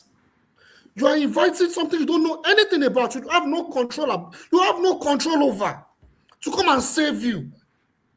And evidence have been proven time and time again that they are the ones playing a role in the killing of your own people. And you still want them to come and solve your problem. How does that make sense? Do you want to destroy yourself because they're finding a desperate solution? How does that make sense? Let's even assume you don't even know anything about the country. Take that aside. Take that aside. You don't know the reputation of the country, you don't know the history, the antecedents, the reputation, and what it is still doing now. You don't know anything about that. Let's even assume.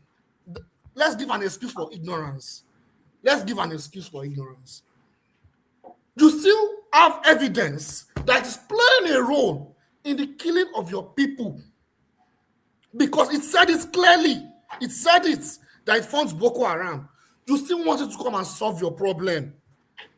Currently, it is stealing your resources. It's stealing billions of dollars in your country as I'm talking, through multinational corporations. Can't that open your eyes? Can't that open your eyes enough? Let's even take away that. These are the people that enslaved your forefathers, that separated us.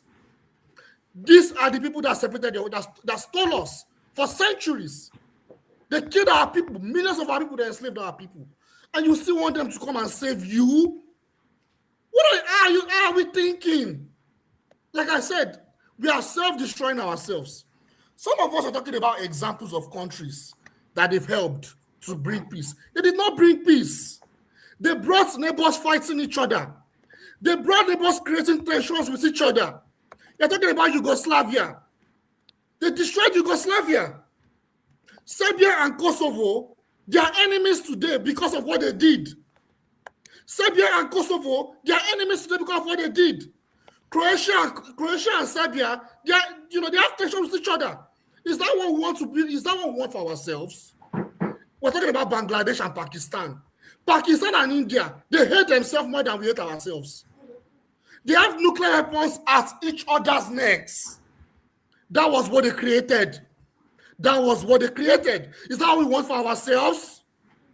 Do we want to destroy ourselves? Do we want to destroy ourselves like great Native Americans destroy themselves in the US? Do we want that for ourselves in our own land? In our own land? Let's even forget about that. Look, someone was talking about Poland. Poland, forget that now. They're talking about Poland. Poland and Russia, they have an intertwined history. Today, they are enemies of each other. Is that what we aspire for ourselves? We do not aspire prosperity for ourselves. We want to be slaves till we die. Do we want to be slaves to these people? We've been slaves to them for over 400 years. We've not learned anything. We still want to sell ourselves. We still want to sell our dignity.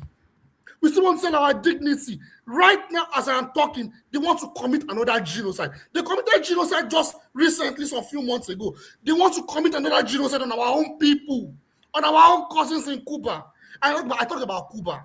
Look at what they want to do in Cuba.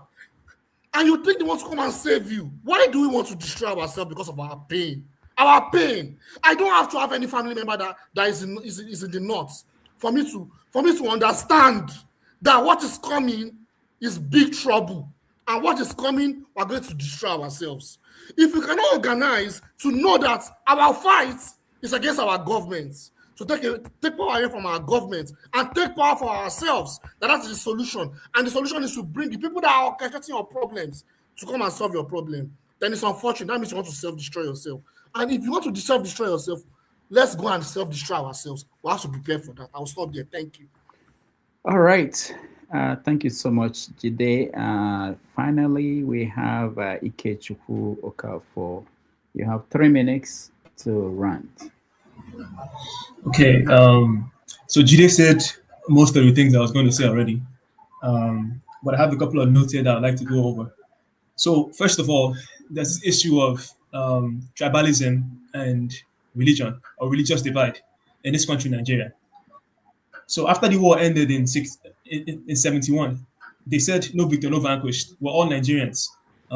Of course, you can say you're Igbo first, or you're Yoruba first, or you're Hausa first before you're anything else. Why? At the end of the day, we're all Nigerians. And I believe that if we stay together, we'll have a stronger, more prosperous nation. That being said, we need to put aside all these divisions that we have, because when it comes down to it, we all bleed the same blood, irrespective of what tribe we're from. It doesn't matter how rich or how poor you are or what religion you follow. Like, there's no need to be separating ourselves based on religion, because that's a backward way of thinking. And if somebody on this panel has said something you don't like, or if somebody you run into on the streets says something you don't like, you have a conversation with the person and you figure out what it is you agree on. Because when it comes down to it, each of us have more in common with each other than we do with the people that have us in this mess that we're in as a nation. So it's better for us to find those places that we agree on things and then build from there. Because if you don't come together, the people in power that are taking advantage of us, that are using our resources to benefit themselves and their family, they'll keep on working all over us. And then the only options we have is to flee the country and go somewhere else, where irrespective of how much we have or what we accomplish, we're always looked down upon as second-class citizens because of the color of our skin, because of our country of origin. Because ultimately, it doesn't matter how rich you are, they will look at you as a black man. And they'll say, if you are that good, if you're that wise, why is the country a shithole? And you don't have a response for that, because your country is a shithole. As unfortunate as it is, our country, Nigeria, is a shithole. I've been to multiple countries. I've been to countries on the African continent. For example, small Kenya. Kenya is 10 times more developed than Nigeria.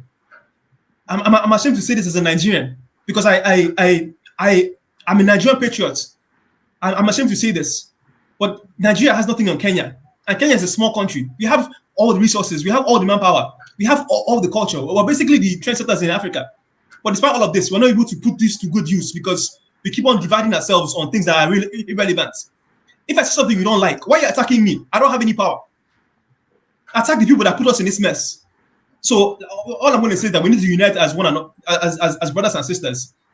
Put aside the differences, find what we agree on, and form a coalition to take back this country. Because if we keep on letting things go on the way they're going on, it will be worse for our children and their children's children. It will come a time where they'll be slaves even before they're born. Because that's essentially where it's trending towards. Because our leaders in power right now are selling off our future generations to enrich themselves. I mean, it cannot keep happening like that. Another thing I'd like to say is that we need to learn from history. Because if you don't learn from history, you're bound to repeat those same mistakes that were made in the past.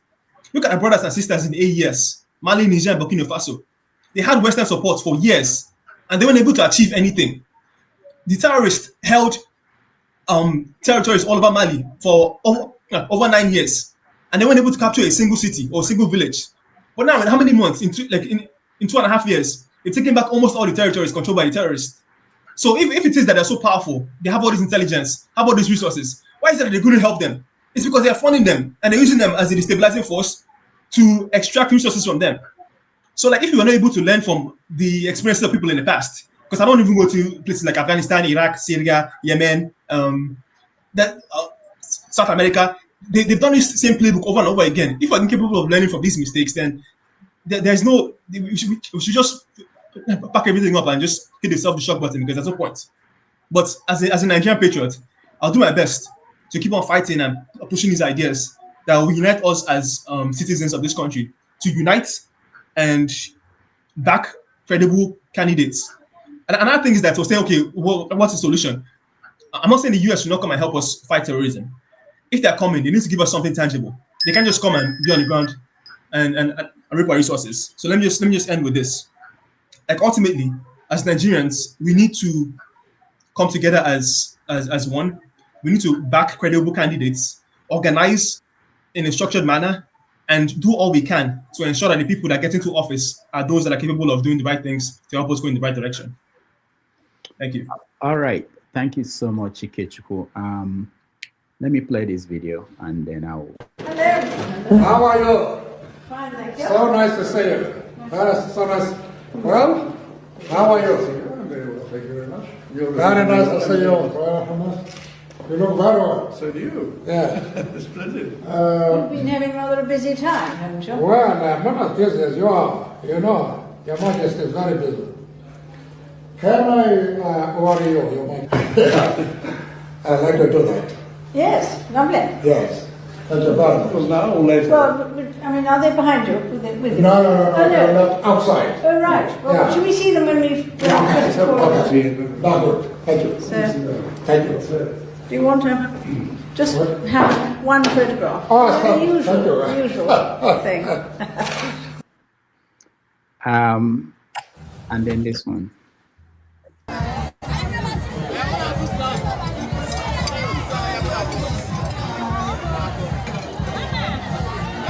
So, some of the server come.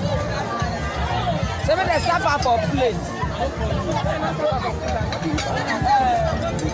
They don't the server for plate. For blocky plate.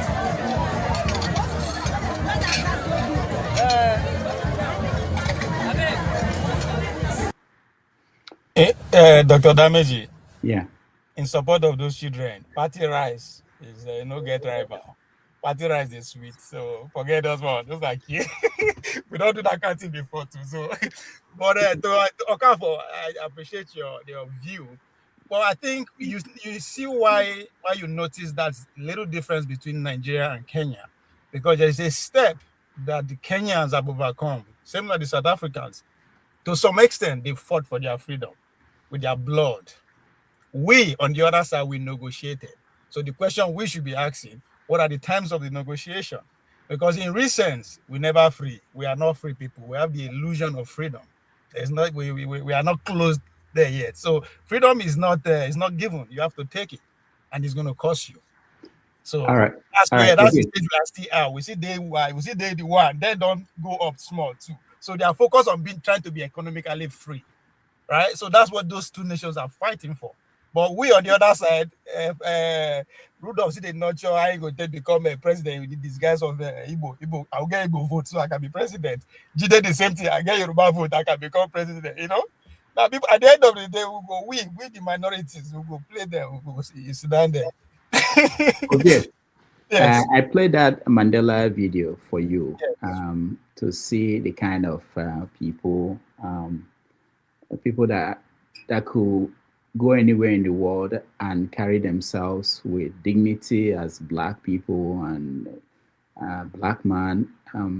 Those are the kind of people you can put their pictures behind you, not people that No. well, hold on. I'm not saying so that you respond to me. I see your point. I'm I want rounding to up. These are the kind of people I forgot that his name. I'll look for it. That quoted and say, if let me just summarize this. If you see where an Oyibo man, a white man praises me, know that I've sold my people up. That's what I all would say right. to. All right, thank you. And then the other video of the kids, this video. I know a lot of people talked about, in every country in the world, you can find poor people. You can find poor people who are feeding from trash. It happens in America, in New York, and everywhere. But I don't think the degree of poverty we see in Nigeria is something that is close to what is seen in other parts of the world. There's this quote that I heard long ago, that the society that we abuse today will take its revenge on on our children. And part of, if you listen to the international community, people in NGO, when they talk about what's happening in the North, it looks as if they are wrong, because they always say that it's as a result of corruption that a lot of young people are left out there and they join these organizations. And you can make a case that there are also corruption in the South. Most people in the South are not joining groups like that. But there is no doubt that when you abuse a society that you abuse, the children, they will take revenge on us. Maybe even if you escape and you live in another country, these things we're hearing today is as a result of years of abuse. The fact that we allowed it to happen, look at the issue of tampering with laws passed, and people are surprised that it's happening. Why would we be surprised? Look at the election process that brought. Sorry, Dr. Damiji, before you move further on that issue of the North and how the poverty and all that, I think for me, why I really don't pay attention to that, because there's a reason for anything that you see is happening. One may not understand it, because we always argue, we take our argument back to the beginning of the country, however you want to start and for. Now, let me argue from the Southeastern perspective, right? Who to me use that as more as a point to make a point about how Nigeria is not going forward and all that. And I understand. But the question is that the same people will argue that one, the Fulanis are stranger. Two, they're minority, they come. Now, if you don't see that, if that is their beginning, and you refuse to agree that they're in control of the whole Nigeria, but people that had that little beginning, less than 100 years ago, they're in control of the half of the country, 19 states. If you don't see that as progress, is because you are so bent on your own way of seeing things without actually seeing it from your own competitor perspective. They are winning. Again, I agree with you. Those kids of that there today, where they see them today, will fight there tomorrow, but they are already fighting their cause. That's what the Americans are saying. So those kids that they neglect all those years, they are of age now. That's where they are. I asked this question about 5 years ago. Boko Haram started doing blood over 15 years ago. There are a lot of kids who their parents were killed. Where are those kids? A lot of them are within that border region of Cameroon, Nigeria, and all that. They are of age now. They are asking, who are we? Because they are not accepted where they are, and they don't know where. So it's easy to co-opt them for them to achieve their goal. And the goal is just to keep expanding. You might not see it that is working for you. That's fine. So that's why I know they really don't see that. To me, that is just the hanging fruit. Why then they maintain it, even though the whole world is here? But the maintainers, they fight for it every opportunity they get to maintain that culture. It is because it is working for them, and they are looking at the bigger picture. If we continue like this, by the year 2075, we might be running the whole country. Everybody might be running around saying Musa, and all that. Can we just see at once for some time? Not necessarily what they are showing us, because we know get strategy. Thank you. The minority will be Ogboni and Igbo smokers with a few. Shout out to fella. We be our kid. They don't take them, but okay. Thank you. This is a candidate. All right. So before we go, let me thank those that supported us. George Blue Shell, thank you so much. Chris, thank you.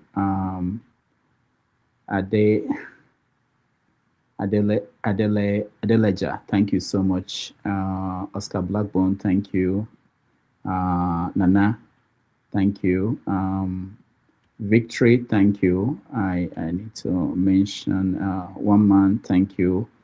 Riaku Tope, thank you. Emmanuel, thank you so much. Emmanuel again, thank you. Man of Prestige, thank you. Eccentricast, thank you so much.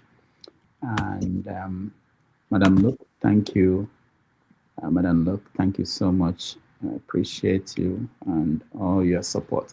And then, so tomorrow, again, let me remind everybody, tomorrow we have 90 Minutes Africa with Prince Adebayo joining us. If you can join us, we appreciate you. Forefathers is ready at the other end for a continuation of part 2 of the program. So I thank everybody who watched, those who watched at home. If you didn't like the show, please click like. If you did not subscribe, please subscribe to the show.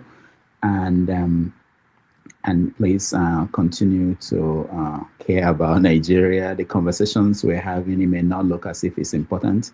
I think it's important, and it continues to impact people. I hear from several people. They follow what we do, and it's part of their conversation. So thank you all. But let them know that I'm looking for Sheikh Tinubu's number. Ovie, this is for you. Actually, I have a video for you. I just don't want that far. Even these ones, I want all the council workers to know this. The governor of Edo State voted 100 million naira for us to use for Christmas, for buying rice for everybody in the council, in the politician. They went as far and bought only 40 million naira rice. Okay. We now ask, where is the 60 million naira? The chairman of the council took 20 million naira. Ajoto took 40 million naira. This is what brought quarrel in between the house and said, how can only you took 40 million naira? What about the rest people? This is the quarrel so far. I want the governor to notice this, that this is what is happening in Akoko Edo. We are begging the governor. The voice of Akoko Edo people is that we don't need them again.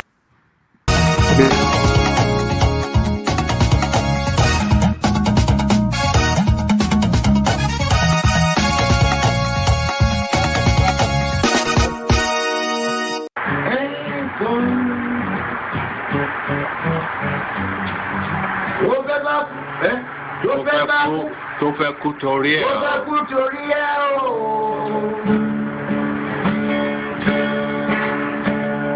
Ọwọ́ ẹni ló ti ṣàánú kọ́.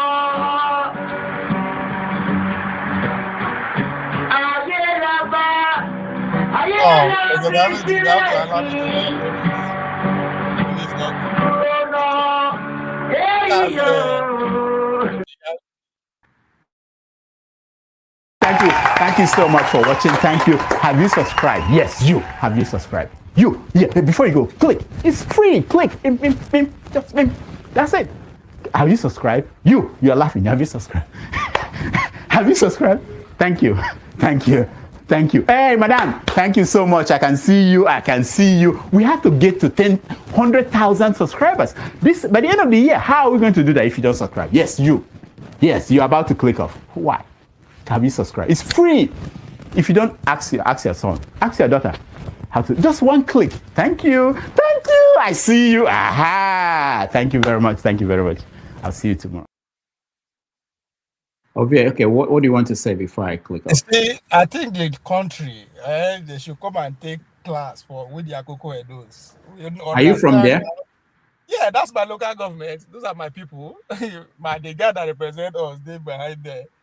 See, when we discover anything irregularity, we take out it to the public, to the people, and we do what we follow proceeding. The man was impeached. The councilmen sit down and impeach him for that. Tell me how that happened before. All right, Ovie, they started the other show. I will talk to you next time. Take care. All right.